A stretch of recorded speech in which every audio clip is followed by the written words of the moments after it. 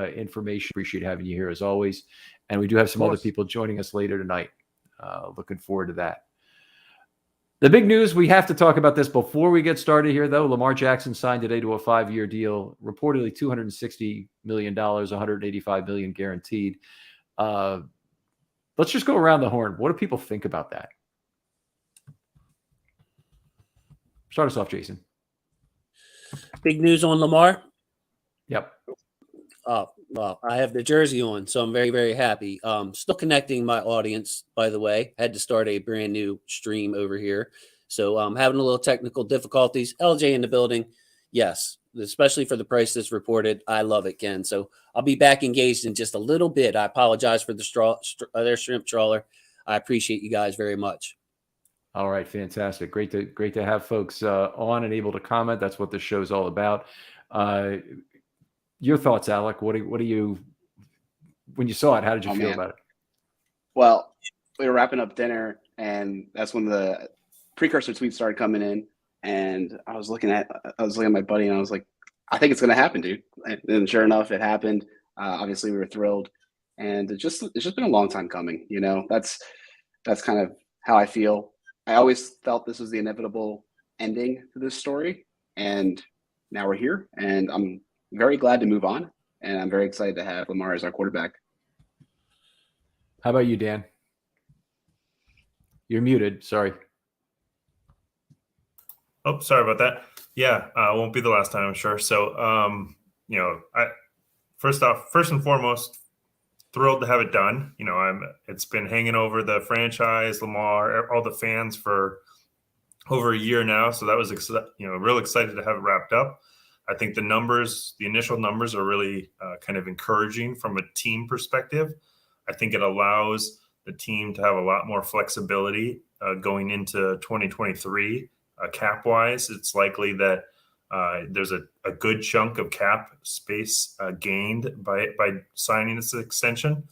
So I think that's going to be really, really big for 2023 because I think, you know, they're close to they were previously close to the cap. So I think that's going to be a really big aspect of it. And, you know, I think we'll see with more details that come out how all the other aspects of the contract shake out. But overall, I think it's a great signing for both Lamar and the Ravens. So. Yeah, really excited about it here as well. And first of all, thank goodness it's over. Thank goodness it could get done without an agent. I'm glad the NFLPA is done with these negotiations.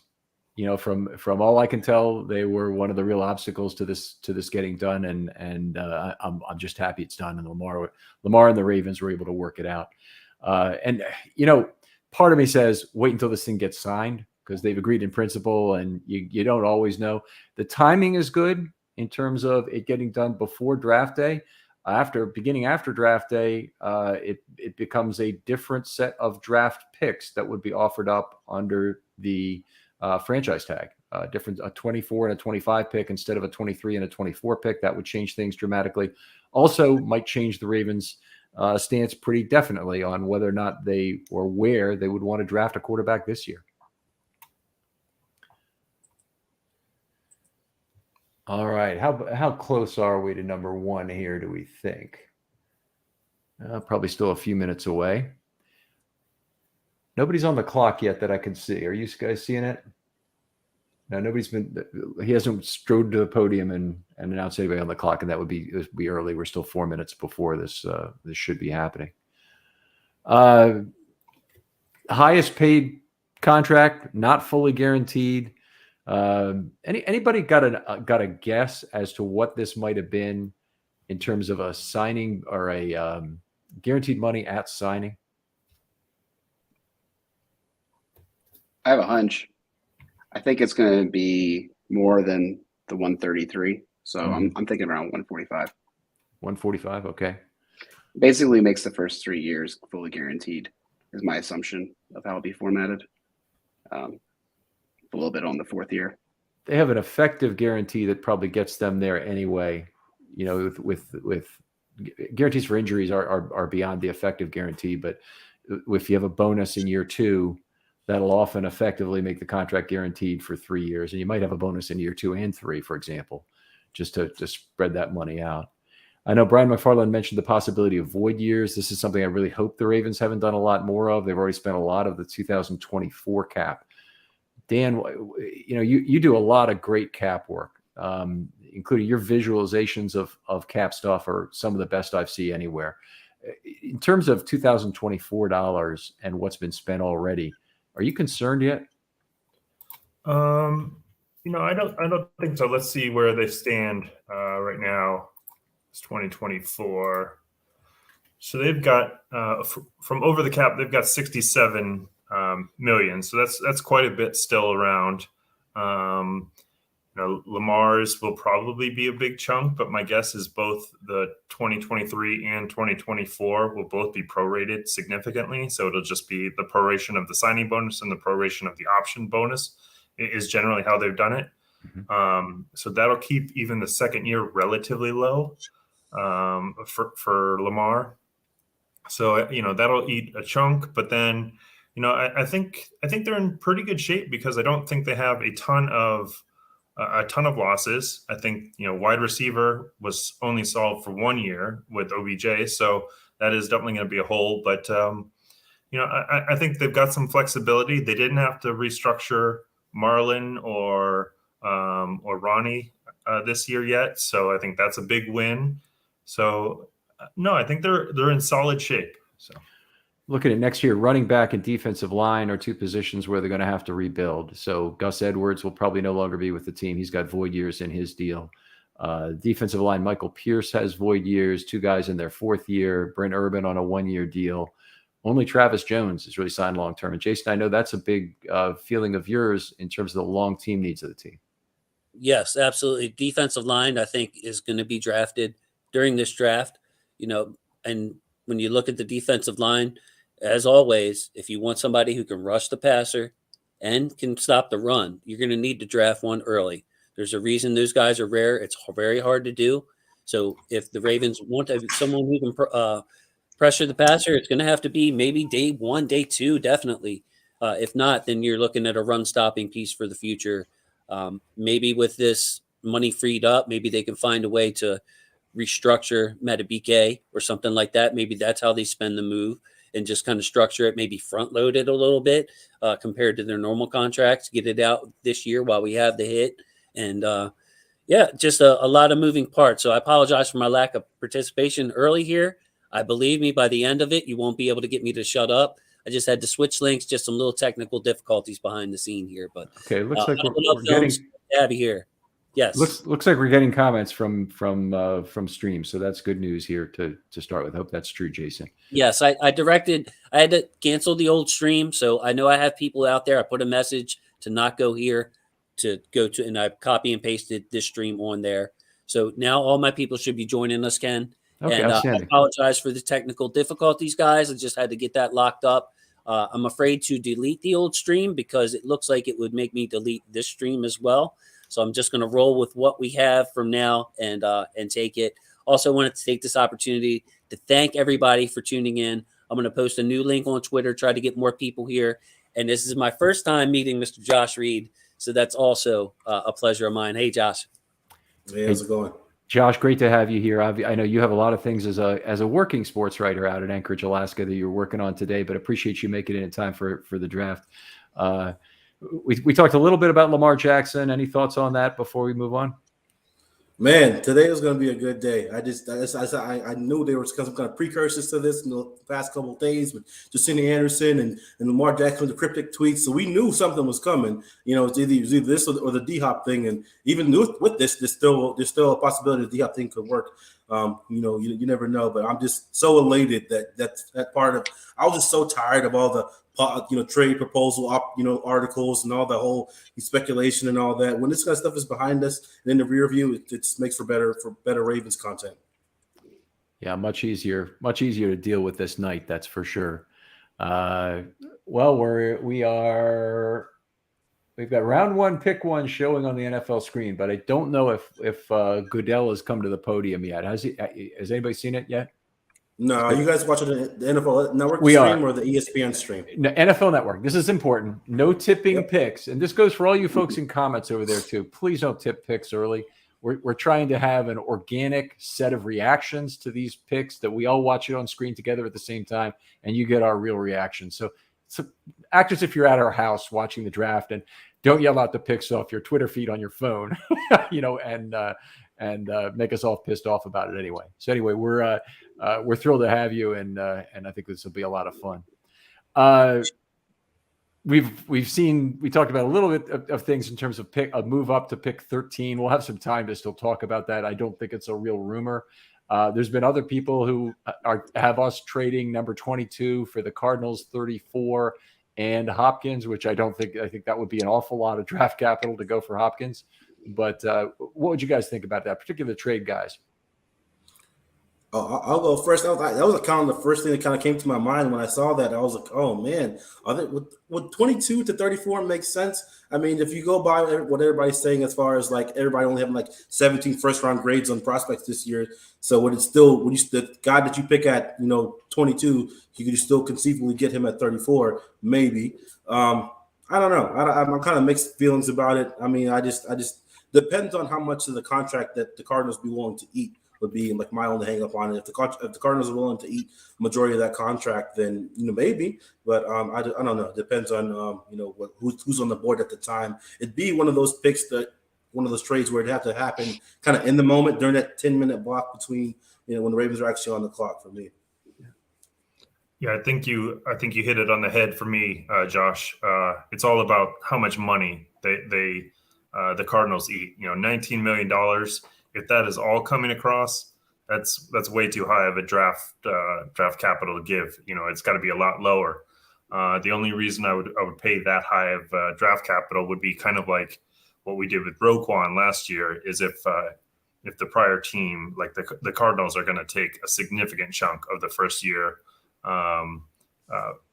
cap hit or cash payment, and that only impacts it if DeAndre doesn't want another contract. If he wants a contract, then that doesn't actually save you anything because it's a whole new set of cash that you're paying. So, the difference between 22 and 34 based on JJ is about a mid-third. So it's not terrible, but they'd have to eat quite a bit of the cap for me to be happy with that. Yeah, that's what I get to. Is number 74 equivalent, roughly 220? Yep. Yeah. Yep, exactly. So that's a lot to give for DeAndre Hopkins making $19 million and $14 million, I think, over the next 2 years on his contract.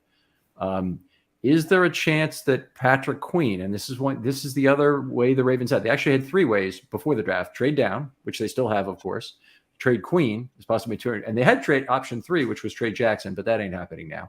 So it's and we're happy, by the way. I'm not suggesting anything other than that, but trading Patrick Queen. What do you guys see on that tonight? Yes. Hey, I'll go first on this one. I would rather trade for DeAndre Hopkins and trade back at this point than to trade Patrick Queen, because, man, it really looks like the Ravens are all in right now. It really looks like the Ravens are all in. We're close. If the trade back, the Cardinals pick 34th right now, Ravens pick 22nd. The value in between those picks, and then you get into the contract, how much of it does Arizona eat? There's some gray area in there as far as what the value for each of those are.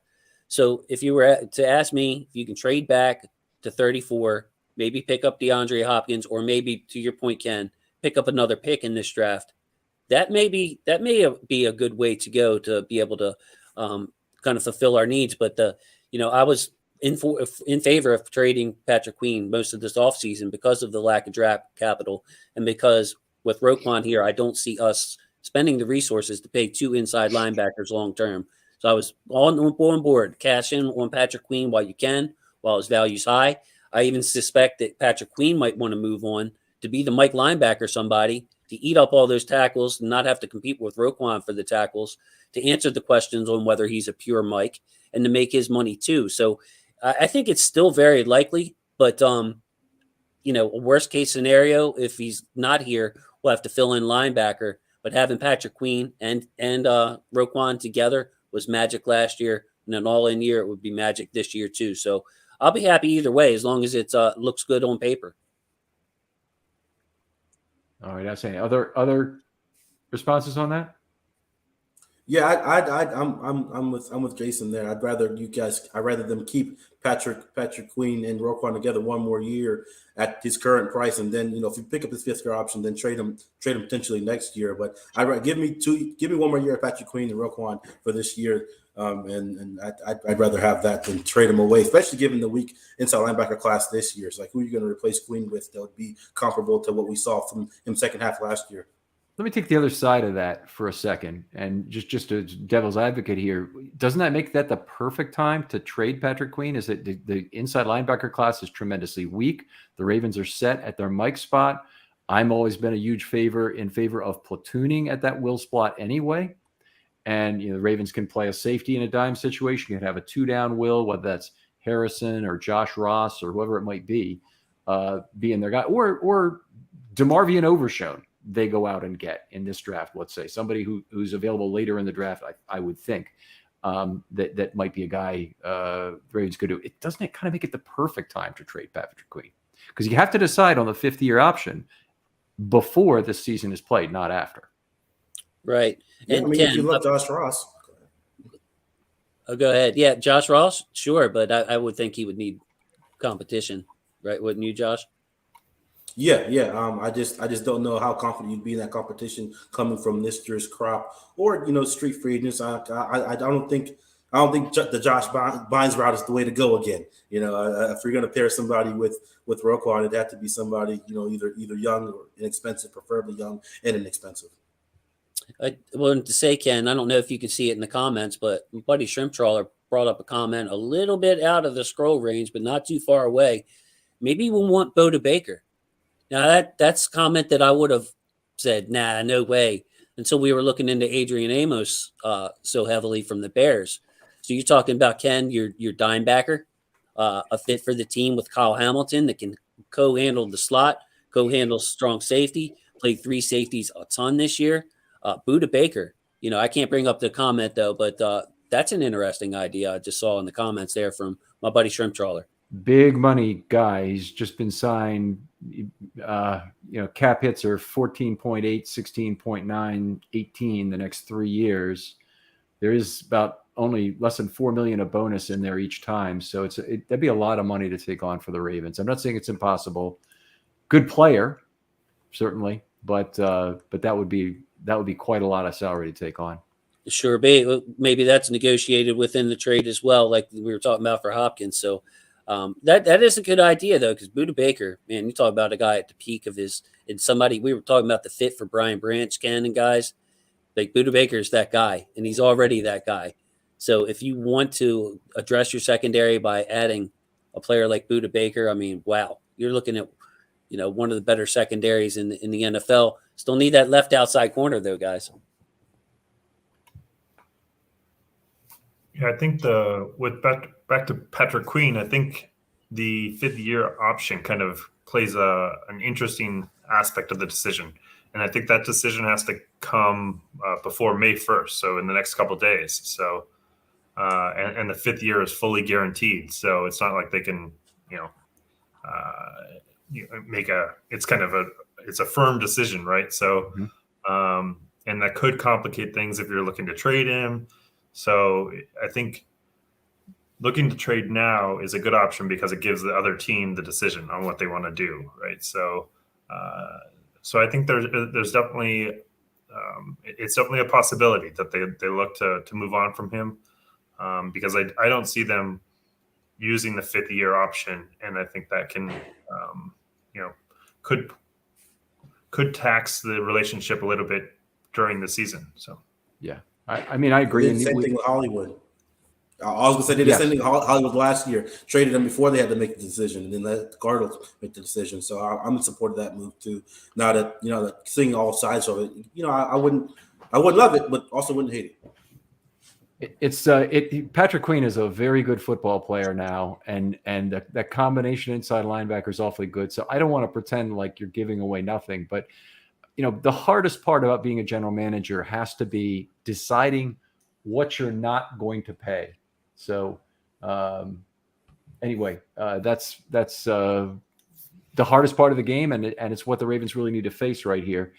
So are they not going to pay for a running back? Are they not going to pay a lot of draft capital for various positions? Are they not going to pay inside linebacker and just have one again as their guy? So lots of choices to be made, and those difficult ones are what are the really difficult things about franchise building. It's not the just put it on the credit card, go get him, make it happen, Ravens. It's not that stuff. That's the easy, non-thought way of being a GM. That's credit card debt is run up on exactly that principle. When I was young, I ran up credit card debt, and that kind of thing is because I'll always have time. I'll always have time. I know, Alec, you just bought a big new house. That's something that you undoubtedly are very familiar with as well. Oh yeah, man. It's always looking at cash flow, looking at what you can afford, and the next big house project. But yeah, I mean, what we talked about on the show we did, a couple weeks ago with the PQ decision point. I think the only thing I have to say about it at this point is think about it as an in-season trade for PQ at this point, because you probably could get a 3rd round pick for him, maybe even more this year. And you're just basically choosing to trade this year's 3rd round pick to have Patrick Queen still in your roster. Yes. Hey, Ken, I want to respond to you. We don't have to be the Saints all of a sudden, but there is a balance. There is a balance. You got Lamar from age 25 to 29 now, whatever it may be. This should be the peak of his career where his legs are still deadly. Maybe not his 23-year-old legs or 22-year-old legs, but still a major, major factor over other quarterbacks. And his passing acumen, the more experience he gets, is as good as it's going to get. Where is going to keep improving as well over this period. So, yeah, no, I don't want to go into cap hell, quote unquote, but to push it all in for these next 3 years, we don't have to purge after that, like the Rams or the 2002 purge, but to kind of alter new era of the cap, as Jim 20, our friend Mr. Katz says in the comments, it is kind of a new era of the cap. If you're going to compete with some of these other teams who are pushing more chips forward, you have to push some of your chips forward as well, in my opinion. Okay, I have to respond to that. Now that's true, but the Ravens also just today entered a new era in terms of who they are as a franchise. They have a second contract quarterback. The party is over in a certain sense, and the harder decisions now come. So as much as I have been a tight ass in terms of cap dollars for the last 3 or 4 years, because I always believe it's important, I'm going to be more so the next 5. Every decision has to be very closely scrutinized for cap value. And the Ravens, a bigger thing, maybe more than anything, the CBAs, the last couple of CBAs have completely changed the nature of how important it is to be good at drafting, as opposed to being able to trade for your talent and get it at the NFL level. That strategy worked in the 1970s. It worked for George Allen. It worked for the Rams and for the Redskins doing that kind of thing. They traded all their first round picks, never thought back about it. I'm talking about the Rams of the 70s now, but it doesn't work anymore. Even though we've got the Rams as a recent counterexample to that, it doesn't work anymore because the CBA has veteran contracts at this point and rookie contracts shoved down and slotted at this lower level, which make them so much the bargain that you need to have. So just a counterpoint. Like, Dan, I see you reacting to that over there. Oh yeah, I totally agree. You look at the Eagles, that's because they have a rookie QB, right? That's a totally different thing, totally different situation with their cap. We're no longer in that conversation, right? We're more like the Chiefs, who just cut their best wide receiver last year because he was going to be too expensive. So it's going to be really tough, right? You look at, some of the other teams spending money. You got Bears, things like that. All those rookie contracts. It totally changes things. So. They're gonna have to play it tight with the cap. They can go aggressive over the next year or two, but and hope that the cap level increases significantly. But you're still setting yourself back relative to everyone else. If the cap level increases, it increases for everyone. You're still behind the 8 ball if you've spent a lot of it ahead of time. So it'll be interesting to see what decisions are made. So with the void years, you guys are saying we just did these void years just as a one-time thing, just in case Lamar didn't take the deal, so we could field the team this year. This isn't the new Ravens strategy. I hope not. That'd be my bet. Yeah. That'd be my bet, Jason, is that, that it was exactly like you said, we had to do it in order to just be $3 million under the cap. They were going to have to restructure everybody, max restructure, if they didn't get the deal done. So it was kind of by default, but not by choice. I mean, we could have restructured Marlowe or Ronnie, had them sitting there too. So They were going to. They that's were a going way to do that before the year started. That's just how the didn't- Ravens have used the credit card before. Extending guys and been in a bind is just giving their money up front and hurts the cap later.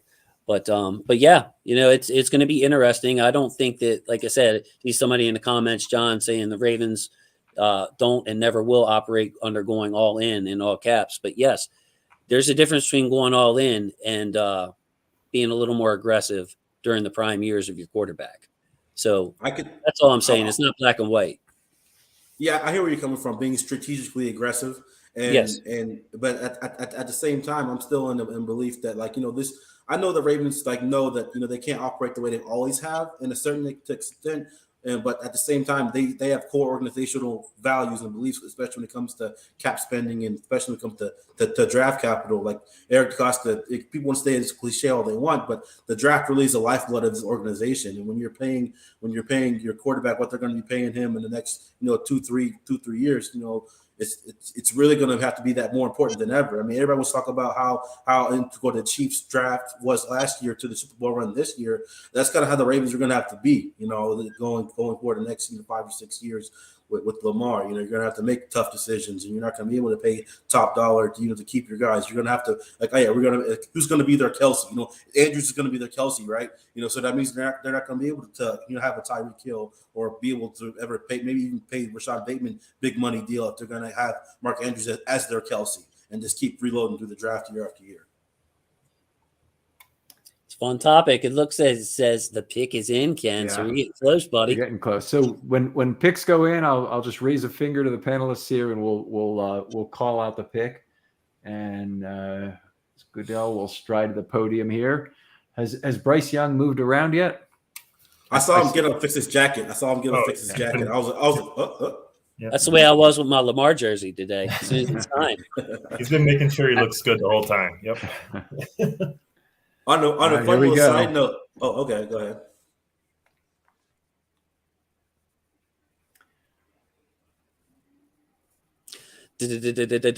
And Bryce Young is the guy from Alabama, number 1. We had this discussion on the quarterbacks. I actually had it with Gabe Ferguson, who'll be joining us, I hope, another night on this draft. That I didn't really believe Bryce was the number 1 guy in this draft, even among the quarterbacks. Jason, where do you sit on this? Didn't study the quarterbacks a ton, but I did do some digging on this. And basically, it's the processing skills of Bryce Young and his pro readiness that won scouts over his height. If you want to pick a quarterback in this draft, he's the one that's ready to play right now, right away. CJ Stroud has some Ohio State stuff that he needs to work out. Anthony Richardson has some developing. Will Levis still makes poor decisions on the college level.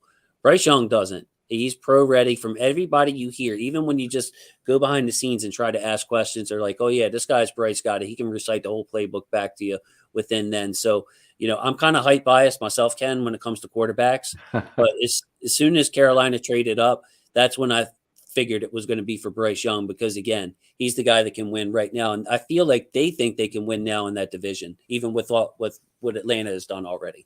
Mm-hmm. Anybody else? Yeah. I'm a little disappointed. Go ahead. Oh, sorry. I'm a little disappointed. I mean, I was really hoping that they would do something a little bit bolder after trading all those assets and go with a guy like Richardson, who I think has the highest ceiling in this draft. But, they did the extremely predictable thing, even though, honestly, when they first traded for the pick, I thought it was going to be Stroud, just because I think that's where the buzz was at the time. And then it shifted back to Young, who it's always been, right? Last year, everyone was talking about how Young was going to go first overall this year. And look what everything came full circle. Yeah, I thought the immediate CJ Stroud hype after they traded up to number one, everybody was saying, "Oh, it's going to be Stroud. It's going to be Stroud because Frank Reich doesn't like short quarterbacks." I thought that was like the dumbest thing I ever heard. Like I was like, "You're basing your analysis off of the historical fact that he's been stuck with taller quarterbacks, and that the teams that he worked for have drafted or traded for taller quarterbacks." That doesn't make any sense. You take the best prospect. You don't trade all the way up, to number one for a guy for simply the fact that he's 6'4" or whatever tall Stroud is, and I just think people kind of overthink these things sometimes, and the kind of paralysis by analysis thing. You kind of over nitpick a guy, and I mean, to me, Bryce Young has always kind of been the dude. I know he's a little undersized, but it's not like we're talking about Kyler Murray here, where his game is reliant on his running ability. I mean, this dude can cut you from the pocket too. So Bryce Young was kind of my QB1 throughout this whole process too, and I'm not surprised in the slightest. So we got at least 3 different QB ones among these 5, but it sounds like that we have Bryce, and Bryce Young is the favorite of both Jason and Josh. Where are you, Dan, in terms of who is your number 1 quarterback? Oh, I didn't really study them too much, but I think you hear about the the Richardson ceiling, and I think that's where I would have gone to as well. I just think his potential is too high for me to ignore, so I would have gone with that. Admittedly, not watching too much of any of them, so. All right, I got to say this right now. Good comments from Shrimp Trawler and Jim 20 Eyes, both giving us specific tidbits on Bryce Young. If you do that, maximizes your chance that your comment will be shown on screen. So I'll just tell you that's good stuff, and we want to make sure we get to that kind of stuff. We got the big board. Jason's big board is linked in the comments right now. Definitely worth a look. We're coming up on the. I don't see them on the clock yet, but they must be on the clock since the pick has been made. Who do we see going next? This one is going to be an interesting one. This has been where the talk has really, escalated over the last hour or two a ton. The betting markets are just like all over CJ Stroud right now. I think it was like negative 2,000 or whatever. Like it was just, the money is all with CJ Stroud right now. Whether that means Houston is going to do it or someone's going to trade with Houston, I don't know. But I think this pick could hugely determine what happens next and whether there's trades. And I think it'll really have a lot of downstream impact. So I think it has to be quarterback. I mean, if you just look at the Texans depth chart right now, I mean, when you're looking at Case Keenum and Davis Mills and EJ Perry or AJ Perry, whatever the guy's name is.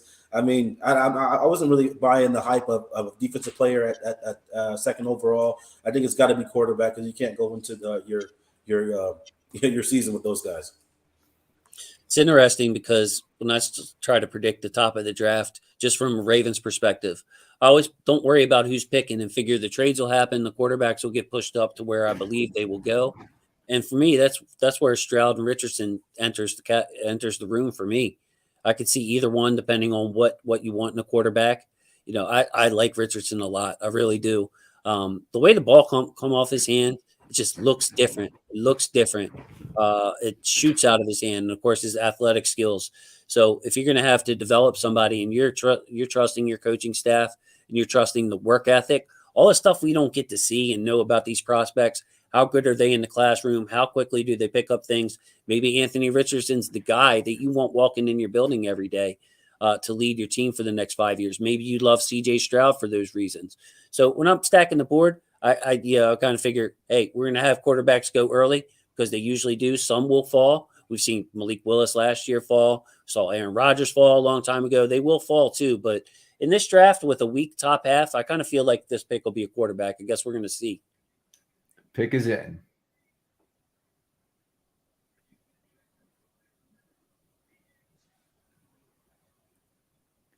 There we go. CJ Stroud, Ohio State, is the number 2 pick. A lot of people would consider him the safest QB in this draft. Obviously, Bryce Young, the height issues. CJ Stroud is the kind of a normal quarterback height to be a pocket passer. Richardson is certainly as well, but has some other issues with regard to accuracy currently. So this is an interesting pick.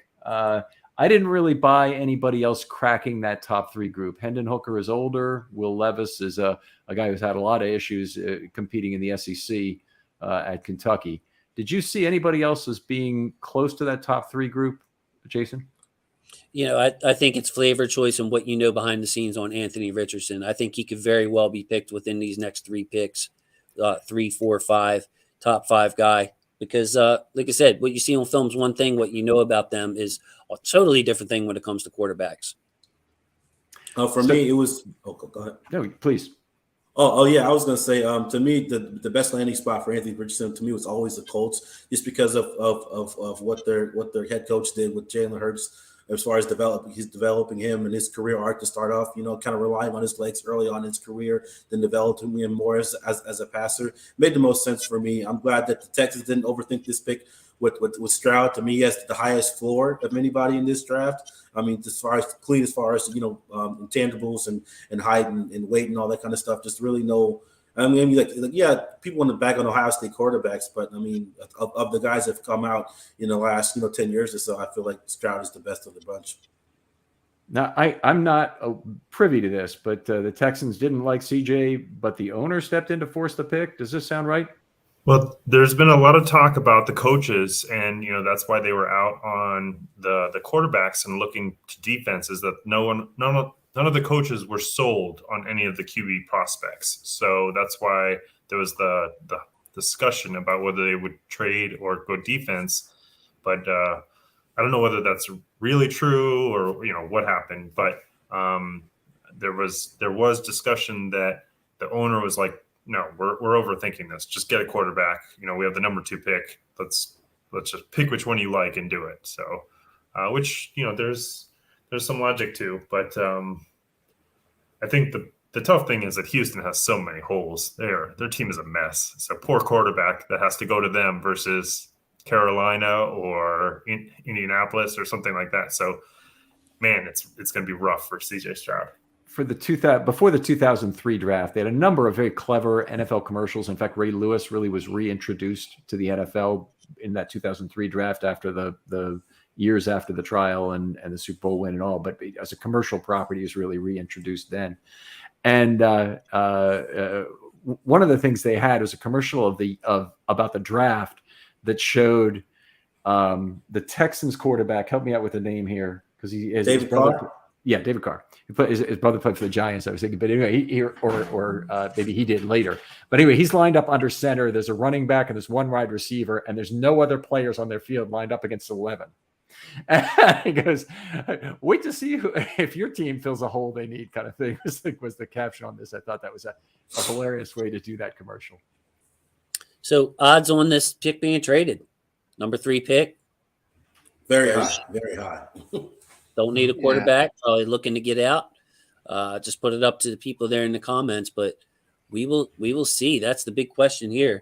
Does somebody like Anthony Richardson or Levis good enough to move up, go ahead of the Colts, who could make a pick for a quarterback? Are the Colts going to be the one that has to trade up to avoid somebody skipping them? So this is the fun part of the draft right here. Luckily, we're not involved as far as a stress point, but I'm happy to see the quarterbacks go. The more quarterbacks, the better. Let's get that run started. Maybe somebody loves Hendon Hooker and takes them before us. So the more quarterbacks, the better for the Ravens. Yeah, absolutely. And we promise people Ravens-centric coverage. That's the first thing we need to say is we want players of positions that we expect to go and are at positions of non-need, obviously. So if Bijan Robinson goes, it's probably good before 22, because I don't think the Ravens would draft him anyway. And obviously, the top tackles all going before 22 is not the end of the world. The top quarterbacks going is a good thing. But more than that, it's like, let's not have any surprise players go before 22. And I'm still very leery that somebody is going to reach up and get Forbes early. If you want a surprise player, it'd be nice if Jack Campbell went in the top 15 or 20. That would be it's a bad inside linebacker year. You got a Mike linebacker as a sure thing with Campbell. It wouldn't be the most outrageous pick, certainly in NFL history. I wouldn't be surprised. Go ahead. I was going to say I wouldn't be surprised to see Brian Branch be my surprise shocker to scoot up and go in the first 15. I mean, he's projected around 20s, 30s anyway. You look at the safety class, I think there's a huge gap in between Brian Branch and then Antonio Johnson, who I have it at number 2. Brian Branch can play in the slot. He can play strong safety. Heck, he looks pretty instinctual at free safety too. One team might look at him and be like, that's the perfect combo safety. He's much better free safety than the guy we have now, or maybe they have a developmental free safety. So Brian Branch would be my sleeper that maybe wouldn't be on the Ravens' radar for 22. Maybe they want a corner or some other position. Maybe some other team needs a safety. Cardinals have made a trade here. Houston has acquired the 3rd pick. So Houston just picked. They're picking again. That's so necessary. Like, why would you do that? If they pick Tyree Wilson, his mom was born and raised in Alaska, and I'm going to try to talk to her if whenever he goes. So that's on a fun little note. Tyree Wilson's mom was born and raised, and actually Tyree Wilson himself was born in Alaska, raised in Texas, but born in Alaska. So how about they just pick 2 quarterbacks? Yeah, I like it. They didn't know which one, so they're going to go with 2. Shotgun approach. Well, hey, It's going to be Will Anderson. I just know it. So who are the realistic possibilities are Carter, Anderson, and Wilson? Realistically, it won't be a wide receiver. No. I think this might be maybe you're comfortable with Jalen Carter and want to take him because to me he's undisputedly the best player in this draft. So Will Anderson, sure, if you like him better, but yeah, hey, quarterbacks bust out in the first round 40-some% of the time. Maybe Dan's got the numbers. We'll just take 2 of them. We'll sort it out. I think D'Amico wants his Nick Bosa, so I think it's going to be an edge rusher here. Who's got betting markets up right now? Anything on this pick, or is it not still available for who the Texans might take at number 3? Because I'm guessing those 3 guys would make up the primary of the most of them. I bet Anderson. I'll go with Josh on this one. That it won't be Wilson or Carter. I think Carter's still the whole situation seems to have been resolved with the racing incident, and yet I'm not sure the teams aren't still leery of that in terms of judgment. I mean, yes, it's this decision-making thing. Like, okay, yeah, this situation may be resolved, but what's to stop you from getting on a motorcycle or hopping in a fast car and doing some other dumb stuff, 5 months from now or a year from now or 2 years from now? Well, you got to see, you have to determine for yourself if it's a one-off or not. Because I'll tell you what, if I was doing something stupid and killed 2 people in a car, I wouldn't be doing something stupid in the car anymore. Others, it's a repetitive behavior. I think it'll go back to what he was like on campus, his practice habits. Was he getting into fights or other stuff on campus that were covered up by the colleges that we don't know about? That kind of thing, lapse in judgments happened, as that one was a costly one, cost lives, 2 lives. So, yeah. Pick is in. Will Anderson, pretty much a consensus pick, 34 and a half college sacks. I couldn't think of much to say bad about him at all. He's just an unbelievable football player. Can bend around you, can go right through you, does it all very well. But one of the things I didn't like was he only had 1 forced fumble in 34 and a half career sacks. That to me is a little surprising, but something probably they can clean up at the pro level.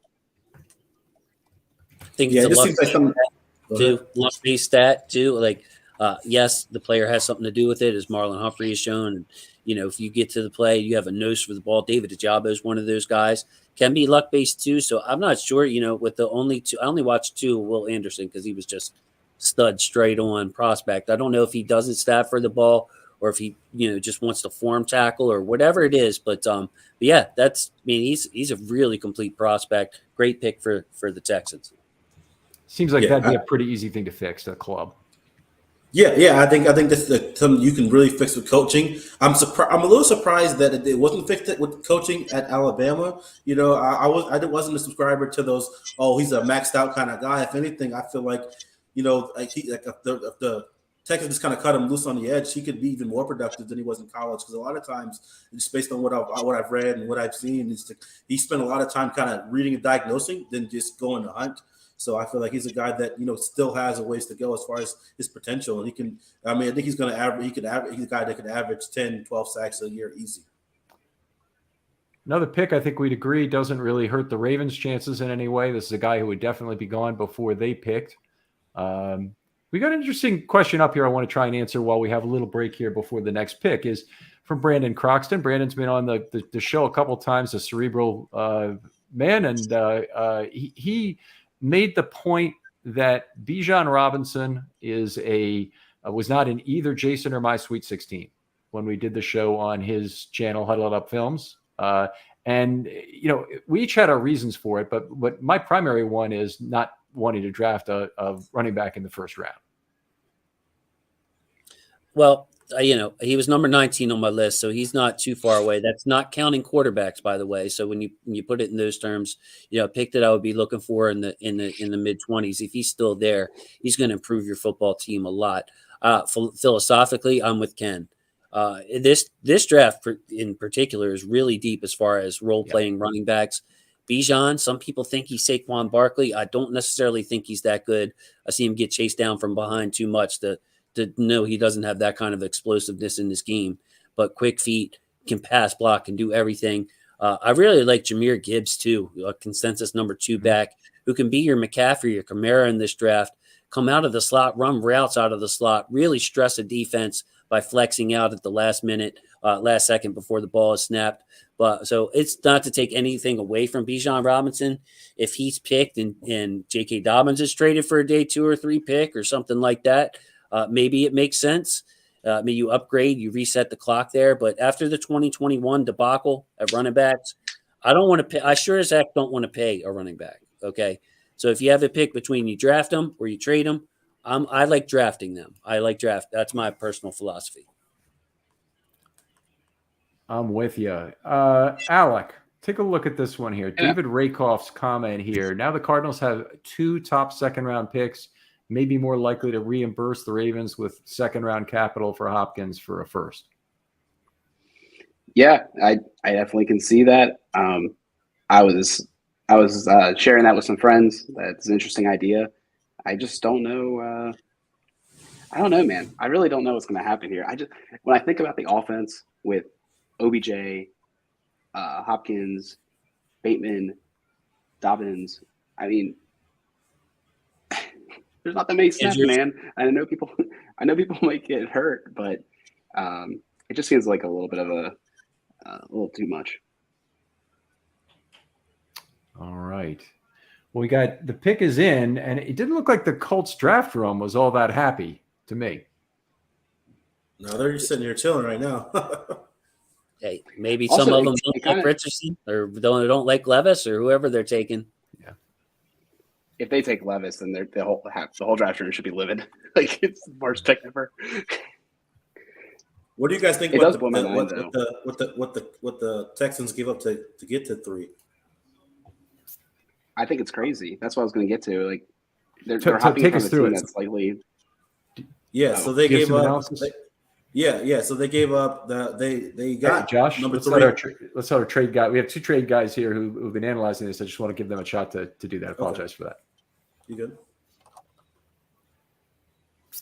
Yeah. So the trade that was that went through was the 3rd pick and the 105th pick for the 12th pick, the 33rd pick, next year's 1st and next year's 3rd. Jesus. So Yeah. A decent chunk. It really. If you discount them 50%, which is kind of average. Some people discount a full round. Some people discount less than that. Whatever. It's pretty even. It's not that uneven if you look at all the charts. So it's a little bit difficult to know where the first is going to sit next year. You don't know which first as well because I think they have Cleveland's. So. All right, pick is in at number 4. Anthony Richardson does go to the Colts. No Will Levis. And that is certainly the first big measurables guy to go in this draft. Okay, so I'm very happy. First of all, the quarterbacks, 3 out of the first 4 picks. Big win for the Ravens. Well, maybe a small win. Maybe they would have won a couple picks later. But it's good to put the pressure on for anybody that likes Will Levis and then Hooker maybe even with that 5th-year option. And then also just side brag. First 3 quarterbacks in order on the big board have hit. So here we are. We're off and running here. 2023 draft. Yeah, I love the landing spot for Richardson here. He's a guy that can sit behind Minshew for a year, and just really like this kind of build that offense around them. I mean, I actually like the Colts offense. I just feel like it wasn't tailor made for Matt Ryan last year. I mean, even though you're paying all that money to the offensive line, you would have thought they'd protect your statue as quarterback. But for a guy that can create on his own, and they still have Jonathan Taylor and two big body receivers with wide catch radiuses on the outside, and Pierce and Pittman, I think it's I love this spot for him. I love the fit for him. And the more quarterbacks, like you guys said, the more quarterbacks to go ahead of the Ravens, the better. In a lot of ways, I looked at Richardson as the perfect quarterback for the Ravens. There's no way he was going to drop to the Ravens at 22, but he would have been an exciting pick to take if the Lamar situation had not been resolved, because you'd have Lamar on the tag, and then you could potentially transition and have that year. That really still applies to the Ravens, who I think we can have this discussion now, maybe probably still need to think about drafting a quarterback later in this draft. Tyler Huntley is there. They can try and do it with UDFA guys again. But there also are some guys they could have late, 5th, 6th round, later even, that could be the right call to make sure they're not tied up in a UDFA fight for guys that they expect to get. Yeah, two guys that I like a lot are DTR, Dorian, I forgot his name, Dorian Thompson-Robinson. Yeah, and then Stetson Bennett. And I feel like either one of those guys, day 3, I'd be fine in the 5th or 6th. Stetson, makes the most sense given his familiarity with Todd Monken and everything. A little on the older side, but I feel like he's the most pro ready of the projected day 3 guys, and I like him a lot. The DTR just from a most similar to Lamar fit. As far as the athletic ability and everything, he's a more 5-year starter too. So he's a little long in the tooth, but not as old as Bennett. Nobody. What do you think, Jason? I think that this draft in particular, there are a lot of draftable quarterbacks, more than usual. When I start looking at the different names and the rankings, they get pushed up. And my only question is, do you have to keep 3 quarterbacks on the roster all year? Which, of course, is the special teams aspect and everything else as you're rotating throughout the year. The practice squad rules have changed, but that'd be the only thing I would say negative. I think that you could find an upgrade to Tyler Huntley and a longer-term solution to back up, but only 5 draft picks, it wouldn't be one of my picks. And also, Ken, I asked in the comments, Richardson, boom or bust. We're getting unanimous booms there for Richardson. So people love that pick for the team in Indy. All right. Well, I think it's a great fit too, right? We talked about that a little bit. It's a really solid fit, so I think that really helps this development. So, all right, outstanding. Only 3:24 left on the clock. Feels like the first round's going fast, but I see almost an hour is gone. We've had the entire first round done in about 2:40 before, I think. But last couple of years have taken longer. I know Michael Crawford and I were doing it. It was almost a 4-hour first round where just every pick seems to be, trade activity going on of some sort, or at least people waiting for the phone to ring. I think there'll probably be a little bit less of this if we're right about the gradation of this draft. I know that's something we talked about in our shows, Jason, is and the Sweet 16 show I did with you, is that the gradation in this draft, not as many first round grades on players this year. No, I expect my board to be all jacked up. And I remember seeing on your show, like last year, my board was really, really clean, did a great job of evaluating. I was happy with myself and happy with the way things went. But this year, Ken, after pick, I want to say 12 to 14, something like that, I totally suspect somebody I have in the 30s, 40s, maybe even 50s or 60s. Maybe 2, 3 of those guys, 4 of those guys will go tonight. And that's what makes it so unpredictable because as I was explaining, I was talking to my wife about this. You need a wide receiver. Well, do you need a speed receiver? Do you need a big receiver? Do you need a route running receiver? Do you want a receiver with a high floor? Do you want a receiver with a high upside that you can go for it? And it's like that, not only for receiver, but for every position throughout the draft. Like I said, Brian Branch's safety seems like the clearest, best safety. Other than that, there's a mishmash of guys that you can make a case fits your team best. So it's going to make for a very interesting and unpredictable rest of the first round, in my opinion.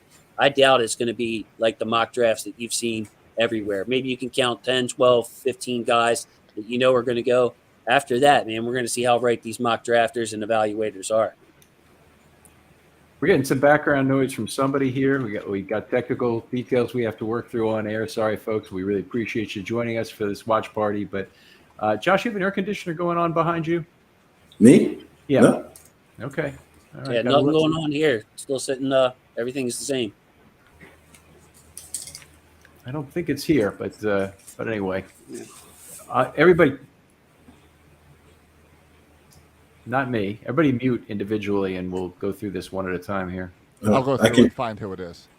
Okay. There you go. All right, outstanding. The Seahawks pick is in. It's being delayed by commercial right now, but we have that to look forward to in a moment. Who are we expecting at number 5 right now?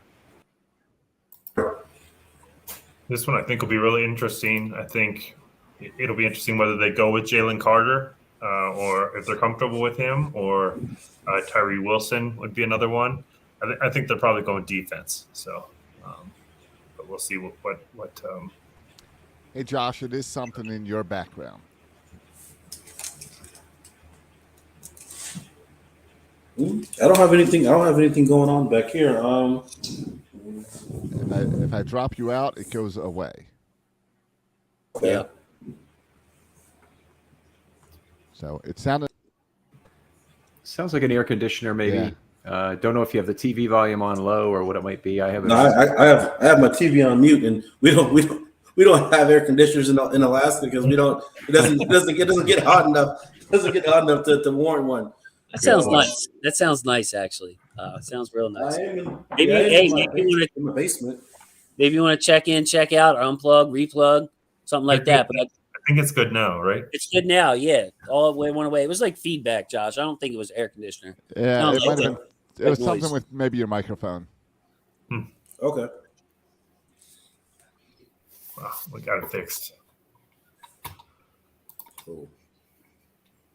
All right, talking quarterbacks again. Another question from Brandon Croxton.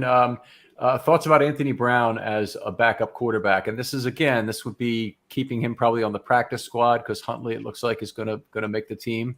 I assume Huntley will make the team. It's tender he signed is not guaranteed typically, although they may have put in a few guaranteed dollars into it.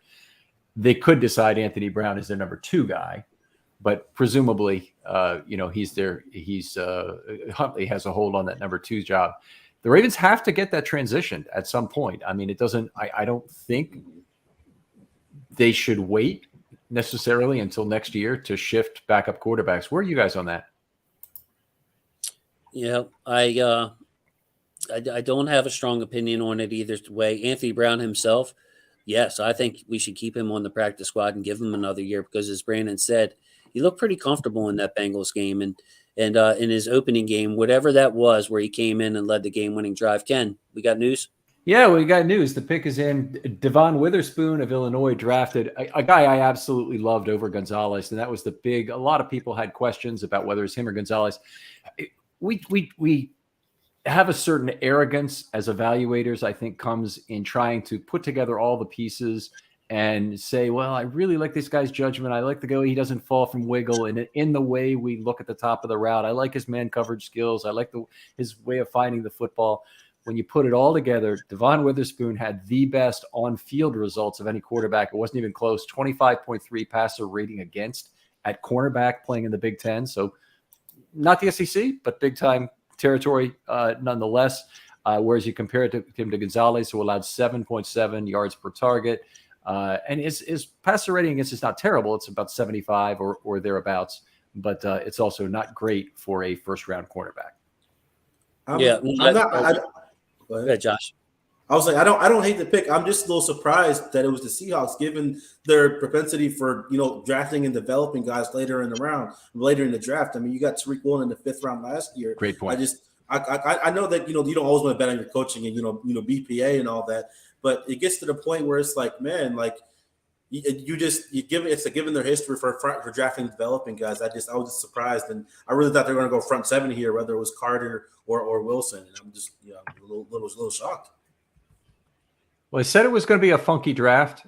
This is not a surprise. A player who certainly was expected to be gone before the Ravens got a chance. Of course, it's at a position of need for the Ravens. Hopefully it doesn't start a run at cornerback, which would be the danger here, that all of a sudden we see 4 cornerbacks gone by number 15, say, and that would not be good. But I think Witherspoon was an expected top 10 pick, and a guy Jason. I didn't think you got a chance to talk about Gonzalez or It's okay. I had a couple of things just quickly. When the games, I can only go by the games I watch. I do look at the stats, but it looked like to me, coverage wise, I like Gonzalez actually a little bit better. But as far as the tackling, Witherspoon was the best tackler by far. So I'm wondering on these, these short passes, these, screens, these slants, other things like that with a, 90% possibility of being completed that they may have ran against both of those corners if Witherspoon was the guy who was able to recognize it and knock it down. But coverage wise, I kind of preferred Gonzalez better. Witherspoon, definitely the more physical player. And then, we had on the backup quarterback talk, I just wanted to say that, for me, Anthony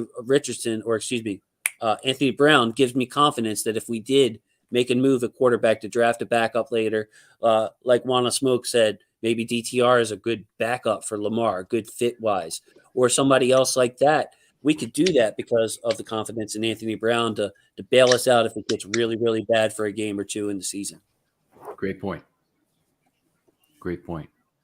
Alec, we haven't heard from you in a while. What do you have to say about this pick? Oh, I mean, this is great. I mean, I was just telling the guys, not my or corner one either, but a fantastic player. You can't deny the production, the yards per target. And I think they got themselves a great player. Great question here from Wanna Smoke. How late? Good name too. How late do you think DTR goes? Latest the 6th for me. I think the 5th round is a sweet spot for him. You said given his athletic ability, but I think the latest he'll go is 6th round. And if he does still there in the 6th round, I don't think he gets past the Ravens, to be honest. Great, sounds about right to me. I wouldn't be surprised if it was a little earlier. But, I think that even the Indianapolis team out there might want one, or another team with a mobile quarterback, because DTR's got the physical skills, man. It's not just his legs, it's his arm. He's got both. Of course, coming from out west, he's going to have to, get adjusted to the NFL game. But yeah, good player, good prospect. We've just had a trade. The Cardinals have acquired the number 6 pick here. So, boy, Arizona Cardinals already making news in this one, but they trade up to get Detroit's pick. Let's have a little bit of in advance prognostication from you guys on what they might have traded. This is the hardest time in the draft to get this right. But I'm sorry, I'm asking our trade guys, Josh, for the trade analysis. Yeah. So they just got the 12th, right? So they're moving up from the 12th to the 6th. So probably something maybe in the late 2nd is something that they could add in. I've already forgotten what they got back from Houston, but that 12th from Houston is probably what they did in order and move back up with maybe a round 2 or something like that. So yeah, I have a out of the box theory here. The Cardinals, this isn't part of it, isn't out of the box.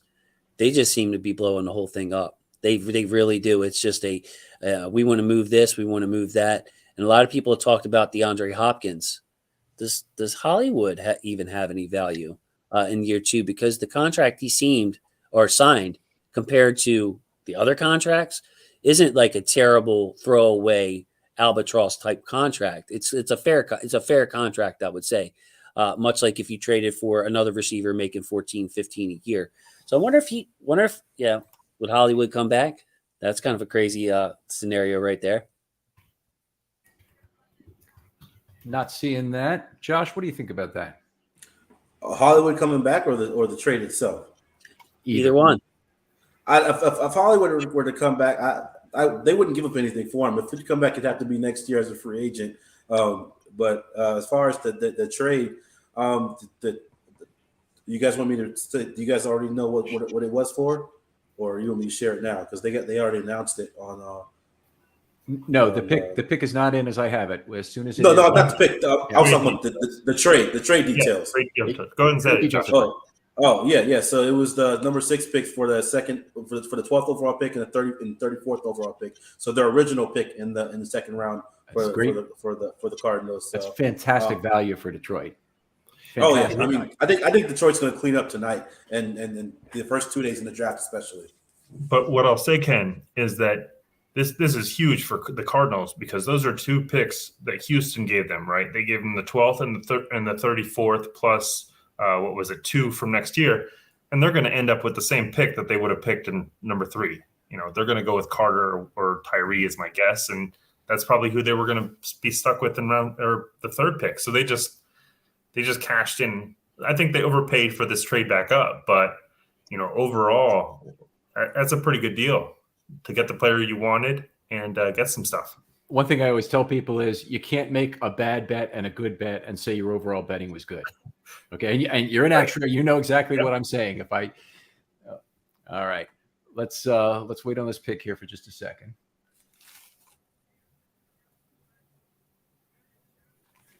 Okay, Paris Johnson, offensive tackle, is the number 6 pick. A great one. I had him as 3rd on my Ravens board. If he was still available, he would have been a guy I would have taken ahead of all other needs, even just because he's too damn good, frankly, in terms of what he brings. Great long arms.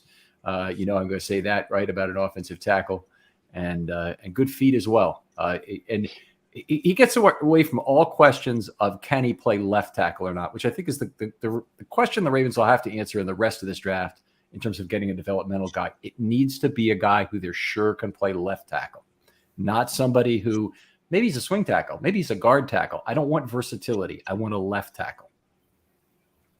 Yeah, Paris Johnson Jr., number 1 tackle on my board. Just very good feet to go along with those long arms. And I think he still has the upside. Great pick. Left tackle is always a great pick. In true first round grades, really hard to come by. Only had 8 on my board this year. It just goes to show you that you can't fade a player like that too far down the draft board, no matter what your need is. And yes, I think the tackle conversation is an interesting one because, if we did not draft a developmental left tackle this year and went for a right tackle of the future, that would actually be my personal preferences over Ken.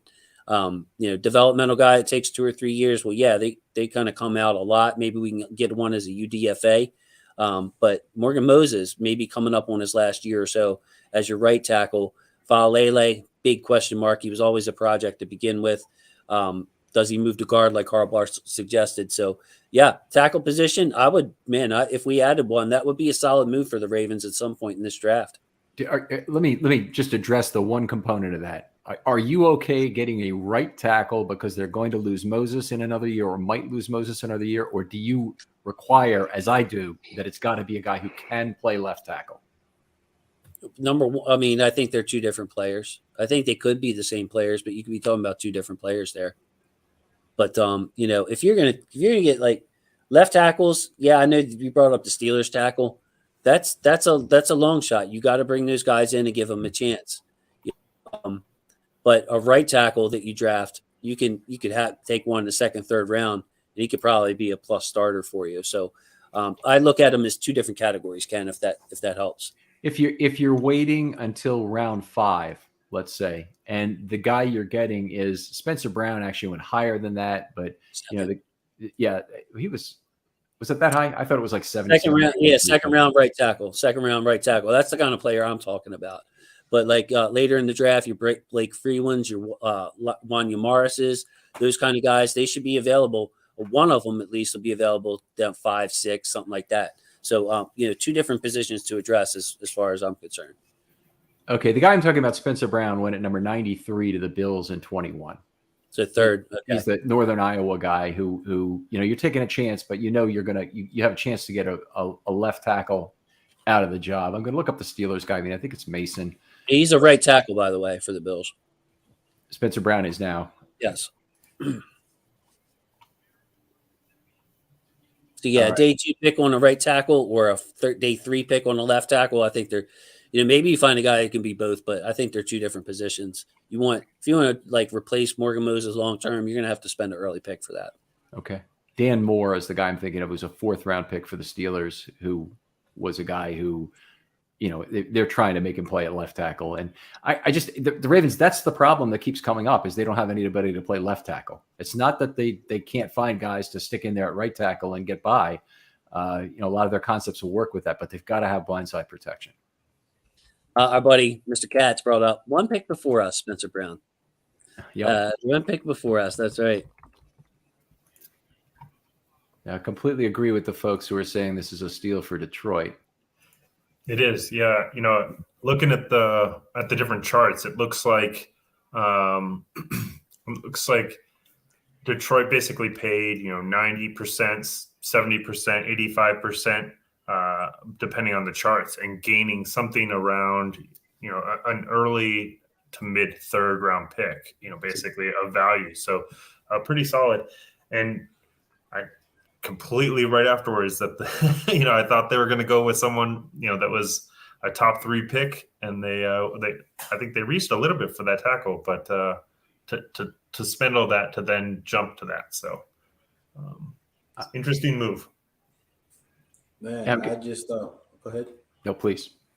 Oh, I was saying from a Cardinals standpoint, like I understand your need at left tackle, but you have so many other holes in that roster that, like, why are you giving up draft capital on day 2 that you just got to move up? And there were going to be, to me, there were going to be tackles available at 12. So I just feel like you could have waited there and got your tackle instead of trading up. And like I said, for a team with so many holes, like the more premium picks, the better. So I don't really love it from a Cardinals standpoint as far as what they gave up to get him. Detroit is standing right now with the 12th, the 18th, the 34th, the 48th, and the 55th pick. Holy guacamole. 5 picks in the first 2 rounds, or 5 in the first 55, in fact. That's a lot better than that. Yeah, if only it was a good draft, though. Only it was a good draft. Last year's draft, man, I'll be doing backflips. Okay, but so yes, Chris, I put the. Oh, sorry, Ken. I was going to say I put I pasted the big board. So the link is there. We'll probably bring that up during the show occasionally, Josh Soroka, and we'll when we have a chance, and we'll look at it. And this might be an interesting time because it might be too late, but who's the athletic freak that the Raiders could take that we wouldn't mind them getting, because they seem to make some mistakes in the first round. How about Will Levis? That'd be great. All for it. Jeff George, like? Yeah. Okay, pick us in. You seen those back muscles? That's a Raider. I'm more disgusted by the eating a banana without peeling it thing.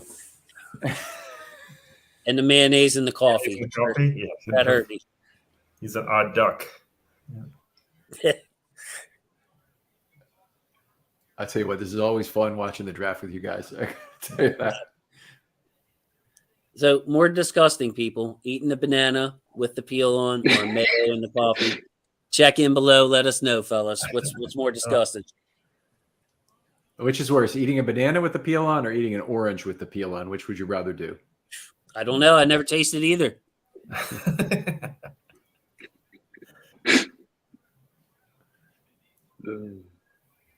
You've eaten orange peel before if you've had marmalade, but but banana peel, our dogs love it. But Maureen chops up the banana peel for the dogs; they seem to love it. So, okay. Pro tip from Mr. McKusick there, dog care, or call Peter on them, whatever. If it's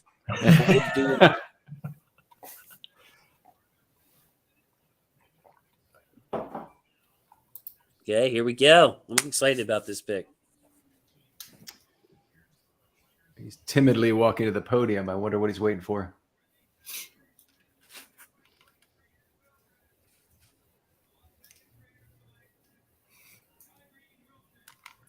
All right. Well, Tyree Wilson goes off. A lot of people's favorite edge after Will Anderson, and some people's favorite edge before Will Anderson. Where were you on it, Jason? Yeah, I have Will Anderson ahead of him, but I made the argument with you, Ken, that I would say if I had to choose, that I think Wilson has the higher upside. He's just a bully. The long arm, speed to power is money in the bank. Anything he can build off of that is just going to play so well because his speed to power long arm is so good. Just a more athletic overall player than Will Anderson. Will Anderson's got it all up here, but you talk about athletic freak and Raiders, they found one at the edge. Max Crosby, though, on that team, I don't know if Josh has the depth chart, though, but how does that complement with what they have? They still have Chandler Jones too, so they're 3 deep at edge right now. I was surprised they didn't go Gonzalez here, just given their glaring need at corner, but it was too much of a value to pass up. I definitely had Wilson rated higher than Gonzalez as far as my overall player rankings, but yeah, good for Wilson. I'm gonna be trying to call his mom here in the next couple of days. I know they're gonna celebrate tonight and then probably fly out to Vegas tomorrow, and so I'll probably catch up with her Saturday at the earliest. Not the worst place to get drafted. I mean, you could get drafted in Alaska, right, Josh? Right? it gets drafty up here, man. I'll tell you that, especially this summertime. So, got an update on the trade that went through with Arizona.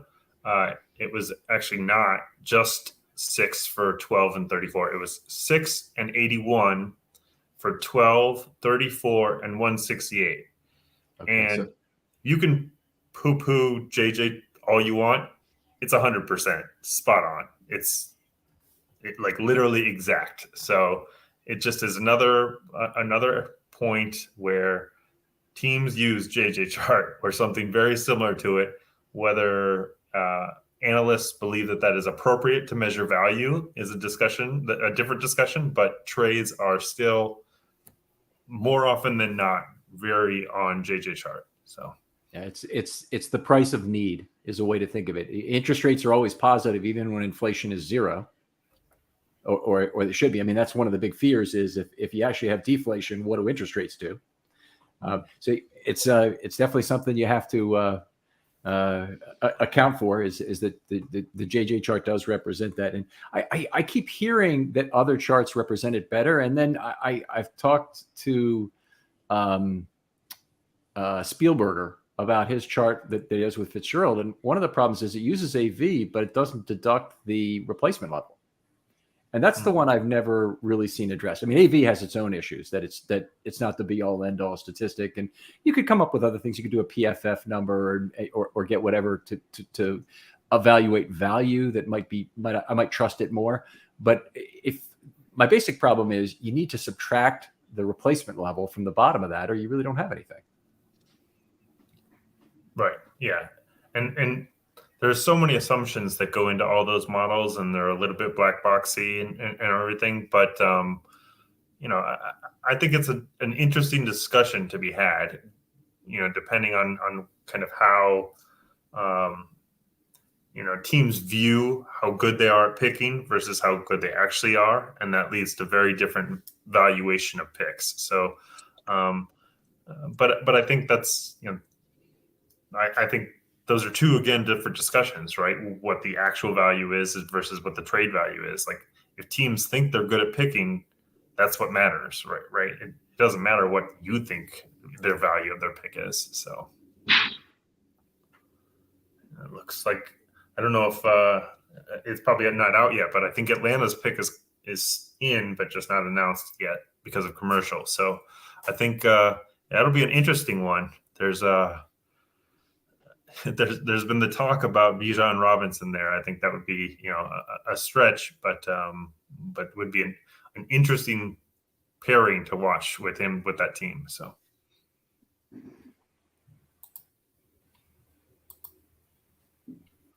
A lot of Falcons fans on my timeline on Twitter talking about Bijan, wanting Bijan, which I personally don't understand because I loved what I saw from Tyler Algier last year. Running that scheme, he looks perfect for it. You get him a compliment, a smaller, quicker back, maybe a pass catching back.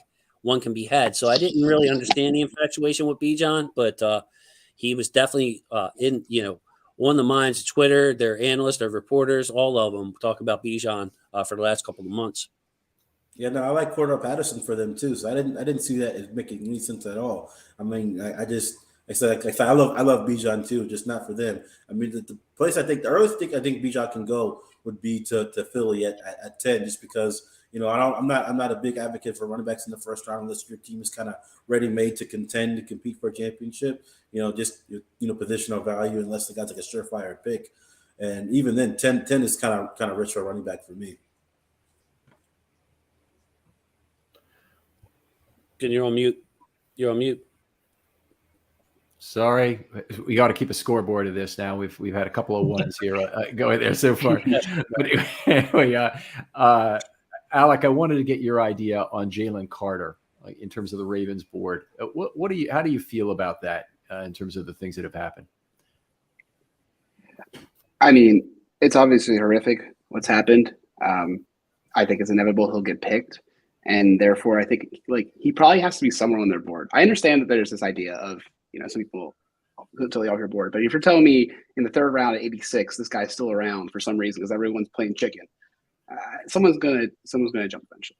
So I think it's completely feasible he's on their board at some price that's unrealistic. Yeah. And so the old system was the Ravens would put a black dot on their plaque for this guy, and they draft him later, but they wouldn't draft him maybe as they normally had him rated. But Arthur Jones was a guy they picked who had a black dot for injury concerns, and they've had other black dot players I've seen drafted by other teams that have been on the board at the Castle. So I know it's happened, but it's I don't think. I think if he was there at 22, I think the Ravens would seriously think about it. I would have said differently 2 weeks ago before the stuff was completely resolved, but it went through the quickest resolution process I've ever seen for this kind of criminal stuff. Here's the Falcons selection here. We'll introduce you in just a second. Jake, really appreciate you joining us here. And you're down in Falcon country or thereabouts? Yes, sir. I'm predicting Christian Gonzalez. Another quarter to pair with Terrell.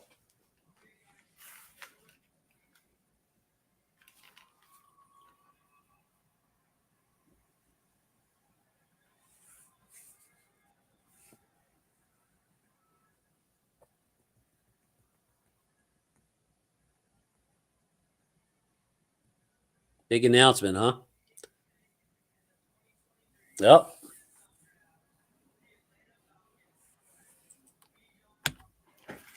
All right, Bijan Robinson goes to the Falcons. That's an exciting pick. I think it's very exciting for me from a Ravens perspective. I think there's nothing but positive there. You mentioned the possibility of a corner going off the board. We want to delay the run on corners as long as it will hold. Okay, so if that starts at number 18, great. That's a great place for it to start. If it's 22, if it starts there, it's a great place. Other than the fact that I'd be still torn about taking Gonzalez at number 22. But anyway, it is what it is. Hey, Ken, I think we have a really interesting question from Lenny Reed here. So 3 spots up. Let's do that in just a second because I want to introduce Jake Vogel, who's joining us. And Jake, thanks so much for coming on. SEC fan, big time Georgia fan. So he's living the high life right now, kind of like Baltimore sports fans generally are right now, except at a lower level than where Georgia fans are. Yes, sir. Jake, what do you think about the picks so far? So far, so good. It's kind of been an interesting night, to say the least, with some of the moves, especially Arizona kind of moving up and around the board. But it is expected because leading up to the draft, pretty much any analyst would tell you that this was an unpredictable one. So I haven't been too surprised by any of the moves, even though there has been a lot of movement. I think you're muted there, Ken. All right, 2 in a row. Who thought I could be the come from behind king on being muted here? But that's bad. Anyway, really appreciate having you here, Jake. And Jake, a terrific SEC fan, no doubt. Lots of insights into that as we go forward. We go up now. The number 9 selection it has not been traded yet, right? So it still belongs to the Chicago. All right, very good. Do we have any current lines you guys are looking at in terms of that pick being traded?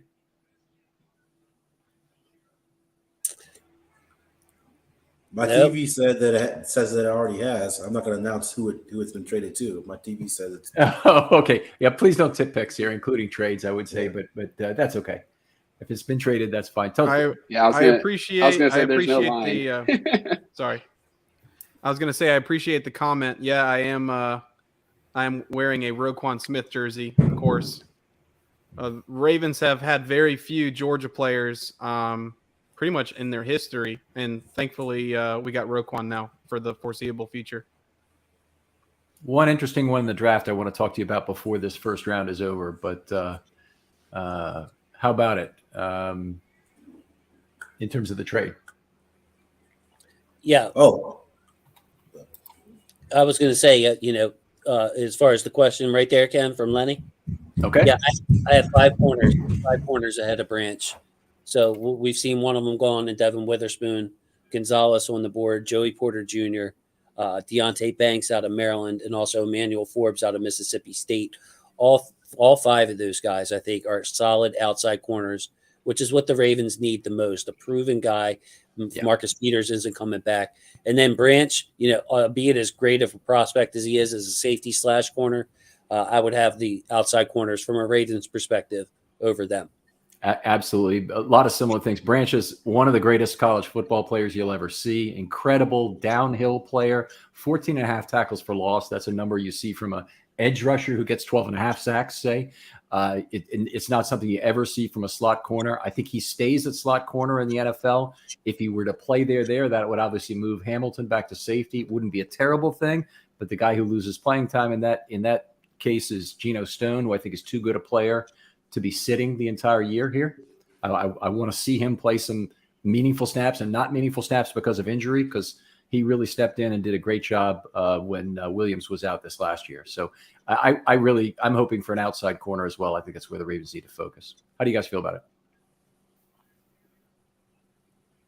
Yeah, I agree. Outside all day as far as where they need to attack. I mean, that's to me, like I said, I really hope that Forbes is there at 22. At 22, he's my guy. I know a lot of people want Banks, but I just love the ball production by Forbes, instincts, the anticipation. I mean, it's like if you wanted to replace Marcus Peters, I don't say he's a carbon copy, but closest thing you're going to get in this year's draft. Absolutely closest thing you can get. I'm right there with you, Josh. If they got to 22 and Forbes is there, it does depend on who else is on the board still. There could be somebody else we like even more, but I really don't want to even screw around with trading down and still hoping he's there. I just want to take him. Yeah, same here. I agreed. Like, if any one of those 5 corners is selected for me personally, I'm happy with the pick, no matter who else is on the board at that point. Would it be my top guy? No. Would I still be happy?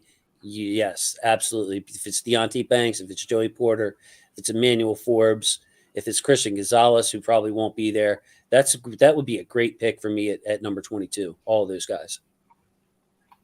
How many trades have there been already? 3? Is that right? So number 3 got traded, and then number 6 got traded, and number 8 got traded, right? And number 1, for what it's worth. And number 1 from before the draft, yeah. Yeah, number 9 and number 8, number 9. Okay, so the Eagles selection is in. Is that a traded pick again? Yeah, that was the Bears. That was the the Bears pick originally. Okay, yeah, right.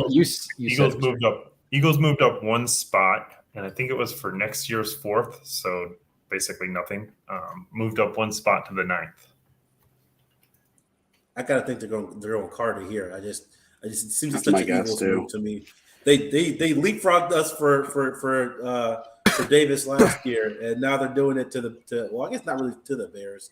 I just thought the Bears wouldn't have passed up on Carter either, but I guess we'll see. Jalen Carter goes, and there is the arguably best defensive lineman off the board. No, I don't even think arguably. Yeah, I don't think it's arguable, but I'm a Georgia fan, and so I'll keep my mouth shut. No, this is the time for you to talk, I think. Yeah. If there's ever been a time, this is it. Yeah, I mean, such a phenomenal player. He stood out in 2021, just like Will Anderson did.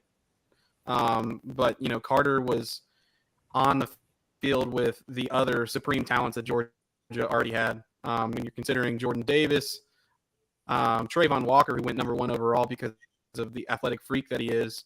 Nakobe Dean, Devontae Wyatt, another first-round player. It's just an embarrassment of riches along the defense at Georgia, and he stood out among all of those guys as the best talent, which is really impressive.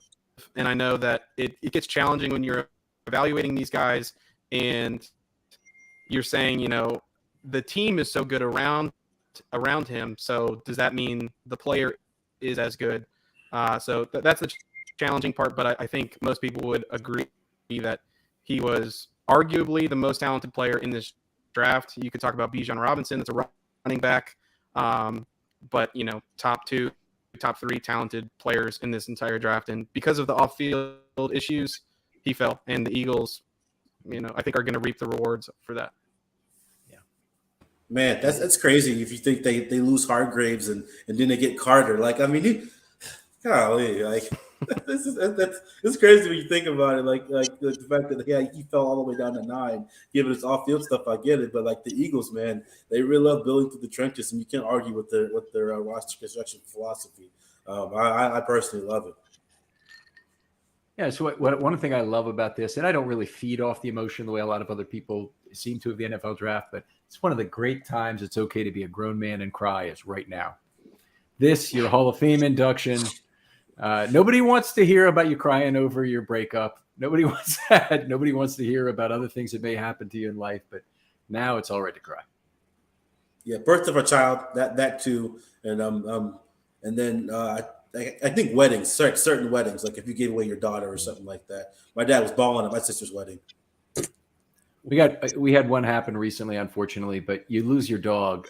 That is the most, tearful moment you could imagine. We have to have your dog put down. Oh my God.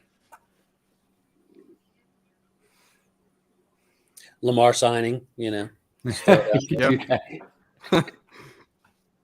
I'm not gonna lie to you. I did kind of like, I wouldn't break down, but like when that news came across my feed, like I was in the middle of working and I just like kind of dropped on my knees and I was like, yes. Like my wife came in, she's like, are you okay? I was like, it's finally over. She's like, oh, Lamar signed. I was like, yeah, how'd you know?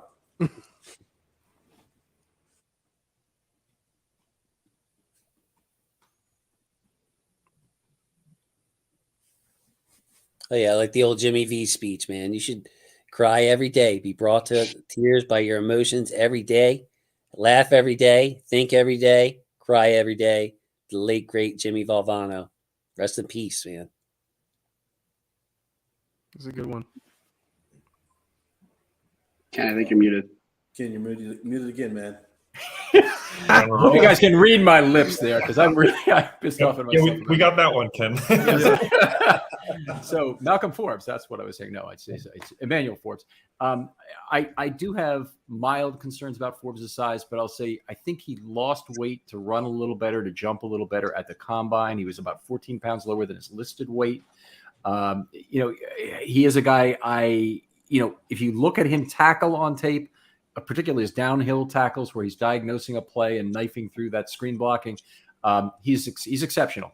And his diagnosis really plays well on those kind of little swing passes or stretch run plays, such that his size does not come into play as much as it should.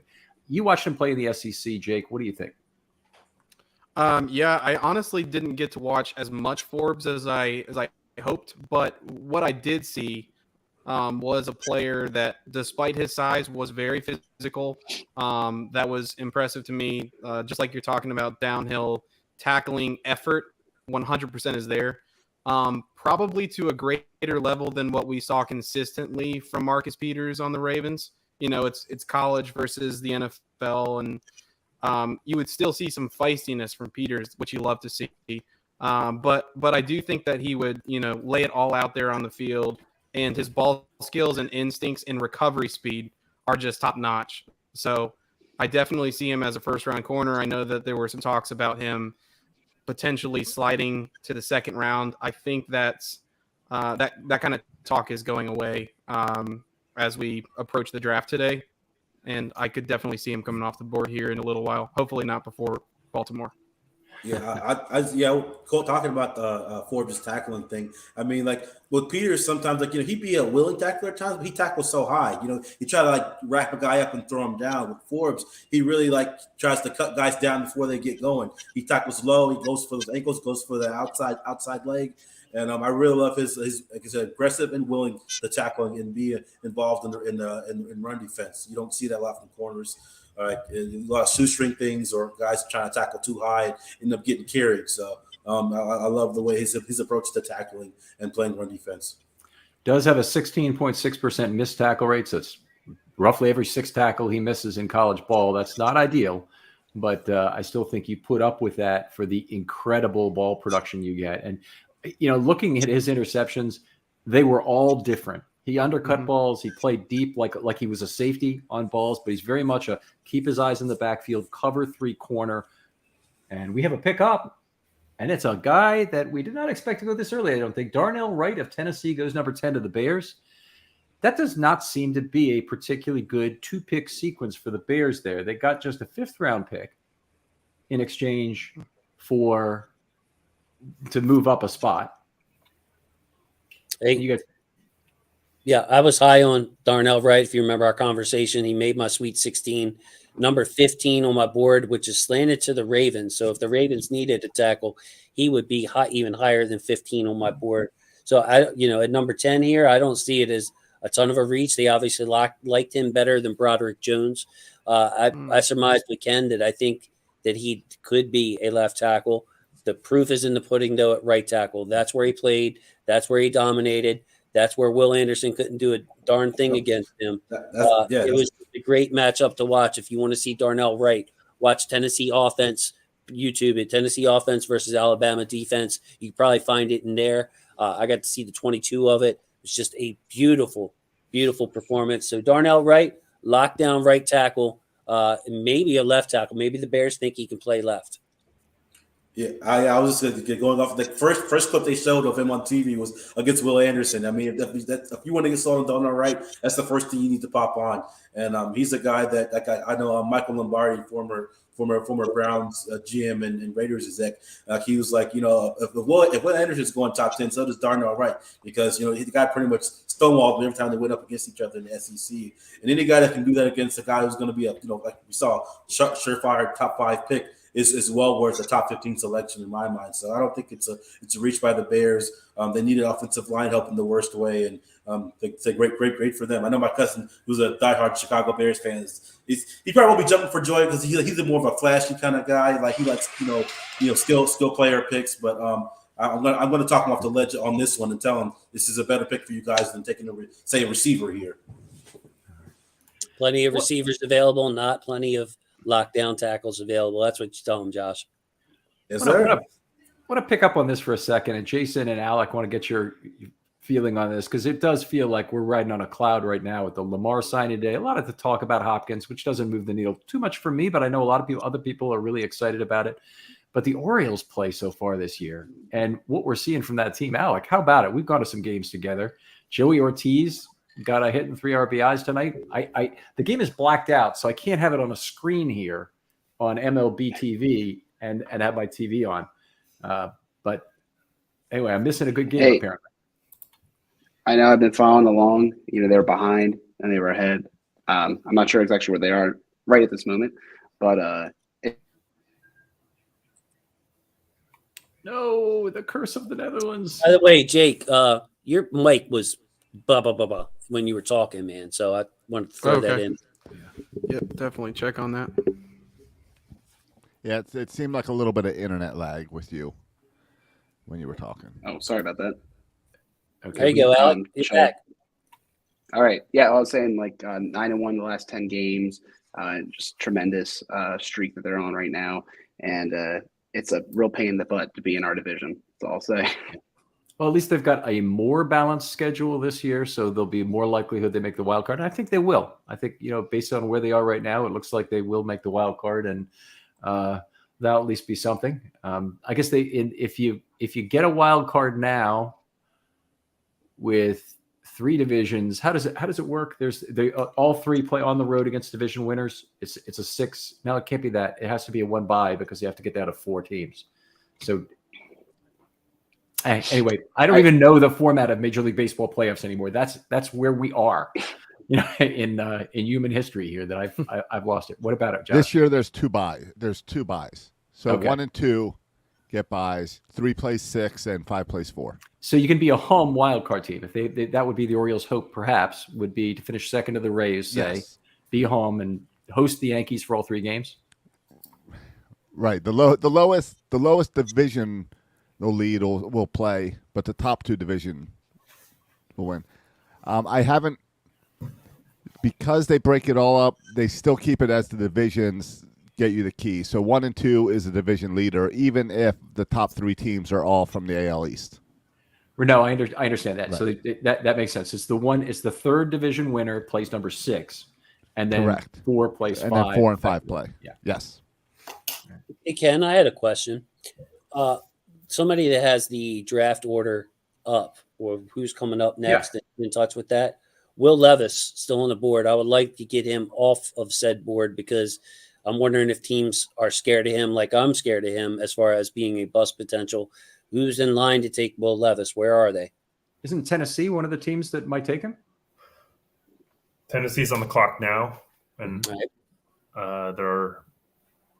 so they're on the clock now. After that, then we've got Detroit, which maybe, Green Bay, no, Patriots probably no, Jets no, Commanders probably no, Steelers no, Lions again, Tampa Bay maybe. So there aren't a ton of good fits. Seattle maybe, Chargers no, and then us. So I'm starting to hold my breath. Starting to get just a little bit nervous. Would love to just see Will Levis be picked here. Then all of a sudden, because the rest of the board, there haven't been any wild card picks. Everybody's been in the green section of my big board so far. So nice to get Levis out of there. I would say if he does happen to continue to slide, that does present another option for the Ravens.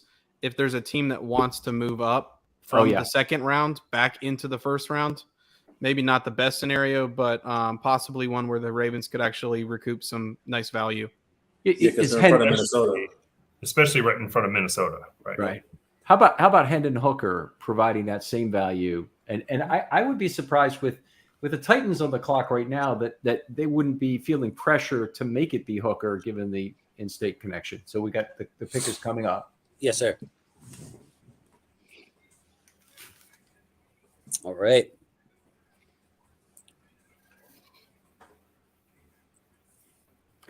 Oh, now one of the best offensive linemen in the draft, Peter Skoronski, a guy who's probably moving to guard. Jason, talk to us about him. I thought that he was a great, no exaggeration, a great college left tackle. Ken mentioned he's built like a guard. He's a little bit shorter. His arms are shorter. He's stocky enough, yet he's mobile. Great pass protector. Great run blocker for a left guard. So his run blocking should play. Great run blocker as a left tackle. So his run blocking should play really well as left guard as well. Awesome player. Could have actually seen him as a trade back candidate for the Ravens if they were at 25, 26, 27. He might have been the best player on my board, despite him being a guard. But I would say, bar none, best guard in the class if you classify him as a guard. As far as the tackle, I compared him to Jonas Williams, guys. I don't know if anybody wants to – Jonah Williams, if anybody wants to follow up. He could get or force his way to left tackle, bust out, not be a good player, or he could go to left guard and dominate. So I hope that Skoronski is open-minded enough to make that move to guard. Taking him at 11 overall, he better have a good career for the Titans here. I mean, given all their needs along the offensive line, he could, if they could clone him, they could probably put him in all 5 spots. But I'm lockstep with you as far as the best career arc for him would definitely be at guard. I think that's just where I best project him at too. All right, exciting. Yeah, movement skills enough for you guys that he'll be the pulling guard that a team like Tennessee wants. They play some power. They're going to want to accentuate what they have at the running back position. Easy feet, Ken, and not only that, easy eyes from Skoronski, which is, doesn't mean that he'll be great picking up a linebacker on a pull, but it's a good indicator that he sees the field really well. It looks like the game's coming in slow motion to him. So, hey, I think he would be an okay tackle in this league. Maybe he's a right tackle. You give him some help with a tight end some weeks or something like that. But I think that would be doing a disservice to him. We saw with Ben Powers, you can make a lot of money at guard too if you're one of the best ones. So if he turns into like a different style Quinn and Nelson, then that's worth that pick right there at number 11. Yeah, you made the point when we were talking about him the other night that Skoronski is a much better prospect than Powers was at coming out of school. Now, Powers obviously a 4th-round draft pick, so that's no comparison versus number 11 overall. But yeah, Powers certainly got paid, and I think a lot of the Powers detractors, I hope most of them have eaten their crow by now and really understand. But part of the problem belongs to PFF on that. They have a weighting system on the interior offensive line that doesn't really make sense, that they overweight run blocking relative to pass blocking. Another pick is in, number 12 for the Lions is Jahmyr Gibbs out of Alabama. That to me is an unbelievable stretch pick in the first round. It's the first one that's completely out of sight in terms of what you would take. So all that extra value Detroit got, why wouldn't they've got 5 picks in the first 55? Why wouldn't Gibbs have been available? And they have Swift. They'll just waste them. Swift. They could have gotten and they signed Montgomery. They signed Montgomery too. What? Wow. I love the Lions. I love what they're building, and I'm so upset at them right now. My love is gone. It's been retracted. Yeah. They're the new Raiders. I would say that Gibbs has a chance to be MVP in this league, offensive player of the year in this league. So, I don't hate it from that standpoint. Maybe Detroit says, look, we need a horse. But to Alex's point, DeAndre Swift pretty much turned into their pass catching back last year with Jamal Williams leading the way. Like, they have somebody who's very adequate out of the backfield. I would say, Ken, this is an old school coach in Dan Campbell. So, maybe we should have saw a wild card like this coming where he wants to run the ball again. But the running back was going to be there in 18. Yeah. Like, that's the problem. Same here. No one's taking him then. And you got a guy, Gonzalez, you've shown a need for cornerbacks with all your moves. Like, you've got a guy that you thought you were going to have to, get early, falls down to you at 12. Like, I don't understand the move at all. We do agree. No matter, Alec, your divided loyalties on the Lions aside, this pick entirely helps the Ravens. It's an unbelievable gift. It's the Damon Arnett pick for the Raiders all over again in terms of just inert mass in a spot that shouldn't have been taken. Raiders were famous for that. Cleveland Farrell, another guy. The Raiders, Mike Mayock was too stubborn for his own good. Mike Mayock, I think, is an excellent evaluator. I really do. But he didn't know when to say when as far as this is what my scouts are telling me that this player would go. This is what my draft people are telling me where he would go. He would just take his player ahead of time. And, I don't know, positional value does come into play. But the one thing I will say in Gibbs's favor is compared to Arnett is, aside from injury, which is a big one, Gibbs will be at least productive. He won't be a liability on the field like a corner would be, could be targeted. So, not my favorite pick, but great for the Ravens. Great for the Ravens right there. That's, if Levis or somebody doesn't come off the board now, that we got to N1. We got to N1. Yeah. I would say with the move like that, Swift could very easily be out the door. I don't know the likelihood that Detroit is going to carry DeAndre Swift, David Montgomery, and Jahmyr Gibbs all in one season. It just seems like an embarrassment of riches at one position and so many resources allocated to running back. So I think something is going to happen probably this weekend in regards to DeAndre Swift. Well, Swift is go ahead. I was just going to say, Jake, I love that idea because Swift is in J.K. Dobbins' class, that 2020 class. So they're both free agents. Going to be free agents. Yeah, he's in his 4th year. He's cheap this year, so somebody will want him. There's trade value for the next couple of days here that they can harvest. Yeah, I also think that even if they do hold on to him, because Jamison Williams is suspended the first 6 games of the season, and the value that Gibbs brings you from a pass catching standpoint. I think if they hold on to Swift, through the first, before he could definitely be, if they still have him, he could definitely be like a mid-season trade candidate kind of guy for them. Where if somebody else's running back gets hurt, and you can basically get an RB1 for the price of next to nothing. So what do you think? What do you think Swift is worth, DeAndre Swift? Unless you have more draft pertinent stuff, Ken. He's not as. I mean, J.K. and him. To me, it's a toss up. I'd say he probably goes for a third, maybe a late second. I don't know that he's actually worth that. But you think a fifth or a fourth? 4 or 5. Yeah, 4 or 5 for me. Yeah. 1 year, and then you're done. Yeah. Well, you would think. I mean, it might be worth the that, team, given the the team available. Trying to acquire him would probably extend him as well, but that's just another piece of it. That's at market value. Yeah. That's why I say hold on to him. Yeah, if you find a team that's willing to pay market value for a running back, then you could probably get more than a fourth. But for most teams, I think that are recognizing the value of the running back, you're only going to get a fourth or fifth because it's only a 1-year rental with a deferred comp pick coming back. So that's a great point, Dan. And if you pay market value for running backs right now, or if you pay draft capital for running backs, either one of those, you usually realize it's still a buyer's market. And if you're trading with another team, you still realize you don't have to trade as much to get the rights to that running back. Samir Gibbs. Green Bay has made their pick at number 13. We'll be waiting on it right now. Let's see if anybody else had anything interesting to say about the Green Bay pick coming up. They could go anywhere. I don't know what direction they could go. Yeah. I hope they don't go wide receiver. Yeah, I think the buzz prior to the draft has been Jackson Smith and Jigba, which I know Ken would be fine with. A lot of us prefer him over some other wide receivers. I would love if they took a different player, but if we go corner, it doesn't really matter.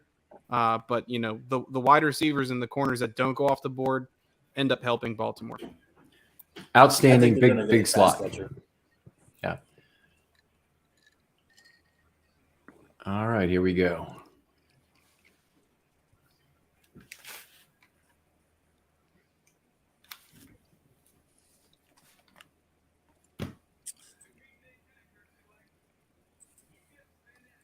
Oh, pass rusher, Lucas Van Ness. Definitely a guy who can play inside or outside, probably ends it up at 4-3 Jason, what do you have for him in terms of scouting?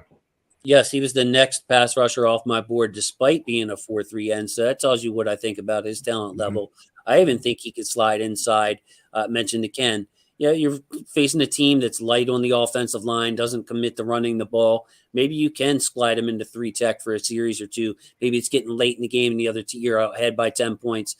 So we're talking about someone who was really physical inside the tackles against the run, or at 4 tech right across from a tackle against the run too.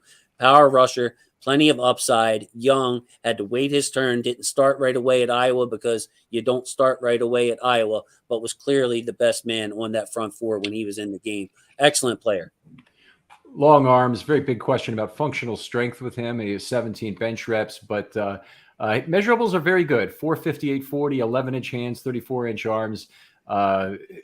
Combination of abilities. I wouldn't say he's completely a bend guy, and I wouldn't say he's completely a bull rush guy. And he seems to me a guy that would we tag a guy with 4-3 and it's like kryptonite that the Ravens can't draft him. But the truth of the matter is, it's a lot of those guys who make excellent slip inside guys on third down. And Van Ness would be that for the Ravens. Might start off as mostly a situational pass rusher. There might be obviously questions whether how you could otherwise fit him in, but he definitely would be a guy that you would want in on passing down somewhere. Yeah. It's funny they compliment to Rashawn Gary, who's he's now teammates with, because that's the exact kind of career arc I see him going. Because Rashawn Gary, when he came into the league, he was kind of like rotating in with Za'Darius and Preston Smith over up there in Green Bay. So the more things change, the more they stay the same. They traded Aaron Rodgers and still taking defensive players in the first round. Oh, the Steelers have just traded up to number 14. They have got to want a corner right here. There's a corner that they must love above the other 3 or 4. Whoever Gonzalez. Gonzalez? Yeah. Gonzalez. I don't think they would have traded it for Porter Jr., even though it would have been a great, media story. But Could it be an Media offensive story. tackle as well? Well, I mean, you got Dan Moore there, like Ken pointed out, who's played pretty well. Maybe they want to upgrade that, but Roderick Jones? Yeah, I Four believe for they've been heavily linked to Broderick Jones as well. If it's not a corner, that would be my pick. It's an interesting pick if they take Gonzalez, because I really don't think he's that far ahead of the other corners. So I think we're gonna see a little. We already seen a little bit of devaluation. He's not a run up the card guy, frankly. Gonzalez. He fits. He's the Ike Taylor mode of a guy who can definitely play good boundary cornerback, and Pittsburgh might love him for that. But it's just not an obvious pick to me. So they're moving from 17 to 14 is likely what they're doing here. So based on JJ, that's probably around their third round pick, the 80th pick is my guess. So we'll see what shakes out. But that's my guess. To me, that screams corner because, well, maybe they think one of the teams in front of them is going to take Broderick Jones too. With Darnell right off the board, maybe that'll change things. So I take that back. It could be either one. So do you want the trade details? I got them up right now. Sure. Yeah, Sure, what's up? 120. Just 120. That's all. So a fourth round pick. Wow. Okay. So it's cheap, right? They undershot the JJ estimate. That sucks. We don't want to see So the it's Steelers 17, getting away cheap. 120 for 14 is what it was. Yeah. Okay. And then again, if we're talking about the gradation of talent really holding up the way you think it is, Jason, this being, the top 20 players or top 15 players really are maybe it's top 20, including the quarterbacks who are taken. Then after that, the steep drop off, then this is probably a pretty good exchange for the Steelers, getting a guy who's nearer the top of their board. Yeah, I think that they definitely have someone that they like above all else, whether that's they love Christian Gonzalez better than Joey Porter, or whether they like Broderick Jones. Broderick Jones now all of a sudden makes a lot of sense. Although when I look at the Steelers roster, I feel like they would need a corner over tackle. But, Dan Jones, maybe they found out his limitations last year, and that's why they switched to the run and just became a run-heavy team, traded away, of course, Chase Claypool, and ran the ball down our throats. A very good rush defense was tough to handle that Steelers running attack late in the year. Okay, here's an idea. Jack Campbell to Pittsburgh. That would be amazing, in my opinion. Yeah. A lot of witch casting going on right now. Yeah, this is interesting. This is a fun first round because it's not a chalky first round at all. It's very much up in the air. It's been a lot of fun. Yeah, I mean, moving up 3 spots tells me that there's a reason that they want to do that.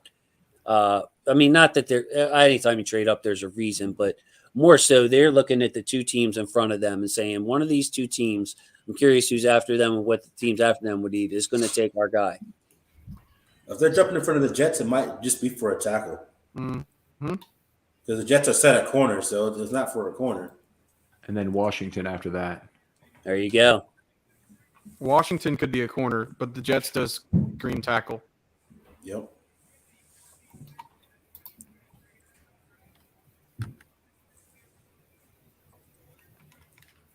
Broderick it is. Yeah, there we go. Go Dogs. There you go. Good move for the Steelers. You cannot go wrong with a starting left a tackle. Probably be an upper echelon tackle in this league if things worked out for him. And the way I compared it, Josh, I don't know if you have any follow up to this, but Broderick Jones was kind of the Laramie Tunsil in this draft, whereas Paris Johnson Jr. was kind of the Ronnie Stanley. I think both of them are worse prospects than Stanley and Tunsil, but that's the style you're getting with Broderick Jones. Wide body, strong, just looks like a guy you don't want to mess with. Yeah, I love that comparison. Really, I mean, you're kind of spot on. Stanley was some people kind of viewed Stanley as a kind of a finesse tackle. I didn't really see, I didn't really consider him a finesse tackle, but you definitely, no pun intended, given he's the Georgia guy. Roger definitely got that dog in him, though. As far as his mentality, especially when it comes to run blocking. He's what I call a people mover or a road grader. And he's a guy that's still so young. How old would you say he was, Ken? Like 20 years old or something like that? He's not yet 22.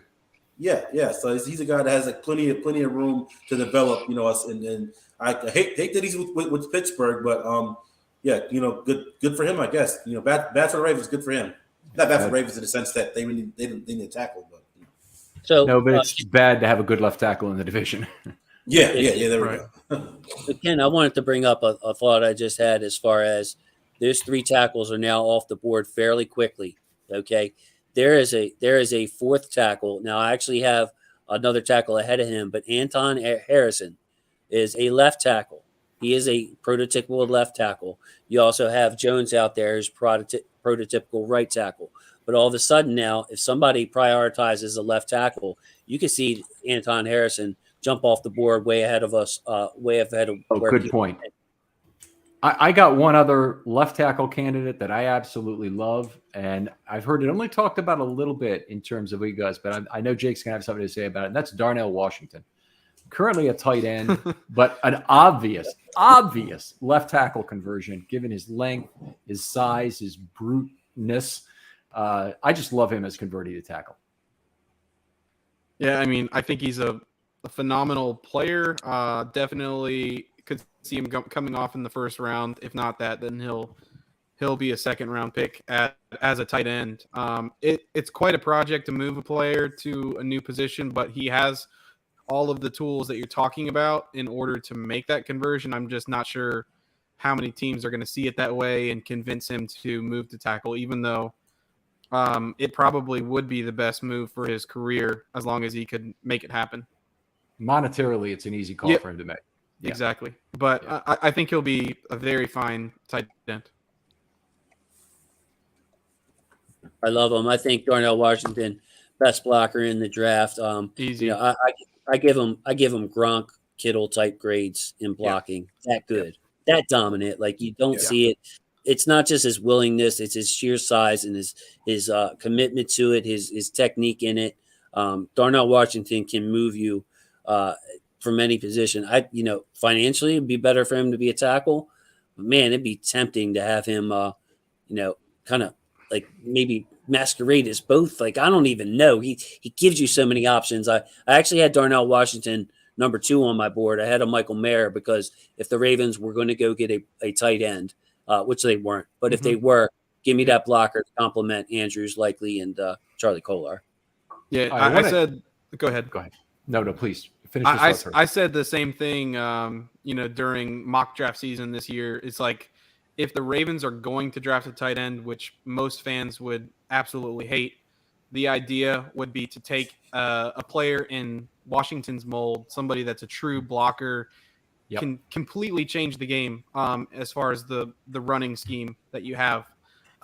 And you can move on from one of the other tight ends if you want to and just roll with 3, or the Ravens could carry 4 tight ends like they have in recent years. So yeah, lots of options, and you're right. That exactly fits what they've done MO wise. While the Jets are still procrastinating here, hoping to get a trade done, let's look at Gusto's comment at the bottom there because it's a great one. So there's 8 players right now he's identified. And I agree; those are 8 outstanding choices. 1, 2, 3, 4, 5, 6. I only see 7 actually.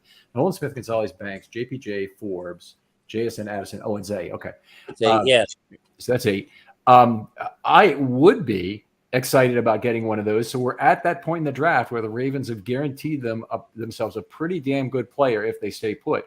But another thing to look at is even if they trade down, the usual rule that a lot of teams employ anyway is if you have twice as many slots as players that you like, you are still probably okay. So if you have 3 players you like, you can trade down 6 slots. And obviously it depends. You got to kind of prognosticate on who's picking what between you and that spot you're trading down to. But definitely a good chance, whether they trade down or not, they're still going to get a hell of a player. Probably even more likely this year with the question, the inconsistencies and wide range of how people rank people or players. So even more likely that other players would be available. So. Yep. Ken, when we did that, get going.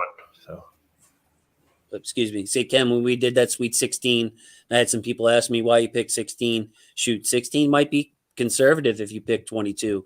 Give me your top 12 because, no matter how you stack your board, especially with the quarterbacks involved and all that other stuff, you're going to get shoot high. Who do you think the Ravens are going to get? shoot high on your board because all kinds of stuff happens on draft day. And man, with that number of corners, Ken, I would throw it to you. You might be thinking the same thing. Well, I want to say of my Sweet 16 that I did the show with you on. I want to hear yours too, but yours is on the board. Everybody can see it. Christian Gonzalez was on number 6 for me. Nolan Smith was number 9. Vanessa was taken. Derek Hall, number 11. Quentin Johnson, number 12. Joey Porter Jr., number 13. Addison, 14. Ringo, 15. And Banks, 16. And Forbes, did I mention Forbes? Because he's number 8 on my list. And now I'm not even sure about Forbes or Gonzalez in terms of who I'd really prefer. I see it would just make it so much easier if somebody else took Gonzalez and I don't have to play the Antichrist or whatever I am by wanting Forbes over Gonzalez here. But I want Forbes. Ken does not speak for all of us. I do like Manuel Forbes is my favorite player in this draft, but I have Gonzalez rated higher if I'm sticking to my head. I do too. But I'm looking now. The Ravens are in a really good spot to even trade back. Okay. And the reason I'm saying that is just because of the quartet of number 1 potential corners on the board right there. If they all check out with the Ravens and they're as good at people as they are prospect, good as workers as they are prospects, I mean, shoot, chances are now 2 of them is going to be there. 2 of them are going to be there at 22.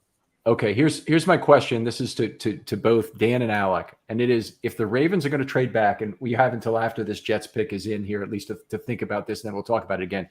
What would be a trade the Ravens could afford to lose by 20, 30, 40 JJ points and still move back? Because it might be that kind of a year where it'd be worth it to lose JJ points moving down from 22. Who is a potential trade partner for something like that?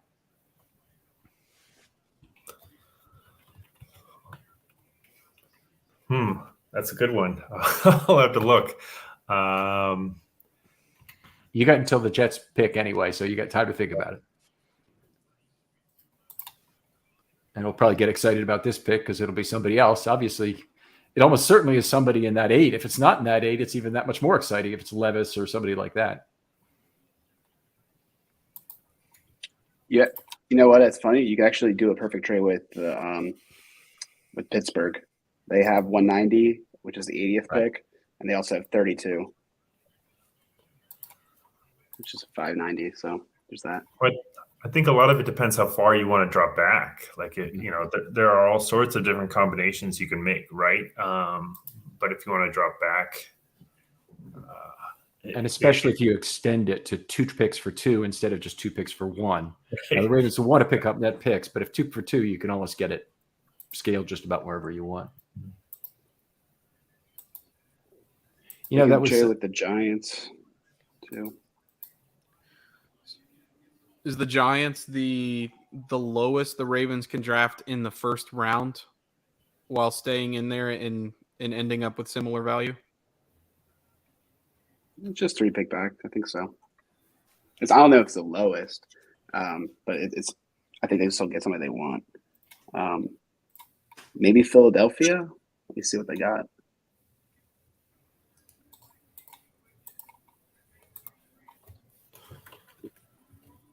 All right, that's exciting. So the Orioles just won their game. Let's win. Sorry to mess it up for anybody who is waiting. We got the Jets selection coming up from some kid. I hope there's nothing wrong with this kid, but almost certainly there is when they bring him up on stage, right? I made that mistake 2 years ago.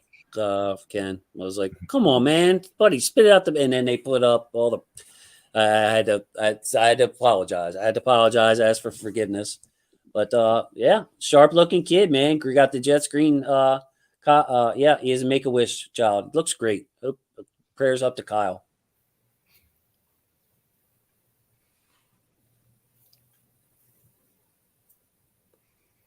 Hopefully, they didn't make him say "Aditami wa Adibore."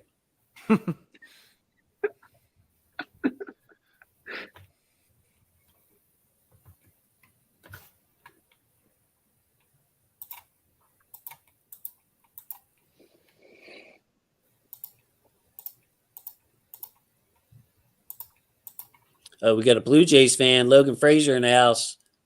Ooh, rough combo there.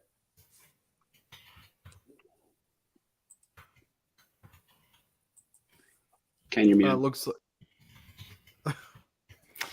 Will McDonald, the fourth of Iowa State, exciting edge rusher. On my list, certainly on the edge. Jason, where did you have him in your overall big board? Yeah, taking him off the board now. He was at number 26, so definitely somebody that I thought would go in the first round. And the guys ahead of him, they must have liked Will McDonald better than Miles Murphy.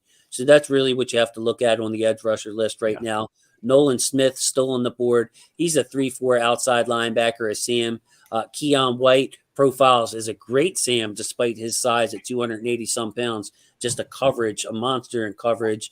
Great body control from Keon White. So the Jets were looking for a hand in the dirt, 4-3 rush end. They like Will McDonald over Miles Murphy. Both of those I had projected first rounders. So great job by the Jets. If McDonald, high upside player, I'd say, Ken.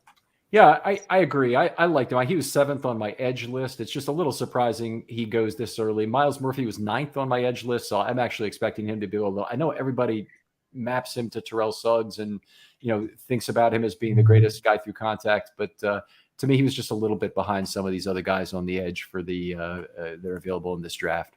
So the guy I really love for the Ravens, the guy is kind of an over slot pick for me if you want to think in baseball terms. BJ Ojulari, outstanding toolkit, already ready to go. He comes in, he can play Sam linebacker for you right from day one, and I think he just is young, played in the SEC, obviously, all of the characteristics you want in terms of potential future upside.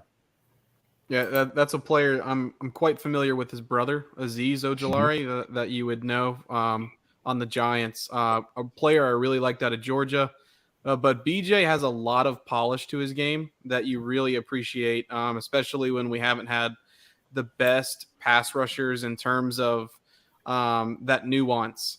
Some guys with multiple moves. Ojulari is coming into the NFL with multiple moves already at the NFL level. I think he's a guy that maybe benefits even less than some others from working with Dr. Rush. I think it's going to be a really good thing no matter who we get in the building. And the guys that we already have, working with our pass rush guy. But Chuck Smith.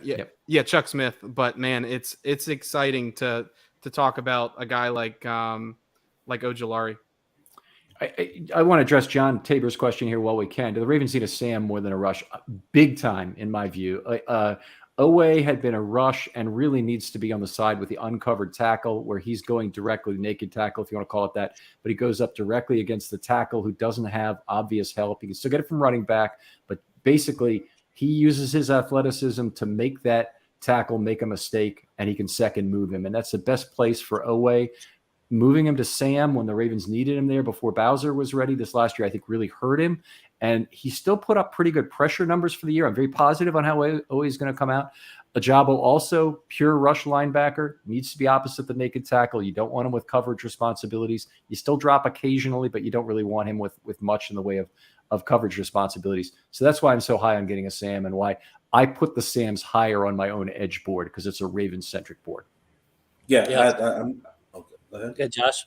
I was saying I'm in lockstep with you, Ken. Anytime I see a guy with Sam like versatility, a guy immediately it goes up on my board too as far as best Ravens fit, because it's so hard to find guys that can perform those Sam duties at a competent level. And it seems like we've been looking for a backup for Tyus Bowser for years now, and it just hasn't seemed to be. Dalen Hayes could have been that guy, but he wasn't able to stay healthy. Hasn't panned out.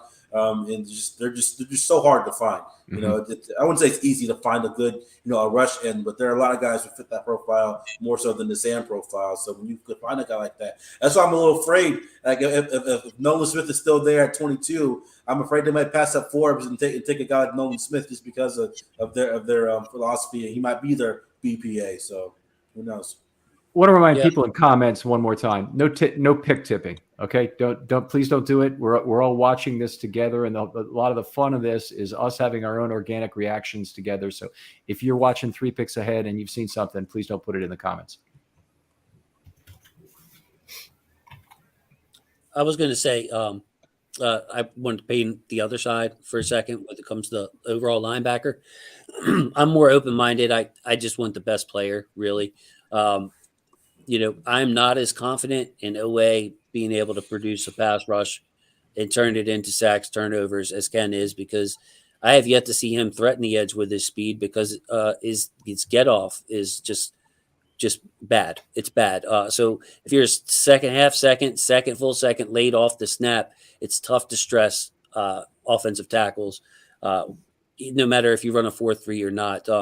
But that being said, between Oweh and David Ajabo and Justin Houston still out there, the Ravens could have a rush linebacker that they can be confident in. You throw two of them in, maybe they love Oweh, maybe they love Ajabo's potential, and they lean toward more Sam. Sams are hard to find, though.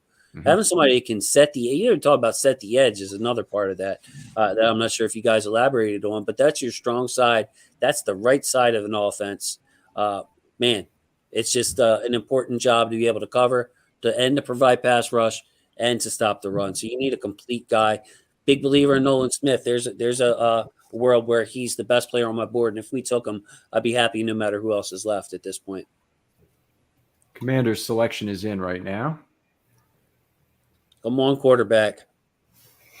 Right, Levis is there, just looking a little pissed off right now.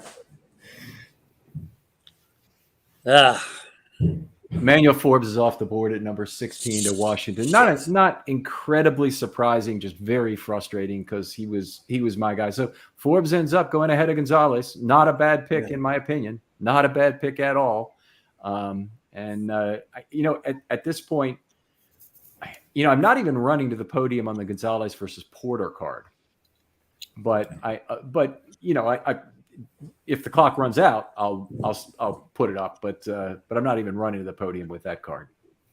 It's funny, no receivers have been taken so far, all sitting there on the board, reminiscent of that 2019 draft when Hollywood Brown was the first receiver off the board. Right now, you still have three very good cornerbacks. They're all in the green on my board. You have Jackson Smith and Jigba, Zay Flowers, Jordan Addison, all options at wide receiver. And then Nolan Smith is kind of sticking out there by himself as your Sam. The other position I'm very interested in is Dalton Kincaid. Number 20 on my board. I had to put him in the predicted first round because I predict he's going to go in the first round. Deer-like when he runs, a very springy runner, very springy athlete, translates to the 40, translates to the yak, tough player, great hands. He is your receiving tight end of this draft. You fantasy football players, if Kincaid goes to a good spot, be confident drafting him this year because he's ready. Pure flex guy, which is the reason why I don't really like him for the Ravens. He's a guy you split wide, and that's what the Ravens have. So it's not a matter of I don't like Kincaid, the player. I did the tight end show with Alec. I remember you had some thoughts about Kincaid, who I think might have been number one on your list too. Kincaid was number one on my list. I think he's just special with the ball in his hands, one of the best pass catchers in the whole thing, even including the wide receivers. And that's an important asset. I think tight end's one of the coolest positions. So you can get a player like that that's really dynamic for you. All right, the Patriots have made their pick here. Here we go. Pretty quick to turn it around, so they were excited with whoever it was. I would guess. I don't have any idea about the pick. I would guess corner here. Christian Gonzalez is off the board. Oh, yeah, there you go. So, I'm a little bit behind you guys. Yep, same here. So that was at number 17. And it's funny, my Commanders fans are all saying that they're mad. They think they should have gone Gonzalez, and I'm like, well, on this channel, we're having a different conversation. I'm saying I'm mad he's coming to Maryland, just not with the right Maryland team. Mm-hmm. Do you think the Patriots probably would have gone Forbes if they? I mean, it seems like it might be likely if they if Gonzalez had been taken by the Commanders. So maybe in that sense, there's a slight blessing there that at least he's going to the NFC. Forbes is. That's true. That's a good point. Yeah. I guess consolation prize. I guess I don't know. And I mean, I have to say, Gonzalez, number 2 player overall on my board because I prioritize corner over edge and offensive tackle. So here's my number 1 corner, and surprised to see him slip into New England. Now that I'm finished evaluating and he is in enemy territory, I wouldn't mind to see him have great games against Josh Allen, maybe, but not so great games against the Ravens. Okay, so my number 6 and 8 guys just came off the board with Gonzalez and Forbes. My top remaining guy is Nolan Smith. Yep. Who's your top guy? I have Joey Porter as my top guy, the last remaining guy in the dark green. And Ken, I wanted to say that I'm in the minority by having him a true first round grade. That was a my guy kind of. I stuck with my gut. I saw him slipping down mock drafts. I still said, look, Joey Porter, true first round grade. His length, his strength, his ability to bully people to the boundary. I think that a lot of throws in his direction were just overthrown. Sometimes they didn't even challenge him. Love Joey Porter as a player. So I have him, and then I have, sorry, Ken, Jackson Smith and Jigba, and then Nolan Smith. Okay. Jason, where do you see Porter growing as a defender when the ball's coming his way? Do you think he's going to get much improved in terms of ball skills out there, or turning his head around, or what do you got for that? Yeah, I never assumed that that's going to get better. We've seen it with Marlon and Deontay Banks in this draft, another corner like that.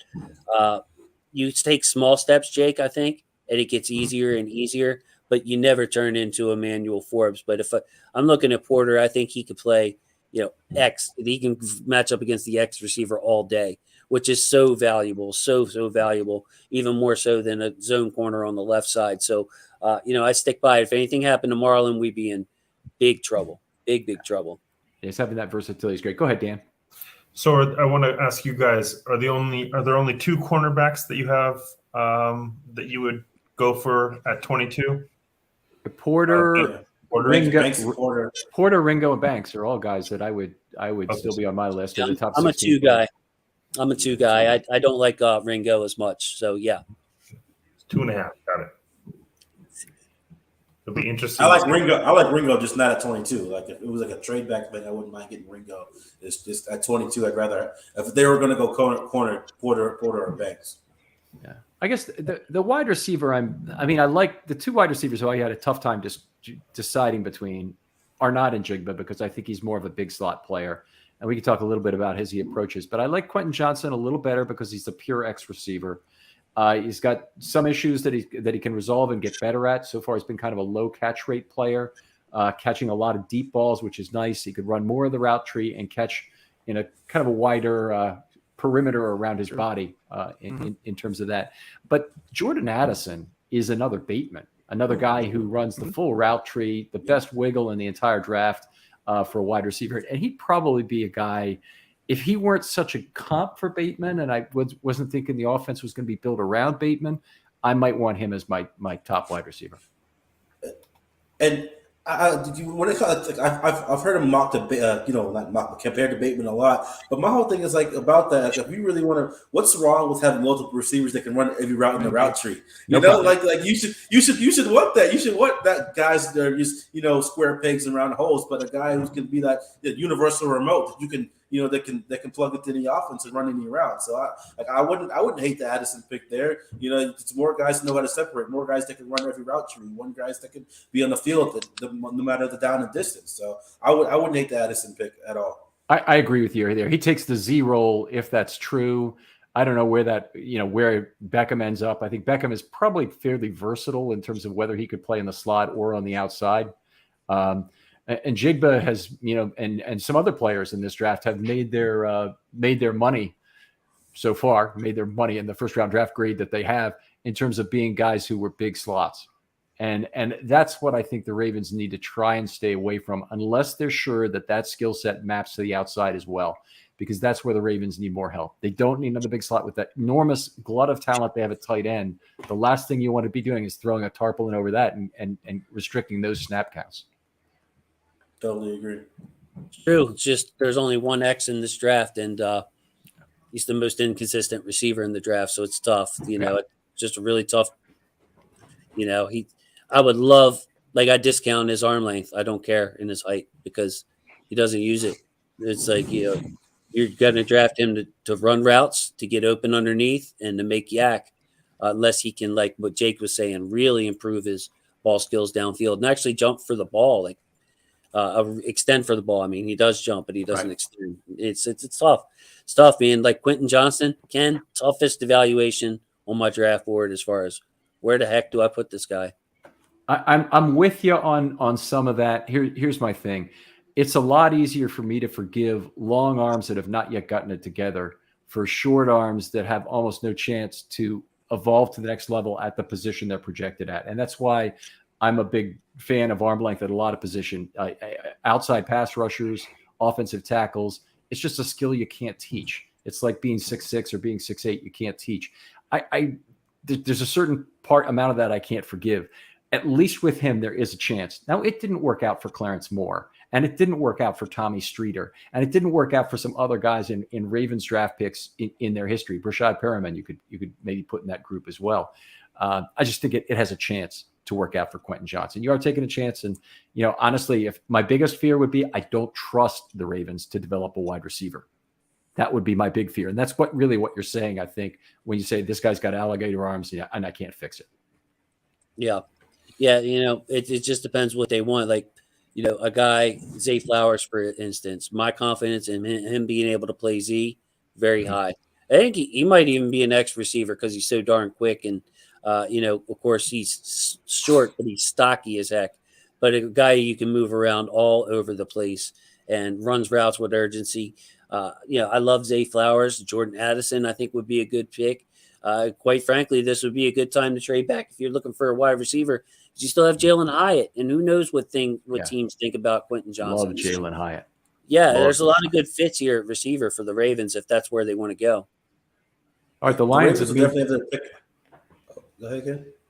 The Lions have made their pick at number 18, but it's going to be probably 45 seconds. Go ahead.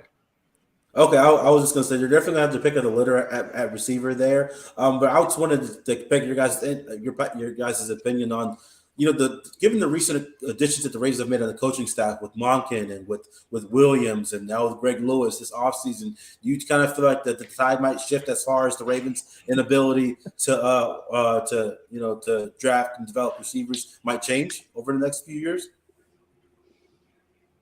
That's a projection. It's possible. We've got a pick in that we've got to announce here. And it's another one where the Lions may have overdrafted for the position for the second consecutive time after drafting a running back. They draft Jack Campbell at number 18. God damn. I love the guy. I really do. I think he's so far above. He's the only obvious put him in the mic and the green dot from day one guy. Man. I really do love him. I still think that's an overdraft. And I am so happy that the inside linebacker market is now on the roll. So let's see some momentum on this and see if this generates some value for a certain who. They could have traded to the end of the first round and still got this guy. I don't understand this at all. I guess they're figuring who they had to compete with for that pick. What do you have to say about Jack Campbell, Jason? Very good. Obvious, Mike. My concerns with him and why I didn't value him as high as I had Drew Sanders, number 1. I had Trenton Simpson for his versatility and athleticism, too. So I watched the Iowa State game with Jack Campbell and saw him get crossed up by a running back I wasn't studying, so I have no idea who this guy even is. So I see some Malik Harrison-type issues for Jack Campbell when it comes to the next level. If he's getting I'm talking small space, too, on the open field, talking within the box, him getting crossed up and having his ankles broke. No, he just wasn't for me in this draft. Physicality, yes. Block shedding, smarts, instincts, and pass coverage. I don't worry about Jack Campbell. I thought he was good in pass coverage. Oh, yeah. It's just no range, no change of direction. Little range and little change of direction are skills that I don't think will translate very well to the NFL. Okay, so I'm going to say this about Campbell. The PFF is the toughest missed tackle standard of all. If you look at Pro Football Reference, which we have for pro tackles in PFF, Pro Football Reference always has fewer missed tackles, so they're more forgiving of a player. PFF is tough. They have Jack Campbell for only an 8.9% missed tackle rate in 2022 and only 9% for his college career, which is just fantastic. So there are some safeties who are lower than that, but for a guy in the box who's constantly facing some of the bigger bodied backs there, that's really exceptional. There you go. A lot of people love him too. Yeah, Iowa State. I was just looking again. But great zone awareness as far as people say, oh, he's a big Mike linebacker. He probably can't cover. Yeah. Nah, Jack Campbell can cover. He can cover. And he's very good at what he does, diagnosing the plays, getting a jump on the ball. So he plays fast for his size as well, I think. We got a couple of great coverage inside linebackers in this draft. DeMarvion Overshone is my guy later.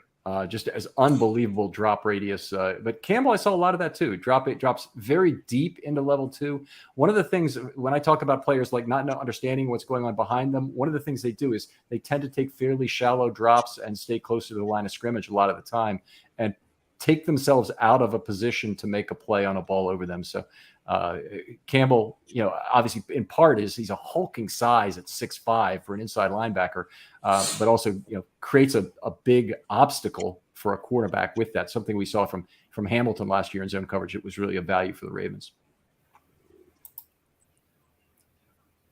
Yeah. Okay, we got the Buccaneers selection coming up here in a second.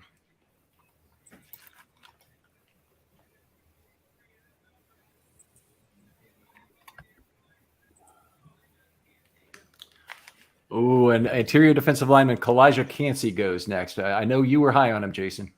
I was high on him, but I wasn't high on him for the Ravens. So that to me is a very good pick.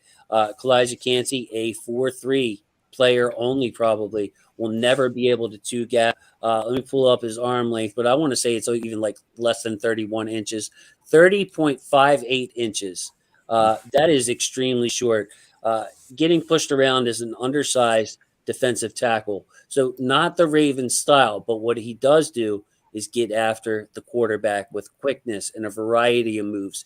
He uses those short arms really well, so it doesn't bother him, doesn't affect him at all when you're talking about rushing the passer. But I had guys like Brian Bresee higher than him because I didn't see the fit for the Ravens. Obviously, Tampa's a 4-3 team, so this is supposed to be perfect for them. With Cansey, when you're talking about he made his short arms didn't bother him. His short arms didn't bother him in college, and that's the whole thing. Is they're projecting his length to the pro level and really seeing whether that can be something of value. Got terrific quickness. He's Matabike quick in terms of that. I'm not convinced he has that core strength. We didn't see him lift, so we don't know. I go ahead and say we do know. There's no way he's freaking Justin Matabike in terms of core strength, because that guy's a muscle from head to toe. Yeah. And I actually had Brian Bresee and Adetomiwa Adebawore. I had a Cansey on my board just for the fact that the Ravens like to mix up their fronts between playing 3-4, playing 4-3. So, this doesn't surprise me at all. Cansey, I think, is going to be a good player. I don't like the comparisons to Aaron Donald. That's so unfair to him. Yes. Just because they went to the same school and they're both pass rushers. What do you got for us, Dan? Do you think he matches up with Vita Vea? Well, he's not able to 2-gap, but Vita Vea clearly can. So, kind of opposite ends of the spectrum a little bit for the 2D tackles, maybe. Yeah. I mean, because when you look at the defensive line, it doesn't have to be everybody all 3 2-gapping. Even when you play 4-man fronts, you can have one person 2-gap, the others 1-gap. So it's not an either or part, Dan. And I think that's a good point. Vita Vea, I want to say they had another big guy too when we played them, not just Roaches or something like that. Another big guy that looked even good, almost as good as Vita Vea. Yeah, you're right, and I can't remember who it is right now either. Yeah, I think Nunez Roaches, right? That's the guy's name. Something, yeah. Well, I believe it's hyphenated, and there's a Z in there, but I can't remember.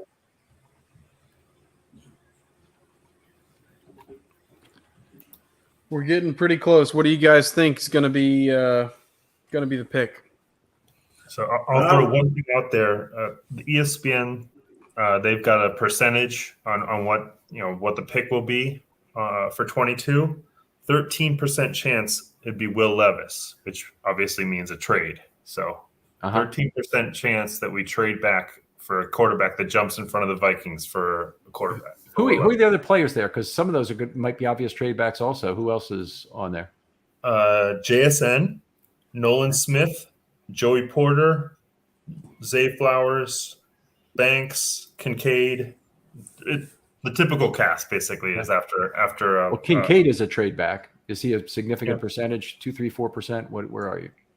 I think Kincaid might go to the Chargers. 8%. Yeah. So, Okay. And that's you're inversing the odds. You're not judging the whole board and taking the juice out of it, right? right. Okay. Yeah, even though we haven't gotten the 4 quarterbacks that we suggested, that's 2 running backs and an inside linebacker, right? Am I missing anything else? All bonus picks for the Ravens. Mm-hmm. I will say right now I have Georgia bias, but if Nolan Smith is on the board, it's going to be hard for me to say not to pick him. No, I agree with you. I think that it, given, like, I think it's just, because there's so many receivers available. I think it's going to be down to, like, if these 3 players are still on the board between Porter, Banks, and Smith, and I think they might be tempted, like I was saying earlier, to take Smith given his his rare skill set as a Sam linebacker. Nolan Smith, one of the comments that was broadly made about him, and you can see a little bit of this on tape too, I think, is that he doesn't really come with a polished toolkit at Georgia. It definitely has some upside still to come, and so that would be exciting. As I went through my edge players, like, that was one of the things I kept coming up with. Wow, he could learn a lot from Chuck Smith. The one guy who couldn't is Ojulari. He's learned it all from his brother, it seems like. So he's got a fantastic toolkit to start. Yeah, Ojulari, another name we could be hearing real soon. Have him skip over Nolan Smith just because of how good of a player he was. Of course, I have Nolan Smith higher, but yeah, there's a lot of mishmash here as far as talent goes. Now, I still think Joey Porter is very talented. Him and Banks stand out to me. Nolan Smith stands out to me. And then you got those receivers where the opinions are so divided. So that's going to be fascinating to watch play out. You only get one of these players. If you can't trade back, you're only going to end up getting one of them. If you trade back, you might end up getting a shot at probably not one of these guys, but a different second-tier player. Mm-hmm. I don't know if you guys wanted to have this conversation, but as far as the Ravens historically, anytime they've traded out of the first round, how has that success ended up looking? And that's not necessarily – it's kind of a 2-part question, because the success of the trade is a little bit different than the success of the player, analytically. Oh, What Mount did you guys think Cody about and who's the Courtney guy? Courtney Upshaw was one of them. Upshaw, yeah. Courtney Upshaw was one. But Mount Cody, and who was the other guy? The Sergio Kindle in the same year. So that was tragically not good. I mean, Upshaw had a immediate impact on that. Early on in his career, he forced to fumble the Super Bowl and had some other nice plays. But I don't know. Like I said, I'm not the biggest fan of trading out unless, you have like a wealth of players that you have rated the same towards the end. Like at this point, you could probably have, like, if they traded back to the early second round, they could probably still have the pick of the litter at receiver. Mm-hmm. All right, Seattle's pick is in. I don't know if they're planning to go to commercial or anything before they come back for it, so we'll just wait on that. What do you do? I don't want a commercial during our pick.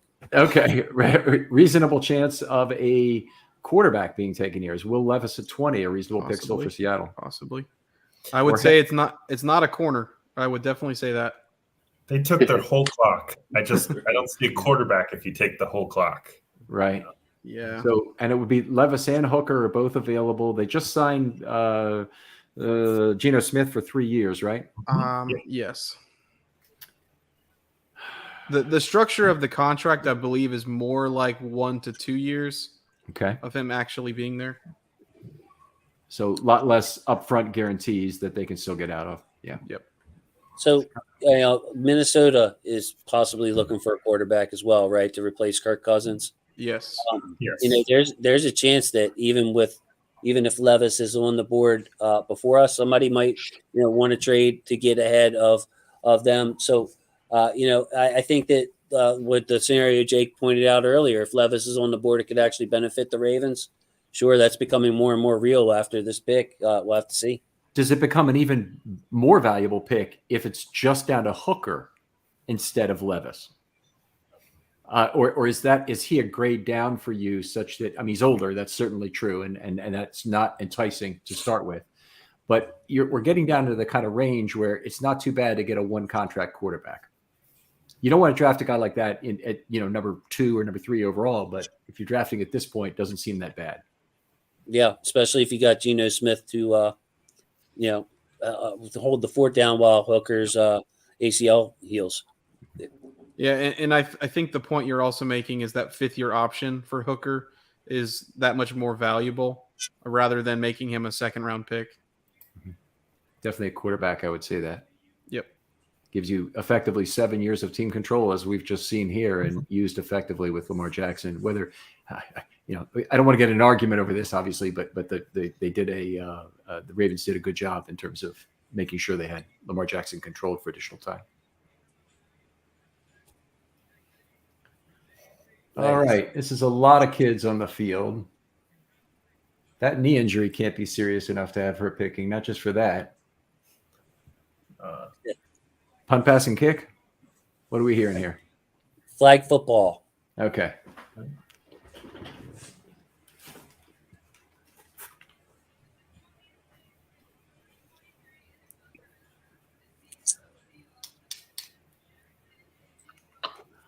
All right. One of the polarizing wide receivers, JSN, is off the board at number 20. I figured he'd go there.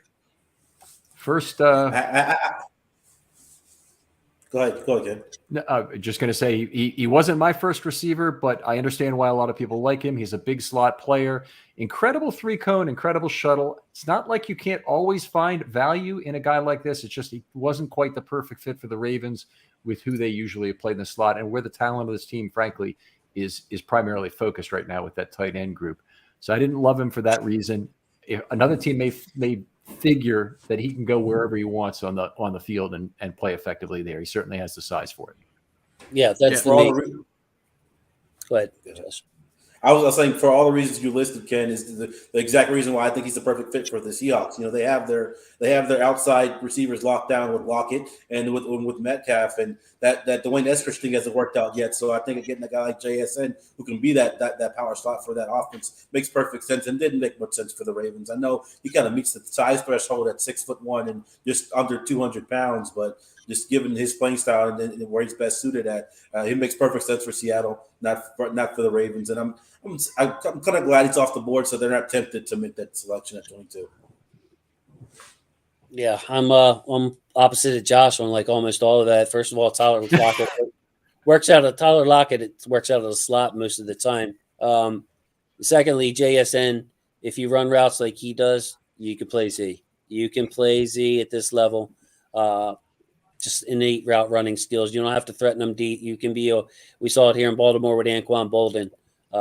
Wasn't a speed guy by any means, but he was hanging out on that right side of the field all the time, making plays. So, yeah, the JSN guy, man, over here. I actually had him all the way up at 9 on my board without quarterbacks. So you take 4 quarterbacks or whatever. I thought 12, 13, 14 would be a good pick. Lasts all the way to pick 20, first receiver off the board. Let's just hear from the rest of the group on this. Go around the horn here. How much do you mark JSN down for having his huge year in 2021? It was an unbelievable season, one of the greatest by a college receiver ever. 8 targets this last year. Soft tissue injury kept him out. He was dogged by Todd McShay for staying out, but I don't know whether it's couldn't recover quickly enough to play or didn't really want to play to protect his draft status, but I'm not really sanguine with either of those. I'm not really happy about either of those. Where are you guys on that? Hey, do you dock him on your do you black dot him on your board, on your own board, for being an injury concern under that, or how do you figure? Let's start with you, Alec.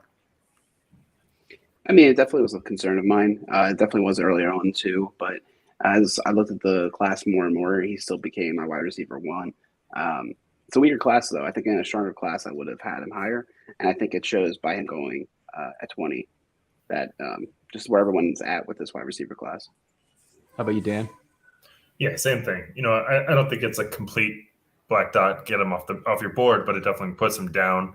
But there's strikes against all the wide receivers in this class, so it's just where you kind of rank them. Yeah. Josh? Yeah, I'm sorry. Go ahead, Jake. Yeah, I mean, I would agree with that. We talked about the wide receivers on your show, and I had him at number 1. I just thought he was a notch above the rest of the guys, and I didn't penalize him too much for the injuries, but of course it does factor in. and we're not getting the medical information like the actual teams are. So I kind of leave that more in a medium type status rather than trying to do too much. What do you say, Josh? Yeah, it's not that I didn't think he could play on the outside. I just he was best inside and in the slot. And but like I said, he was still my wide receiver one too. I like him above Zay and Johnston.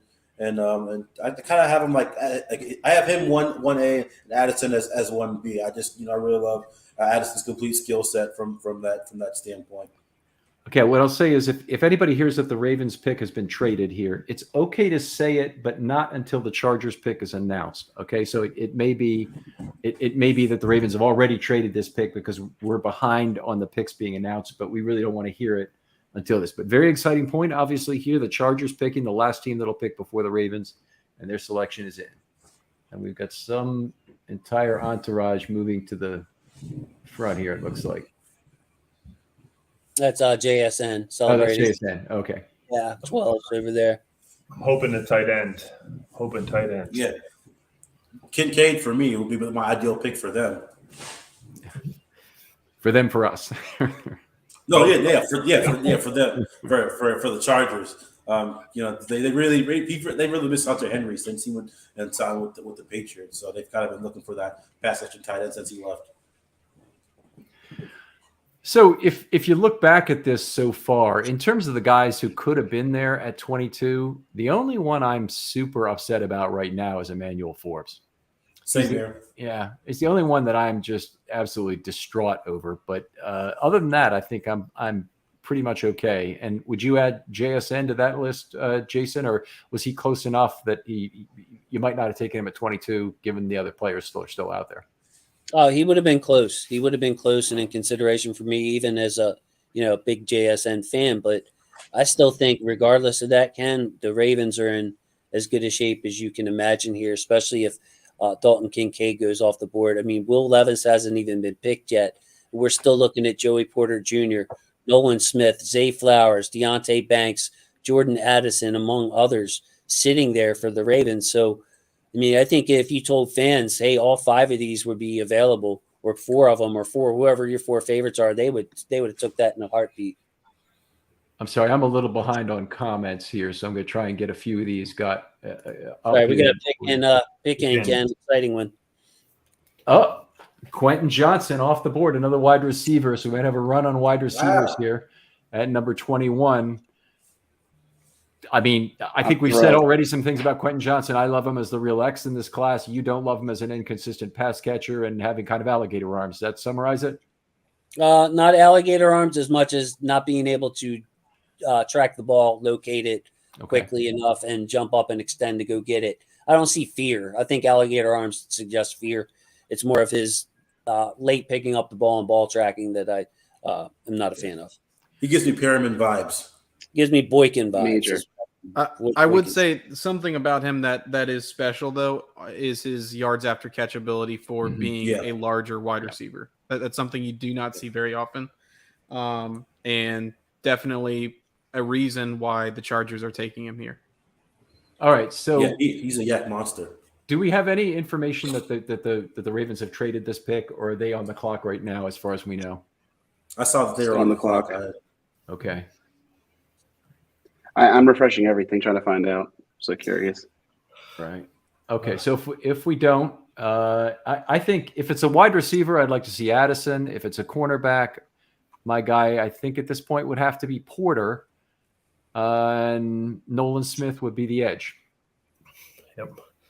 I think Addison, Flowers, Porter, Banks, Smith, all of them are pretty solid choices to have 5, man. It's a really nice position to be in, to be honest.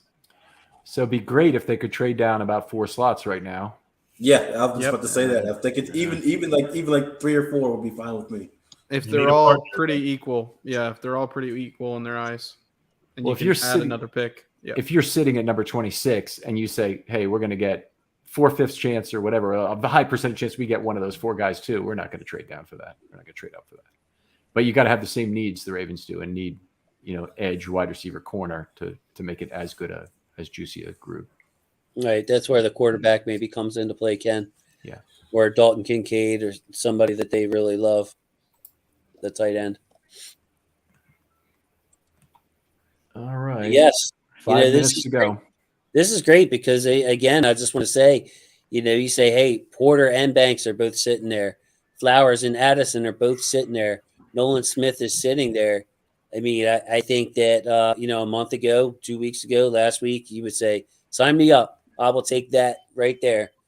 Just a nice choice of players sitting there for the Ravens. So trade guys, we've got how much value in this particular spot right here? 22, 780. 780. Yep. So is there any way the Ravens could get about 700 out of this and justify a trade back at this point?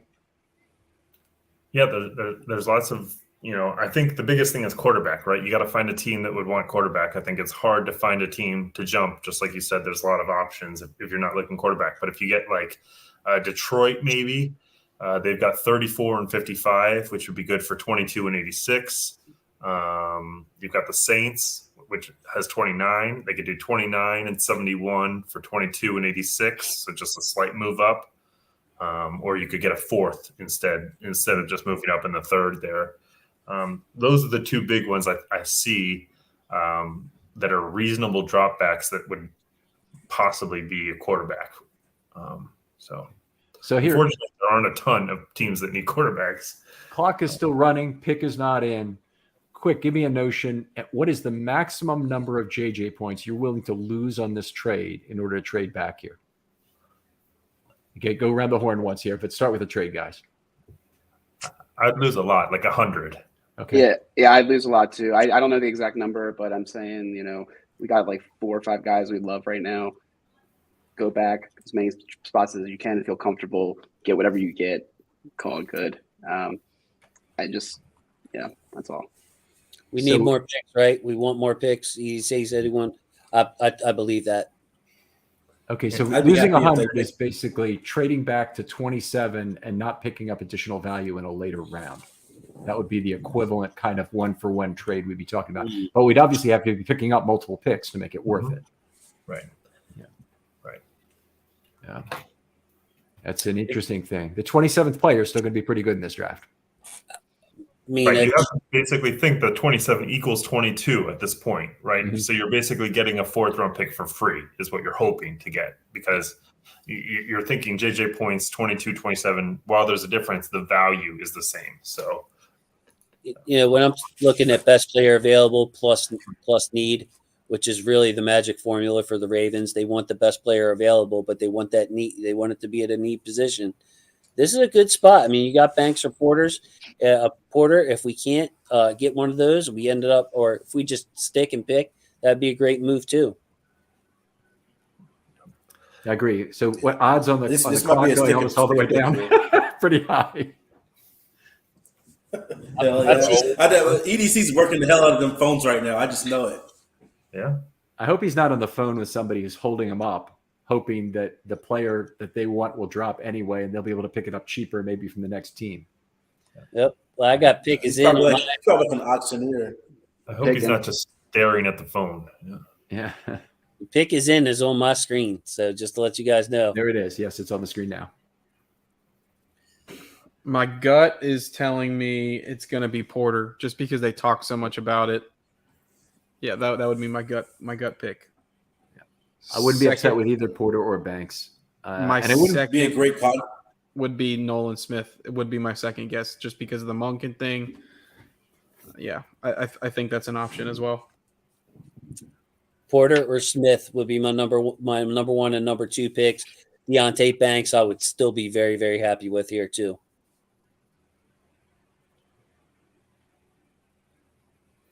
Well, this is one of the points we made before the draft. Was this is about 75% of the Ravens' total draft value is in this first pick. It's like 780 out of 1,050 or something over for the whole draft. So it's about 76%. It works out to be. This was the Ravens' chance to get more picks. Anything else they do with additional picks in this draft is going to be inconsequential in terms of the picks that they would get. So they seem to be very happy about this. I'd like to see a happy, lots of high fives draft room. Oh yeah, Yeah. So they might have gotten a guy they really the love. feedback. This was not the same for the number 4 pick. The Colts draft room very subdued at this exact moment. And of course, they're probably talking about the Lamar extension on the TV right now. I would just a wild guess they had report on. But we're all focused on the draft. I'm sure Mr. DaCosta is happy to focus on the draft right now today. Oh yeah. Oh, he's a good point made by David Rakoff that there's still the possibility of grabbing up some value if Patrick Queen is traded. So we want to see another inside linebacker off the board as soon as possible if you believe in Queen's value. Here we go.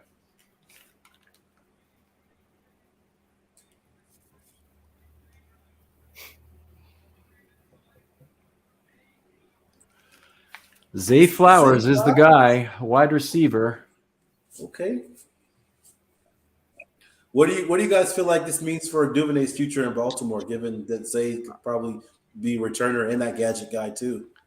Yeah, I think Duvernay could definitely be traded during this draft.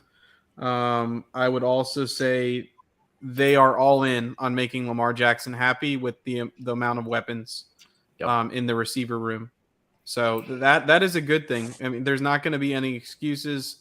Everybody's going to be happy that the Ravens got a receiver, even though corner was a bigger need right now. So in terms of how we move on from here, this is certainly a case, I think, where, well, maybe not certainly, but I think the Hopkins trade is out the window now. I don't think you trade for a guy after you draft Zay Flowers. Zay Flowers is a terrific take the top off the defense guy. So you have it from that perspective. He's exciting. Certainly has the speed to make the tight ends and Odell Beckham more valuable underneath. So it's a move from that way. I just think there were cheaper ways they could have done that at wide receiver later on. The Cincinnati guy Tyler Scott I liked, and some other speed options down the road. Where are you, Jason? I love Tyler Scott, by the way. He was he was right in there. I had him higher than most, but Zay Flowers was number 12 overall on my board. My number 2 receiver next to Jackson Smith and Jigba. And again, for me, it's the position flexibility of Zay Flowers. Ken painted a pretty good picture of him. Didn't mention yak. Didn't mention toughness, which is something that he brings. Just one of the yak players. And I think that when Josh asked about Devin Duvernay's future, he's somebody I could see getting moved just as to clear some cap on day 3 of this draft. Maybe you get a 4th, 5th, 6th round pick back from Duvernay and are able to draft someone else that you can develop, maybe that developmental tackle or something, Ken, that they could recoup and really work on for this year, because the receiver room is stacked, the special teams room looking good. Zay Flowers definitely somebody who could do that. Just an impressive player, a spark plug, does different things than Beckham and Odell Beckham and Rashad Bateman. And then of course you have health issues with both Beckham, Bateman, coming off of injuries, didn't play to end last year. So adding some new blood in this receiver room not only should help us this year, but beyond. Now, we talked a little bit about Duvernay, about a $4.3 million cap savings. Do I have that correct, Dan? Yeah. That's right. So it obviously a big savings to be had if he's cut, frankly. That's all it would take, right? Mm-hmm. So we'll see what happens out of this. I don't know what rules exist if he's not really ready to come back, or if that gets to be a question in this. He's under contract and hurt, and I don't know what the rules are with that, but somebody else who's more informed can tell me about that. I'm not sure about that. I would say, go ahead. No, go ahead. I would say an interesting note about Zay Flowers is he's familiar with Lamar. They're from a similar area. He's from Fort Lauderdale, which is, right next to Miami. So him and Lamar have already connected. That could be a reason why they went with him, maybe over a Jordan Addison, who actually was my wide receiver too. I had Flowers at 3. I like both of them a lot. But that Florida connection is really strong. You're getting another small wide receiver like Wood Brown. Maybe Lamar kind of enjoys throwing the ball to those kind of players or watching those guys. I'm not 100% sure, but Zay Flowers has a lot of juice. He plays much bigger than his size, and I think he's going to be a heck of a playmaker for the Ravens, even at that small size. Good point. The chance of re-signing Marcus Peters just increased, I think, with this pick. Yeah. That was kind of where my mind went. First of all, I was like, okay, MP Juice Man might be coming back to Baltimore if this is the case. If they're not going cornerback in the first round, so I love that. I mean, I love it from a sense that you can probably get Marcus Peters for like much cheaper than we originally thought he was going to get. Because I remember Ken, me and you were talking about one of your other shows about realistic free agents on defense, and Peters was still on my list as far as the guy who might, the longer he sits on the market, the cheaper his price goes down. If they don't go cornerback in the first round, he's definitely can be brought back. Now that they have that extra cap space from extending Lamar, I mean, I wouldn't be surprised if they brought him back if he's back in Baltimore by this time next week. Love it. I love the depth there at the skill position players on offense now. One of the things I was talking about with both Alec and Ken on the shows is we don't know what the Ravens have lined up. Marcus Peters could very well be one of those things where we had cornerbacks prioritized higher on our list than the Ravens did because they knew Marcus Peters was going to come back. And now, especially since Lamar opened up some cap space, they could bring Peters back on maybe even a 1-year deal. And maybe that helps with the cap next year because they're not committing any further resources to the cap. Just paying Marcus Peters 1 year, $8 million, $10 million, call it a day. Yeah, I think that would be actually a little too high. Yeah, we'd be talking about maybe 3 grading to 8. Am I muted? No. Nope, you're good. 3 with 8 in incentives or something, or that it'd be that. I think it would be that kind of deal. I can't imagine they would. I can't imagine this would be a really big deal. I think it would be an incentive-laden deal is what I would likely see.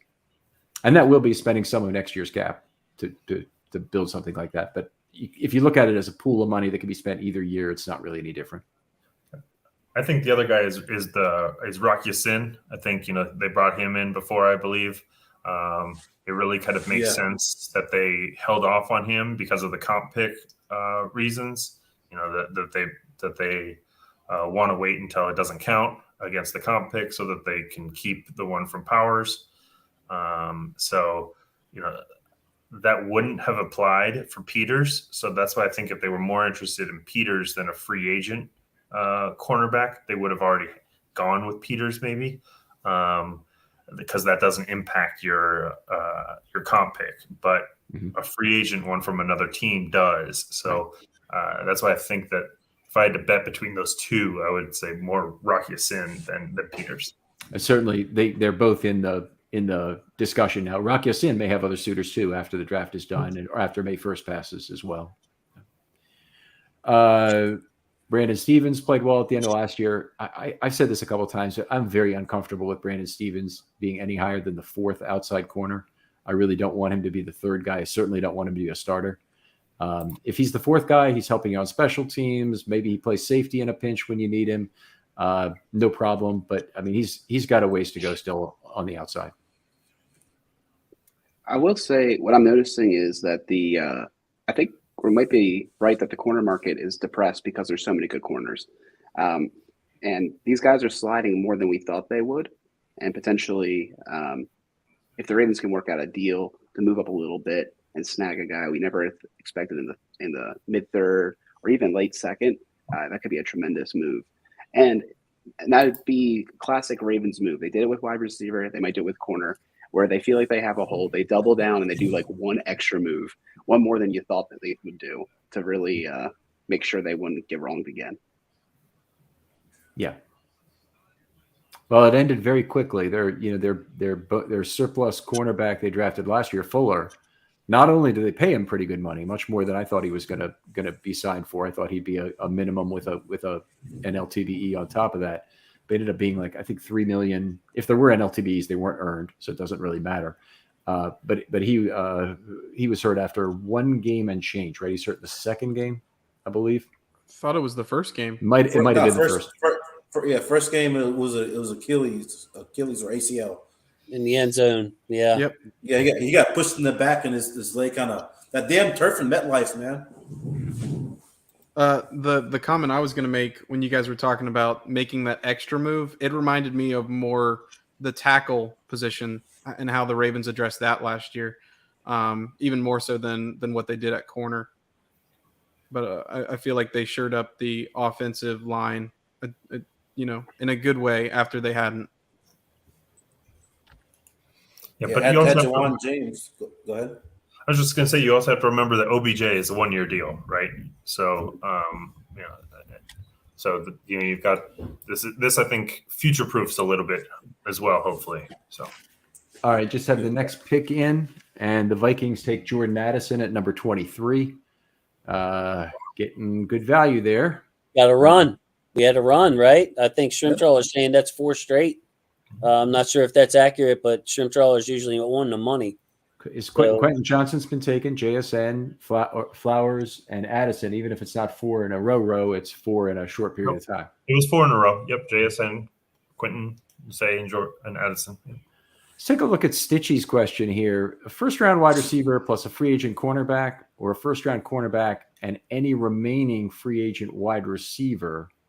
Which is going to provide the team more, I guess, value for the dollars is how I would look at this particular question. Alec, what do you think? I'm sorry, are you asleep over there? Okay. Sorry, I was on mute. What was the question? So the question is Stitchy 12's question. By the way, Stitchy looks like he's coming to us from Jessup, I guess, with the orange jumpsuit there. I'm just kidding. But it does. It's a very orange looking jumpsuit you're wearing there, Stitchy. I'm sorry about that. I hope it's not true.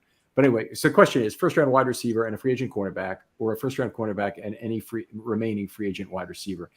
If they've already kind of shown how deep they could go in the free agent wide receiver barrel and still paying a lot of money, I think you're right. I think you probably can do better getting a free agent cornerback, including Peters in that group, with a first round wide receiver. So it's a very good point. Yeah, it's a great observation, honestly.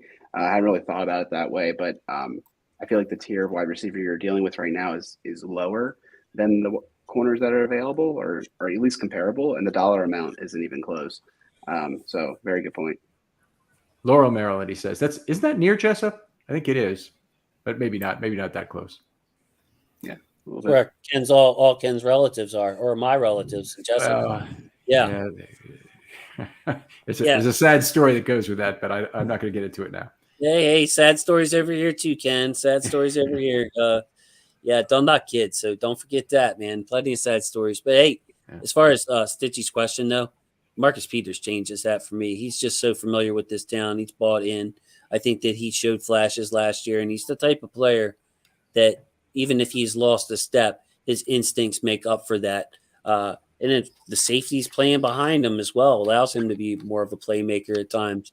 So I like Marcus Peters in that cover 3 when we play it.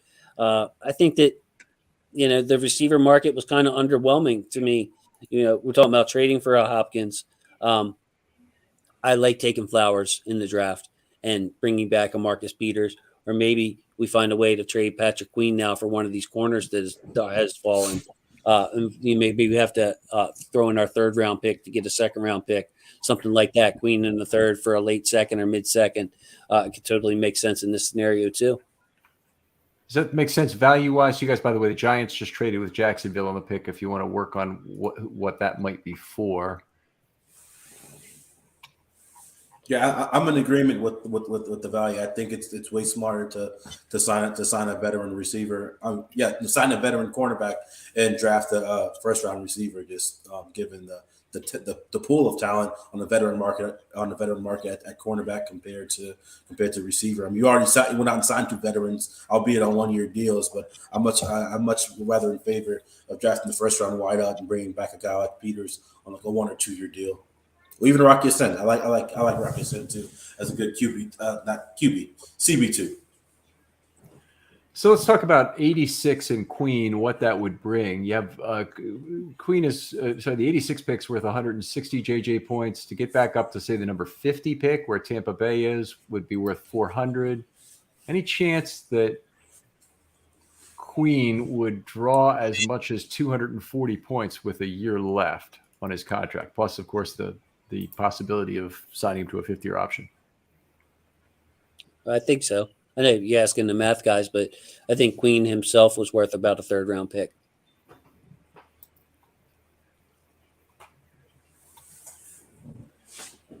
Yeah, Yeah. I mean, I guess I would definitely say it's definitely a reasonable amount of value to get back, particularly with how the linebacker group looks and with the one true Mike off the board. And to answer your question as well, 172 is probably the trade pick. It's 21 JJ points, so 1 point delta. 172 is the likely for they moved up one Trade up. spot. Yeah. Yeah. Yeah, I would put a high probability that you're right on the money on that. But it is, since it's the 1st round, it may be last guy of their 1st-tier players before the 2nd tier. They may pay a premium for that. So we'll see if this is you think it's the 5th-round pick, right? Not the 4th? Mhm. 5th-round pick. Yeah. Yeah.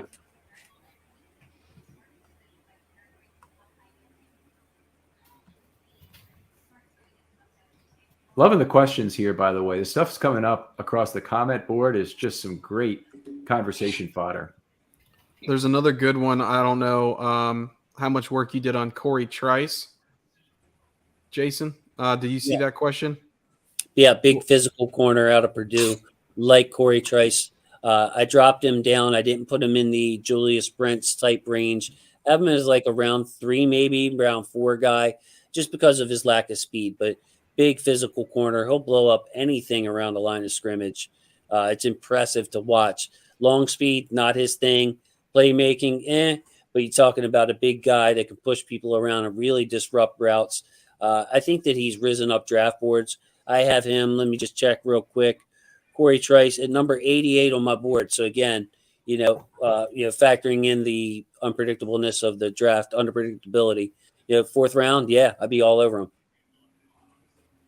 You're not going to be super excited even in the 4th round about that guy though at 86, right? Because you would normally say in the 4th round, if you're picking 120, say, and I don't know where the Ravens are picking the 4th exactly this round, you'd expect that somebody on the top 60 of your board might be available, right? Sure. I mean, and there's plenty of corners too. So I might have, at that point, 3 corners ahead of him and not be real pleased with the pick. But if he's the last corner out there that I like for a while and we reach on him a little bit as far as where I value him aboard, then I don't hate it. You know what I mean? Like 3rd round would be I think that's a little early, but we filled a need. So that's great. 4th round would be home run for me.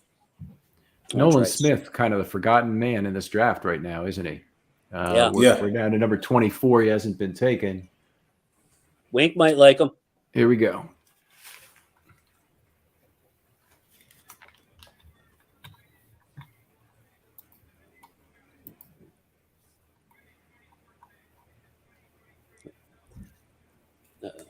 Nothing. Deontay Banks goes at number 24. I know a lot of Maryland people are going to be a little bit upset about that. So, just said Wink might like Nolan Smith. Wink is definitely going to like Deontay Banks. Physical press corner, put him on the island, bring all your safeties and linebackers on a blitz. Wink, do all kinds of crazy stuff. Banks gives that to you. Competitiveness, height, weight, speed. See him compared to L'Jarius Sneed on the TV right now. Not a bad comp. I think, Banks has got some juice, man. I love the pick. Definitely was in pretty high on my board. So congratulations to Deontay Banks out of Maryland. Everybody's dream, be a 1st-round draft pick. This is a really special moment. Special moment for the Maryland program as well. I don't know. Anybody know out there in the comments who was the last Maryland player to be drafted in the 1st round? It's probably been a while. I'm trying to think if they might have had a wasn't there a safety? Stephon Diggs, maybe even, or I think they had a No, safety. it was didn't they? the Packer safety. What's his name? Darnell Savage, right? Yep, Savage. Yeah. Yep. Good call. I was thinking Vernon Davis, but I figured there was somebody else behind there. Yep. Saw one in here. Yeah, the shrimp trawler. He just keeps posting. It's great. Man, bro, I told you. Try to tell y'all. Joey That's why- Porter could slide to the Steelers for the Chase Claypool pick. Man, that would just be frustrating as a That'd Ravens be fan wild. for them They to get get Gonzalez and Porter. Broderick. Yeah. Yep. Oh God, yeah, Oh. yeah. Please, somebody take They, him. they No, did that's Broderick Belichick. Jones, right? That's right. Belichick took Gonzalez. Never mind. Yeah. Thanks a lot, Jake. You got me all upset there for a second. Well, sorry. Like he apologizes. Oh man, love you guys. I love you guys. What a time. So looks like the Bills traded up. Yep. Okay, so This there could was a be lot of Porter, running back maybe. talk for them. Jake, what you got? I mean, I think it could be Porter. If not him, then you could be talking about Nolan Smith, possibly. Didn't they just take Kyrie Elam last year in the first round? They did. I guess maybe they're not really looking at corner. I forgot about Elam. Nolan Smith makes a lot of sense to me. What else do they need? They need guard, Tight end. and tight end. But they signed Dawson Knox to an extension recently. Do they want to go with a Kincaid and kind of say Knox here our tight end too? I don't know. Yeah, I don't know. It's kind of a weird one for them. It could be linebacker, but we already had the one guy come off the board. Well, there's other guys, and hopefully, Trenton Simpson, Sanders? right? Trenton Simpson it could be Simpson. Yeah. if the Bills draft a linebacker here, I wouldn't. I don't know how much that's going to help the. It would anything that decreases the available linebackers. There's just nobody who's an obvious first year Mike out there right now. They have Tremaine Edmonds. So I don't think they're looking to replace him this year. They do have him, right? He's still Buffalo, signed by Buffalo, right? Check OTC real quick. No. Edmonds is He's with the Bears. He's with the Bears. Yep. All right, well that'd be good.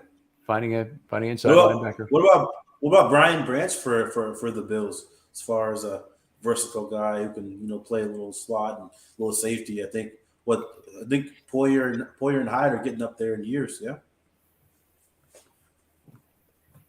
He's a great player. Whoever gets him. Great player, and offensive line. I'm not sure how it's looked, but that could always use. This is getting to the point where the media is not going to slam you for taking a guard either. So, the Bills could go. Yeah, I wouldn't even rule out the tight end Dalton Kincaid because he's different than Dalton Knox. He'd be your slot receiver and a really good one to put next to Stephon Diggs and Gabe Davis. Jake. Yeah, I would say Kincaid makes a lot of sense if they're trying to go firepower, but I would not rule out Darnell Washington if they're trying to add an element to the running game, which has not really existed recently. That's a good point. And they've drafted a lot of developmental tackles too, and Washington could fit that bill at some point. The role you're talking about is a sixth offensive lineman for him anyway. What you're talking about is to put him at tight end in line all the time. Yes, but they do have the Georgia connection already. So last year in the second round, they took James Cook. So if they get Nolan Smith or they get Darnell Washington, they're going to have some familiarity and maybe a small scouting report from Cook. So that'd be an interesting piece of it. I'm sorry, Dan, we ran over you a little bit there. No, that's fine. I was just going to say the trade details was 25 for 27 and 130, which is spot on with JJ. So okay, the 24. Did we hear what went for 24? It was 24 for 25, 160, and 240. Okay. And so that represented a small premium, right? Because that's wait a minute, that's a fifth and a sixth, or fifth and a seventh. It is a small premium, but we're talking tiny at this point, right? So it's 99% because the difference between 172, which was the guess before, versus 160 and 240 is like 5 points or something like that. So it's very, very minor. So the flatter valuation scales would say that the trading down team won. For sure. We're going JJ here. Yeah, in both of these, the trade backs, between 24 to 25 and getting 2 picks, or 25 to 27 and getting 1 pick, the trade back team definitely won. So from non JJ charts. All right, here we go.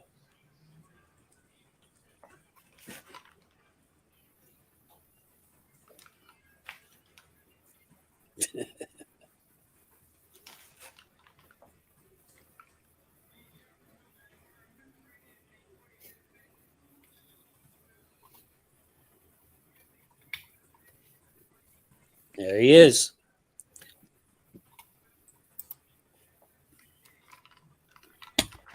All right, Dalton Kincaid goes to Buffalo.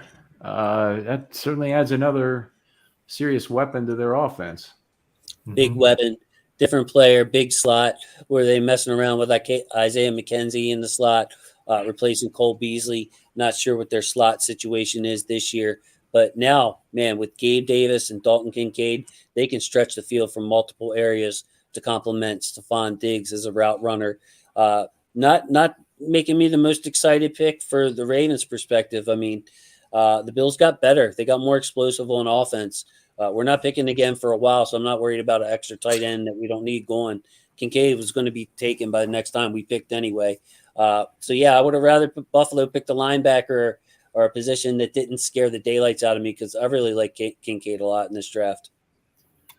John, I'm a hard no on your question. This is exactly, by the way, the point at which the Atlanta Falcons were in the 1999 draft. And they said, we really want to go out and draft somebody, and I forget even who it was, but the Ravens held, I think, the 29th pick in that draft, and the Falcons traded them the number 1 in the fall. No, it was in the second round. They traded they traded their number 1 in the following year for something like an early second round pick. They lost that big time. The Falcons, after making the Super Bowl, had a terrible year, and Jamal Lewis ended up being the player the Ravens got out of it at number 5. I don't think you ever – I don't like spending next year's money. I hate spending next year's draft capital even more. And I really would hate that deal if they made it. It's always worth considering. It's always good to go for a thought exercise like that. Anybody else have a different – want to take the devil's advocate position on that? Not really, because in any draft, the difference between 5 spots even could be huge. So, I mean, yeah, we could pick 30 next year, but we could also pick 24th, and that might, in this draft, for instance, or a worse draft or a better draft could make a big difference. So, yeah, I mean, I agree, though. I think the Ravens, man, on paper, are a really good team. It's just a tough conference, too. I'm not a big fan of giving up first-round picks, man. Anything can happen. They're usually your cornerstone players. So, yeah, not a terrible idea. John said, I said I was crazy. Not too crazy, man, but this isn't the draft for it for me. It really isn't. What if we change the valuation slightly here, and it was trading next year's number 1 for the Cowboys wouldn't do it at number 26, but let's say you get 27 in exchange for next year's number 1. I mean, obviously, now we're really talking in high gambling territory from whoever's trading that pick away. I don't really buy into the 50% devaluation. I maybe look at 20 to 25% devaluation for a deferred pick. Reasonable, Alec? Dan, you say 50% because you normally see a round, right, Dan? Right. It's a huge drop off for a first. And I think teams they have a huge devalue for a year, because as fans, we're around for next year, right? As coaches and GMs, they may not be. So I think there is a very different perspective on waiting a year when your job is dependent on it. So from a lot of teams, right? Not all teams, but a lot of teams. So I think there's a very big difference in how we perceive a year deferral. But I think 50% is how the league does, but I think it's closer to like 10%, 20%, something like that in reality. Great philosophical point there, by the way, both in terms of the valuation and in terms of the willingness to accept deferred gratification, delayed gratification, right? That's the term, the psychological term. You have coach who's on the hot seat. You have general manager. You have a lot of times ownership, because they've got to sell seats and they got to do this. And then oftentimes, and I would not say this is the general Twitter fan base is highly active, highly wants things to change, got to make this move right now. But the large majority, your season ticket holder base is the most patient of all and being willing to wait for the aircraft carrier to turn around, as long as they have confidence in the direction of the ship is changing. I just, a GM and a coach just often cannot afford to wait to do that. Yeah, if you're talking, early second round for a first, I'll do that all day. But that's if there was a player that dropped, that you have a first round pick or valuation on, and you can get the 34th pick or something like that. Sure, let's do it. But I'm not getting a mid second or a late second pick. So.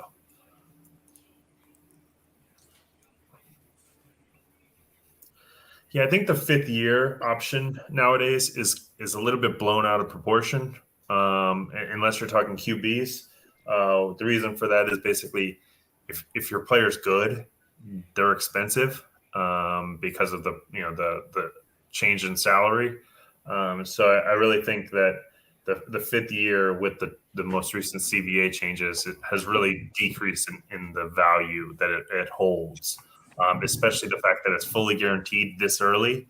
You have to make a decision, like we're seeing with Patrick Queen. So it's a very difficult one.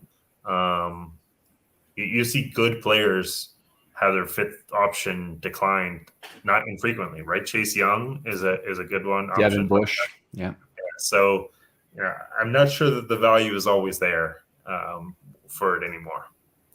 Yeah, I agree. It becomes more of a market value year. You need your draft value has to be recouped in those first 4 years. And Dan, I think you were on when we said this earlier, but it's so much. The NFL CBA has changed to make it so that you have to have more young players, and you even have to be more focused on the draft in terms of getting your value back.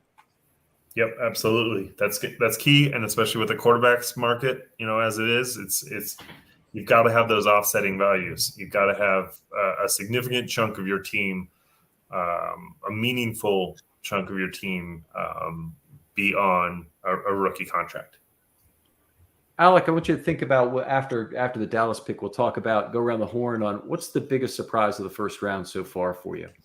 I've got one that I'm kind of shocked by, but we got to pick in here.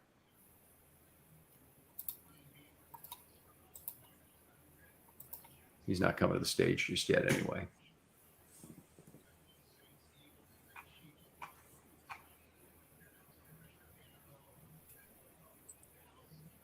Yeah. 5th year option, man, comes into play with quarterbacks, I would say, more than anything else. You got Hendon Hooker.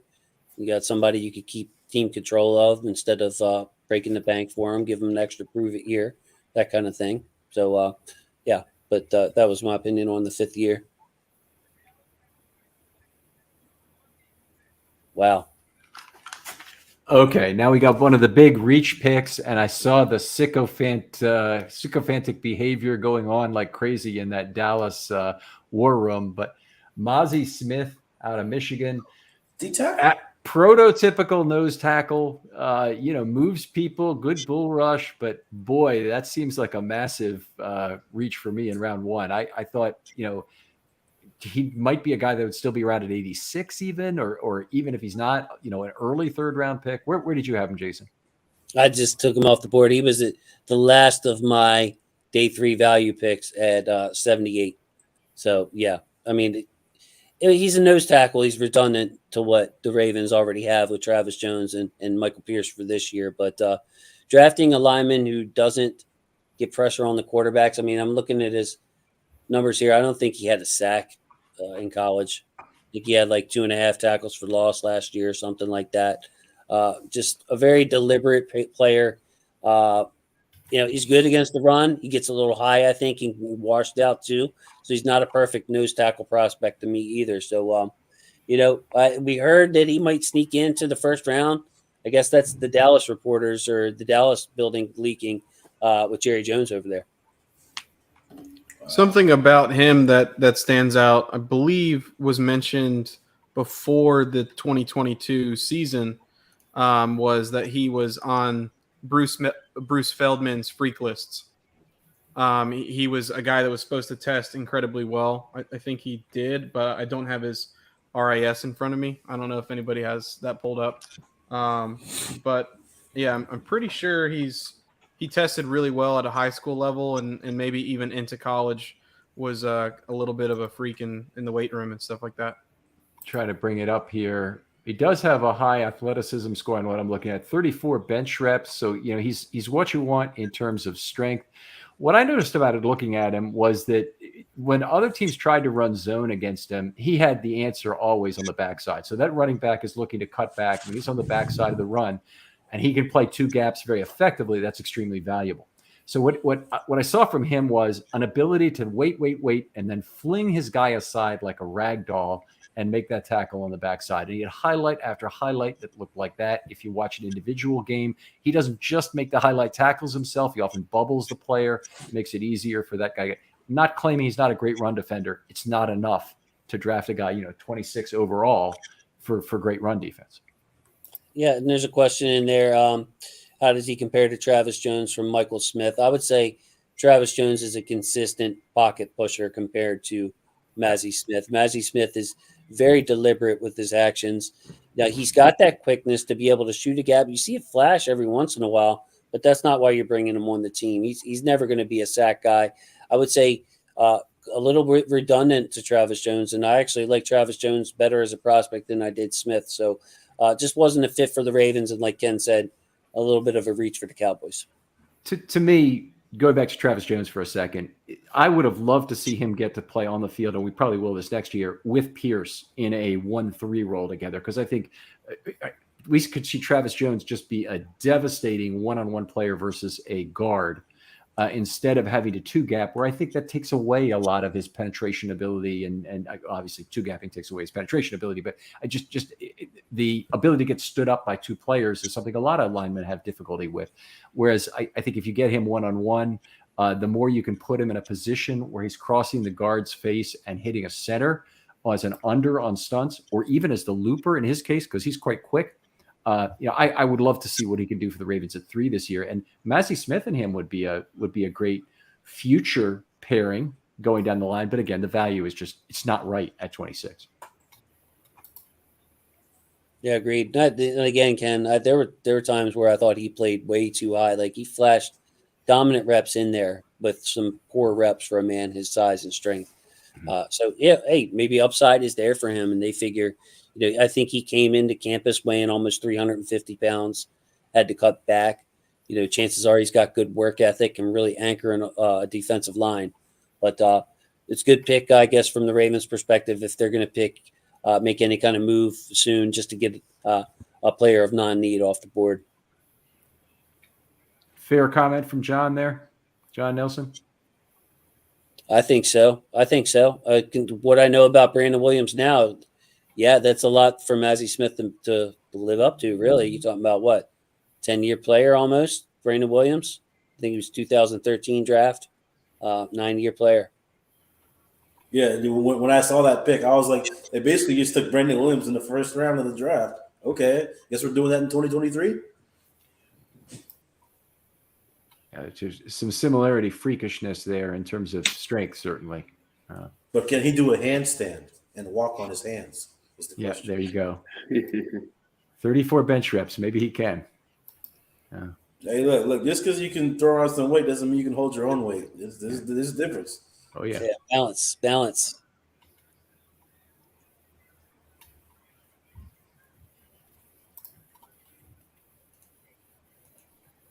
So here we are. Only 31 picks this year. We have 5 more tonight here. Pick 27.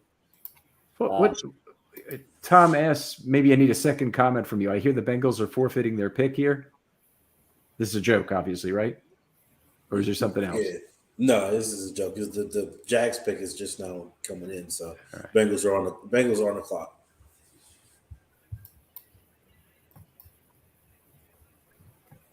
That would be nice. Have to check that Bengals roster out soon. I'm getting excited here. Just getting excited. It's just a big day for the Ravens. Lamar Jackson, Zay Flowers. Now all of a sudden, we have depth at a position that I can't remember the last time we had this kind of depth. It's just beautiful to see. And there's my guy, Ken. Called it earlier. Yeah, there you go. You were pimping him. Anton Harrison of Oklahoma is next off the board at tackle. We had some interesting right tackle prospects that were still possibilities, but Harrison, definitely an interesting prospect. Yeah, high upside for Harrison. He's just got to show it. I think that people had him all over the place in this round, first round, second round, third round. He was more of a second round game player to me. But you're talking about he has experience at right tackle, but his profile is that of a left tackle. Just easy feet, pure pass protector, somebody that you would say, okay, you look at his pass protection and the way he moves, he could play on the blind side and be a guy for us for sure. So Jags, would they have? I can't remember his name at left tackle. They've been hanging on to him for a long time. Cam Robinson. Yeah. All right. Recently suspended. So Yeah, he got suspended today for somewhere between 2 and 8 games, right? Yeah, PED. Yeah. No. So how did you compare Harrison to DeJuan Jones? Harrison I saw as a high bust potential. So I had Jones a little bit ahead of him, even though Jones is your right tackle. Mm-hmm. DeJuan Jones, I think, is an Orlando Brown Jr. type prospect. I mean, his Senior Bowl was dominant. He made Isaiah Foskey look small. It was like if you could not go around DeJuan Jones. That was the thing that stood out to me, guys, is that, okay, here's this huge man, heaviest man in the draft, and you would think you could beat him with speed, but with his length and size, it was impossible to go around him. Your best chance to get home on DeJuan Jones was to fake to the outside, try to burn that edge, and then counter to the left and make sure or counter to the right, make him transfer his weight to the right, to the left, excuse me. But yeah, you're not going to be able to bull him. You're not going to be able to go around him. So I love DeJuan Jones as a right tackle prospect. All right, real quick from you guys, who are you most worried that is the pick for the Bengals right now? Okay, I wouldn't want Smith? them. Brian Branch, maybe. I wouldn't want them to get another good secondary guy. I wouldn't want them to get Ringo either. You put me down for those. Is Porter still on the board? Porter's still down. Yeah, I would say Porter. Yeah, I would see. With Ringo, I would like that. I would like Give you one more. Rush out. Derek Hall. I agree. Porter would be a bigger problem there. Derek Hall would be another one I don't want to see going to them. Yeah, high upside guy with pass rush. They already got Hendrickson, and he would upgrade Hubbard from a pass rush standpoint, I think. Would Nolan Smith even fit them?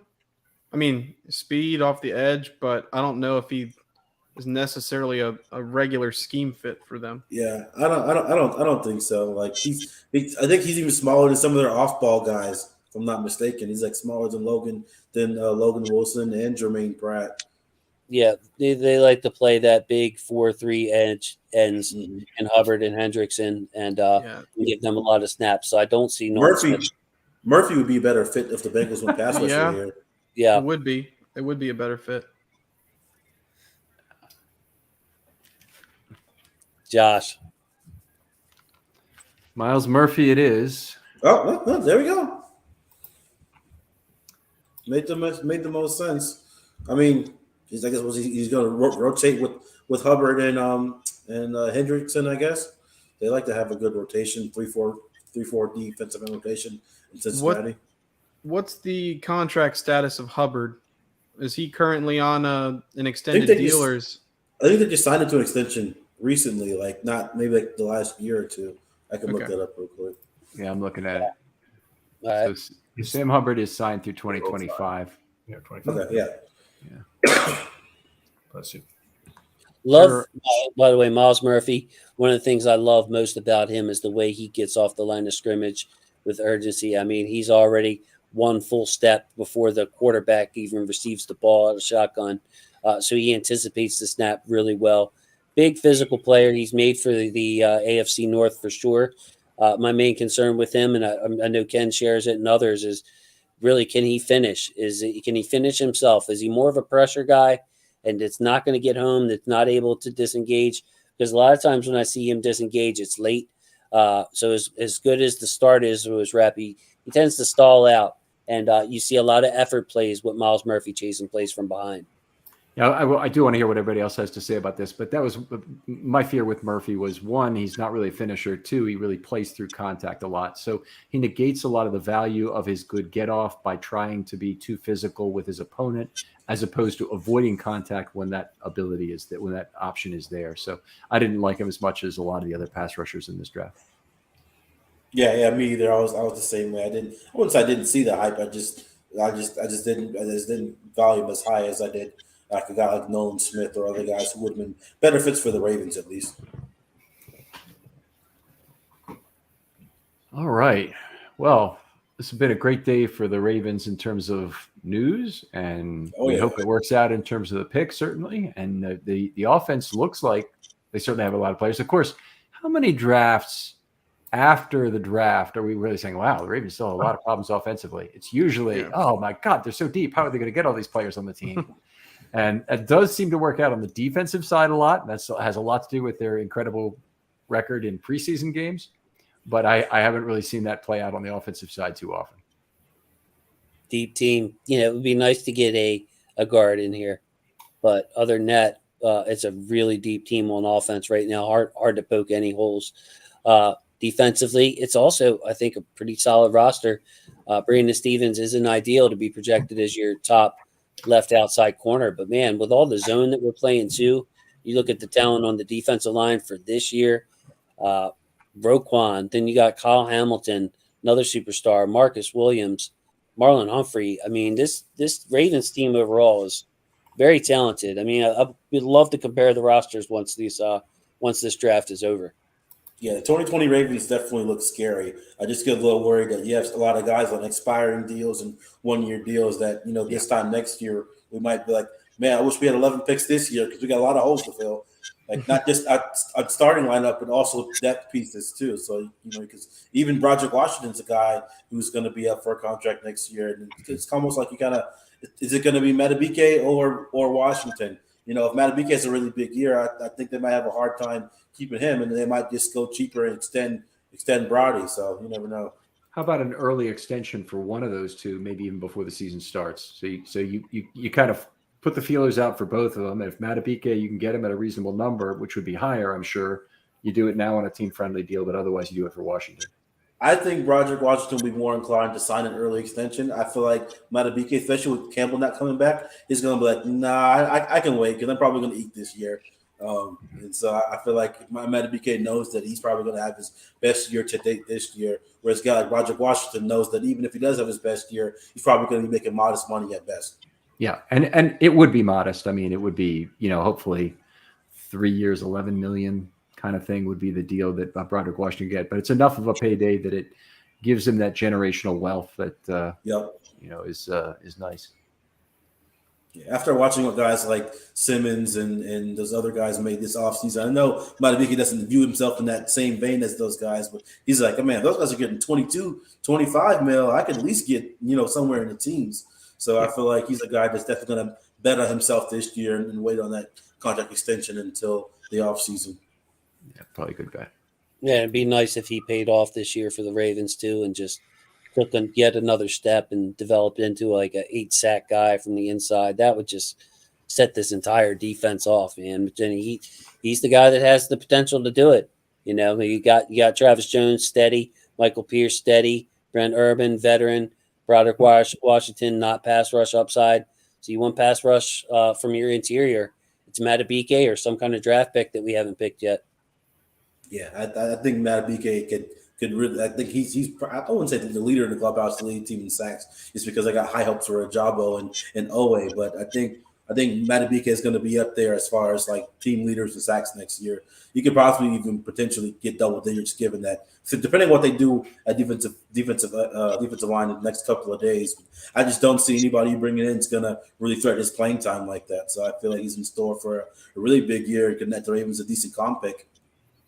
He has to play on the obvious passing downs, and with Campbell gone, his chances certainly increased. He played some of them this last year. I do think the Ravens will look more to the outside linebacker scheme. I think it's kind of their natural way of doing business.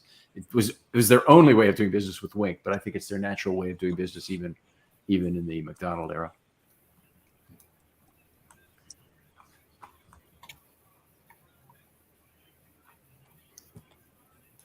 Yeah, good point, John. Okay. I think we know the answer to that question. Nothing. Yep. I think that it was all D-Hop. It was himself doing it. That money was just too much. So I didn't buy it. You know, the 19 million, you'd have to give up such a high pick in order for the Cardinals to take that, to eat that much. So just had a good player come off the board and go to the Saints. Brian Brzee, a monstrous interior defender, uses his size like almost nobody in the class. Exciting interior defensive lineman in a year where there aren't a lot of great ones, Jason. Yeah, Brian Brzee, local kid from Damascus here in Maryland, #1 recruit in the country. Had some problems, had a shoulder injury, had a sickness, ACL. I mean, he's had a lot of stuff happen to him, the death of his sister, his little sister. And yet here he is still getting drafted in the first round. And that's a testament to the sheer talent that he has. Ken mentioned the power. He's also got some quickness. He's also got plenty of pass rush chops. I think he's very advanced in his hand usage for somebody this young. Graduated high school in 2020, and here he is putting spin moves on college left tackles and finishing the play. Just all kinds of just polished and all kinds of upside for Brian Brzee. He would have been somebody I would have been really happy with on the Ravens because of what the discussion we just had about Matabike being the only real pass rush threat on the line. One of the really versatile. I'm sorry. Go ahead. Yeah. I was about to say something similar to you said, Ken. One of the most versed guy that can line up all over the defensive alignment. You know, kind of like he was a guy that I wrote a couple of weeks ago would be an ideal fit to replace Calais Campbell in the Ravens defensive line rotation. Can play inside. You can kick out outside if need be in the pinch, or even on early downs. Guy can set the edge. He can penetrate. I mean, like I said, his hands are just very incredibly violent and active. And I like you were saying. Beyond his years, as far as his refinement and his pass rush game, his health is just the only thing for this guy. And I feel like the stuff he went through in college will kind of stay behind him in college. Like you're not going to have family members, God forbid, die on you like that. And the kind of infection that he got is kind of one of those fluky things. So guys get hurt. But he's a guy that I feel like is going to be a much more impactful pro than he was in college.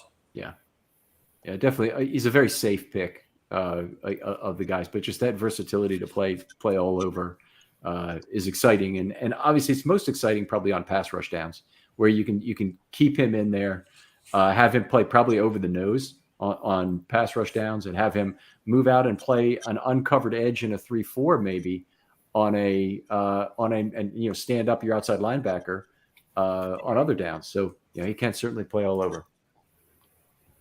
We didn't miss a pick here, right? 30 is the next one. No. Expecting. Okay. I will call it right now. I am surprised. I'm surprised if the Eagles don't take Nolan Smith or Joey Porter Jr. And we know that they have their 2 outside corners for right now. I still think those are clearly the best players available, and I don't want to see either of them make it to the Steelers at the 32nd overall pick, which is the start of the second round this year. It's tight. It's tight. Very tight. It's very tight. You need to hit the exacta right now. Yeah. Yeah, Smith would make a lot of sense for the Steelers. Go ahead, Josh. Yeah, I was going to say Smith makes a lot of sense for the Eagles here too. just because like they love loading up on pass rushers. I mean, we've seen anything with them the past few years. It's like they love like fortifying those trenches, even if because like they don't like what Brandon Graham's only under contract for like one more year for them. They still have Josh Sweat and Hassan Reddick, but they love that just platooning those guys on the edge. That fact, a guy like Nolan Smith, even though he's not the most refined pass rusher at this point, would be a guy that they love those Georgia guys too. I mean, what they got the Kobe Dean. Yeah, they got the Kobe Dean, they got Jordan Davis. They're just the whole 2020 Jalen Carter now. Yeah, Jalen Carter, the whole 2021 Georgia roster. They want the whole national title team right now. I got an answer for you, John, on this question. What's making Joey Porter fall? Size? It's not size. He's the perfect size for an outside corner. It's ball skills. And he does not find the football well. He's got otherwise the boundary corner size you like Gonzalez had, but Gonzalez had ball skills to go with that. And it's not Porter's game. He's much more of a press corner who can outposition a receiver down there. Ike Taylor, Jimmy Smith, a lot of the same thing, but Jimmy Smith probably had better ball skills than Porter will ever get to in the National Football League. So I think that's basically the problem there. That's why I love Forbes over him. Yeah, I agree with you, Ken. This ball production just wasn't like he had like one interception his entire collegiate career or something like that. Just like something real low. Not even a whole lot of PBUs either. So it'd be different if a guy had no picks or a few picks, but a bunch of pass breaks up. But you want to say one says, well, maybe teams just weren't targeting him. Like, no, there were a couple games where teams were kind of getting after him, but at the same time, it's just like I want to see a guy who's going to make a play on the ball, not just wait for the ball to be caught or just hope that somebody doesn't throw it his side. Yeah, you're absolutely right. I mean, he was only targeted 30 times this last year, which is nice. And there's another number that PFF has that has to do with forced incompletions, where the quarterback doesn't really end up targeting receiver, but they throw it out of bounds on his side, and there is some of that going on. But this is really strange with Porter week by week. That first week against Purdue, so that was Caden O'Connell going against him that time. O'Connell going against him, and he was targeted 14 times. The rest of the entire season, he was targeted 16 times. Yeah, totally. A lot of underneath stuff. Charlie Jones will get drafted in this draft. Aiden O'Connell, Charlie Jones. Just a lot of like gimme, drags, quick slants, that kind of thing against Porter. But yeah, teams avoided him like the plague. I mean, I go back to his game against Ohio State when he did match up with Marvin Harrison Jr. That matchup favored Porter a whole lot.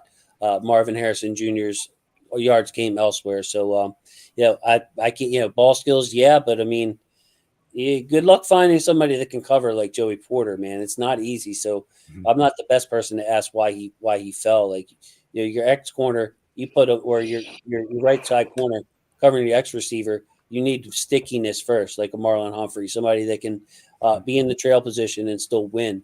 So, I'm surprised Porter still.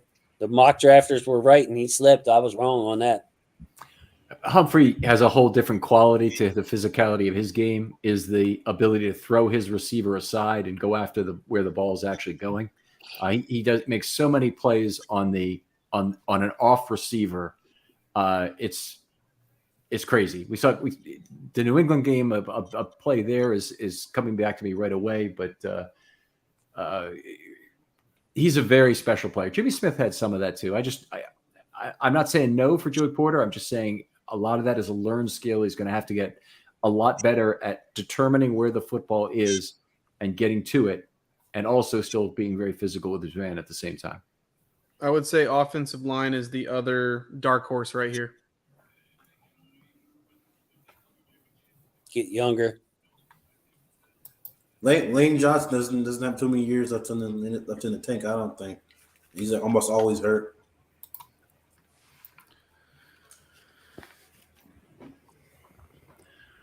We had a nice comment here from somebody saying thanks for doing the stream tonight. Really appreciate it. You guys, outstanding job. Alec staying up in the middle of the night with us. You guys being on top of the trades. Josh, rushing home to do this. Really appreciate it. Jake, appreciate you joining us. And, of course, Jason with the big board and all the analysis you do on the draft. I've really appreciated all the pre-draft process with you in terms of doing that. And tonight, definitely, you're definitely one of the people I look to for significant draft analysis. Appreciate we can simulcast this. Yeah, you can. I want to thank you too for when we were talking about the draft. I'm like, I want to put something on my channel. It's been 2 years. I got to put something on my channel. So for you to work with me with that and still allow me to be with the fellas means a lot, man. Because I love my football family. I love all the people who supported me on YouTube. So to be able to simulcast it on with you on YouTube and still have you do all the legwork, that's awesome, man. Thank you. Appreciate it. This guest group looks like a lot to you, and this is a star panel here. We got the next 2 days. We got an unbelievable number of people rotating through this panel. So we're going to have some of the same people. Dan and Alec, you're both here tomorrow. Josh, you're still here tomorrow. I forget, Jake, if you're here for part of the whole thing tomorrow. Yep. I'll be here for at least part of it tomorrow. Okay. And we'll have additional people. Josh is working on a different panel layout for us that will make it look kind of normal. Then we'll have. Yeah, we'll be able to put all 10 people on here tomorrow. Similar layout, we'll make it work. All right, very good. Smaller Ken's face is, the better. The smaller his face is, yeah. Yes. Hey, I know from broadcasting school I had the face made for radio back then, so you don't have to tell me. Me too. I had a face for radio, but a voice for print. So that didn't work out very well. Nolan Smith gets taken by the Eagles at number 30. Man, the Eagles, man. It would be nice if we had some of the dogs that they consistently get, but it is what it is. That's your new favorite team, Jake. No, I can't ever take away the purple and black that I bleed, but it's tough. It's tough, man. They are just loaded up on some Georgia Bulldogs. Howie seems to know what he's doing though. Unless Casey trades out, Will Levis is gonna be one of pull a Geno Smith, have to be one of those guys that got to come back the second day with this pre-draft outfit already wasted. Huh. Don't they do that much deeper into the draft now? So they get some second and third round guys to provide some cover for those first round guys who drop out. Yeah, but I remember Geno only brought one fancy suit, and so when he had to come back the next day, he was wearing a sweater vest and some nonchalant, not even business casual clothes, because that's all he brought. He thought he was going to go on day one. Nice. Now, see, that's the kind of analysis we need in this room. Mr. Josh Feed bringing it to us. Yeah. If we had, we have lots of people who would be good at that. Haven't there been some famous people who've showed up in a tracksuit to be drafted, or is that only working from home that they've done the tracksuit thing? Not that I can recall. I know Zeke had that half belly shirt thing that one year. That's a good one. Best outfit of all time, maybe Ray Lewis. See that picture every year now. Yeah. Ray Lewis and his mom, right? All right, we're done in about 4 hours here. This is a long first round for us tonight. Longer than most. Maybe not quite the record, but pretty close. And I think an exciting first round, guys. Let's go around the table now. We got one pick left. Kansas City might trade it. What's your big surprise so far? For me, okay, Josh. Okay. Go Josh. For me, it's got to be Detroit, man. I mean, not particularly the players that they got, but where they picked them. You had all this amazing draft capital, and you're moving back and wheeling and dealing, and to take those players where you did. It's just it's a complete boggling of an understanding of positional value and where you should take guys, and you basically just push better players down the board for other teams to take, which benefited the Ravens. They got Zay Flowers, and they had a pick of a litter of several talented players. But for the team like Detroit, who I'm right with you, Alec, man. I was a huge fan of them coming into this, and thinking they had the pick of the world, as far as not pick of the world, but a great haul, and they could do so many great things. And I'm not poo-pooing on Jack Campbell or Jahmyr Gibbs, just where they took them. It's man, you could have traded back and still got those guys. So I thought they had a third pick, or maybe it was 34 is their selection now. Correct me, Dan. Where is their next selection? The Detroit's next selection. Let me get that right.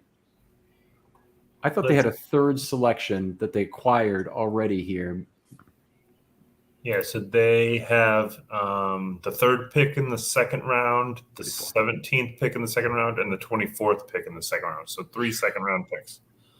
Okay, 34, 48, and 55 are still there. So, okay. So- 34 was Arizona's pick. That's To be what I meant. fair, it's fun to say that, but then they don't have anything till the 5th round, so there is some. So I don't dislike that part of it. I think that having all those picks in the second round, the corners are deep, the wide receivers are deep in that part of the draft. No star talent, nice second. So in that part of it, man, they can fill out a roster pretty nice. Yeah, it's more valuable to have more picks in that range than it is to have even in the 3rd and 4th. So, I mean, I wouldn't be mad at all if the Ravens had multiple second-round picks and no picks until the 5th round. Like, I'm not poo-pooing on 3rd or 4th rounders, but those guys are usually shots in the dark sometimes unless somebody really falls down the board. yep, I wouldn't mind if the Ravens had 1 second rounder. So Right? Like that. Give me one, let alone 3. Mazi Smith, though, despite all the talk of him sneaking into the first round, that's my biggest surprise. And the Cowboys just being so happy about it, too. Like, we can't believe we got him. Like, what? I mean, were they really battling other teams for him? Wow. Like, that legitimately surprises me that a 2-down run-stuffing defensive tackle is going that high and being that celebrated and being that apparently fought over. Like, if the Cowboys were happy they got him, didn't seem like, yeah, we know he's going to be here. Let's turn it in. Nice handshake. They looked excited. I gotta agree. It's either him or Gibbs is the weird pick of the first round in terms of just being a complete reach. It's really hard for me to pick one of those because I could have seen Jahmyr Gibbs going towards the end of the second round. And Mazi Smith, I might have thought even that was a reach. But of course, he did go a little bit lower. And Gibbs went all the way up at number 12, right? Or number 12, right? 12. That's just such an absurd overreach. A second running back goes at number 12. It's just. Yeah, I would agree with you guys. Detroit, with some of the picks they made, and also Mazi Smith. Depending on what happens with the Chiefs here, another potential surprise would be that Joey Porter, didn't go in the first round, and we're about to find out. Yeah, I have some personal interest in that because if Porter's picked, all my green guys go. If they don't, Joey Porter in the dark green is sitting there, and that's going to hurt me. That's going to hurt me. But I'm hoping for it because I don't want to see the Chiefs get him. Or I don't. Yeah, it's a tough situation. Yeah. If the Steelers get Joey Porter, man, yeah, they get to have their cake and eat it too. Right, you get your left tackle, and you get the freaking Joey Porter's son. I mean, they probably I don't know. As much as they like Kevin Colbert, their former GM, they probably build this new guy a statue if he was able to pull that off, turn Chase Claypool into Joey Porter. And also tomorrow, guys, and for the rest of the draft, the wide receiver room is now filled for the Ravens. So when you look at the big board, the wide receivers that were pushed up before, you can slide them down a few spots. If I have a receiver and then a couple of corners next to him, or a safety behind him, or a guard behind him for sure. You can scoot that guard up and use common sense and be like, this wide receiver room looks pretty full right now with the top 4 spots set, it looks like. And then, Tylan Wallace, I expect to be on this team for special teams too. Where does that leave Duvernay? Is he really the returner? Are we really carrying 6 receivers with no competition? Wild times in Baltimore. Yep, absolutely. I see how you've got a personal stake in this. With obviously, I'm not going to the Steelers is important. Folks out there, the pick is in right now. I'm going to ask you all to like and subscribe both channels, if you would, both to Film Study Ravens and also to Huddle It Up Films. And give us some love here. Your comments, I think, do us some good with the formula, so that's always nice. But be nice if you guys subscribe. You'll get a notification tomorrow when the stream is about to start, and we'll hopefully see many of you back here with this, frankly, great running commentary that I have thoroughly enjoyed throughout this draft. Yes, and for my guys, my stream might be on a little later than Ken's. I got to get Ken's. We got to get Ken set up first. Then I could go in. Now I know how to do it. I have to hit a button on Ken's stream it to mine. So we'll get that started. It'll be on my channel tomorrow. Ken, of course, Film Study Ravens on YouTube, Ken. It's Film Study Ravens. I'm just Film Study on Twitter. On YouTube, on Film Study Ravens on Twitter. Okay, yep. So find me, find Ken. I'm sure you'd be able to find us. His links are on the videos on my channel as well. So yeah, big ups to Ken and crew. And of course, I love Alec, man. Love Jake. First time meeting Josh. Met Dan plenty of times. He's been just a great crew, man. It's been awesome. Let me give everybody a little love and contacts here. We have Alec Poulianis at One Winning Pod on Twitter. Give his pod a chance too. He's got some good people to talk football. It's a good podcast worth a listen. At DP Reese 8. That's Dan Reese. He's my partner on By the Numbers. Hope you're going to be back for another season, Dan. We haven't really got that nailed down yet, but I would love to do it with you again if you get the time. Josh Reed is at Josh Reed 907. That's the 907 area code from Alaska, but he's on very frequently during the off season on all sorts of shows with me.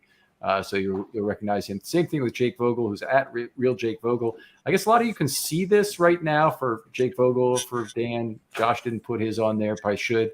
But good sites, good reading. Josh, you're on Heavy. Yeah, Heavy on Ravens. Yep. Heavy on Ravens. And Jake, where do you write when you do? I'm not currently writing anywhere.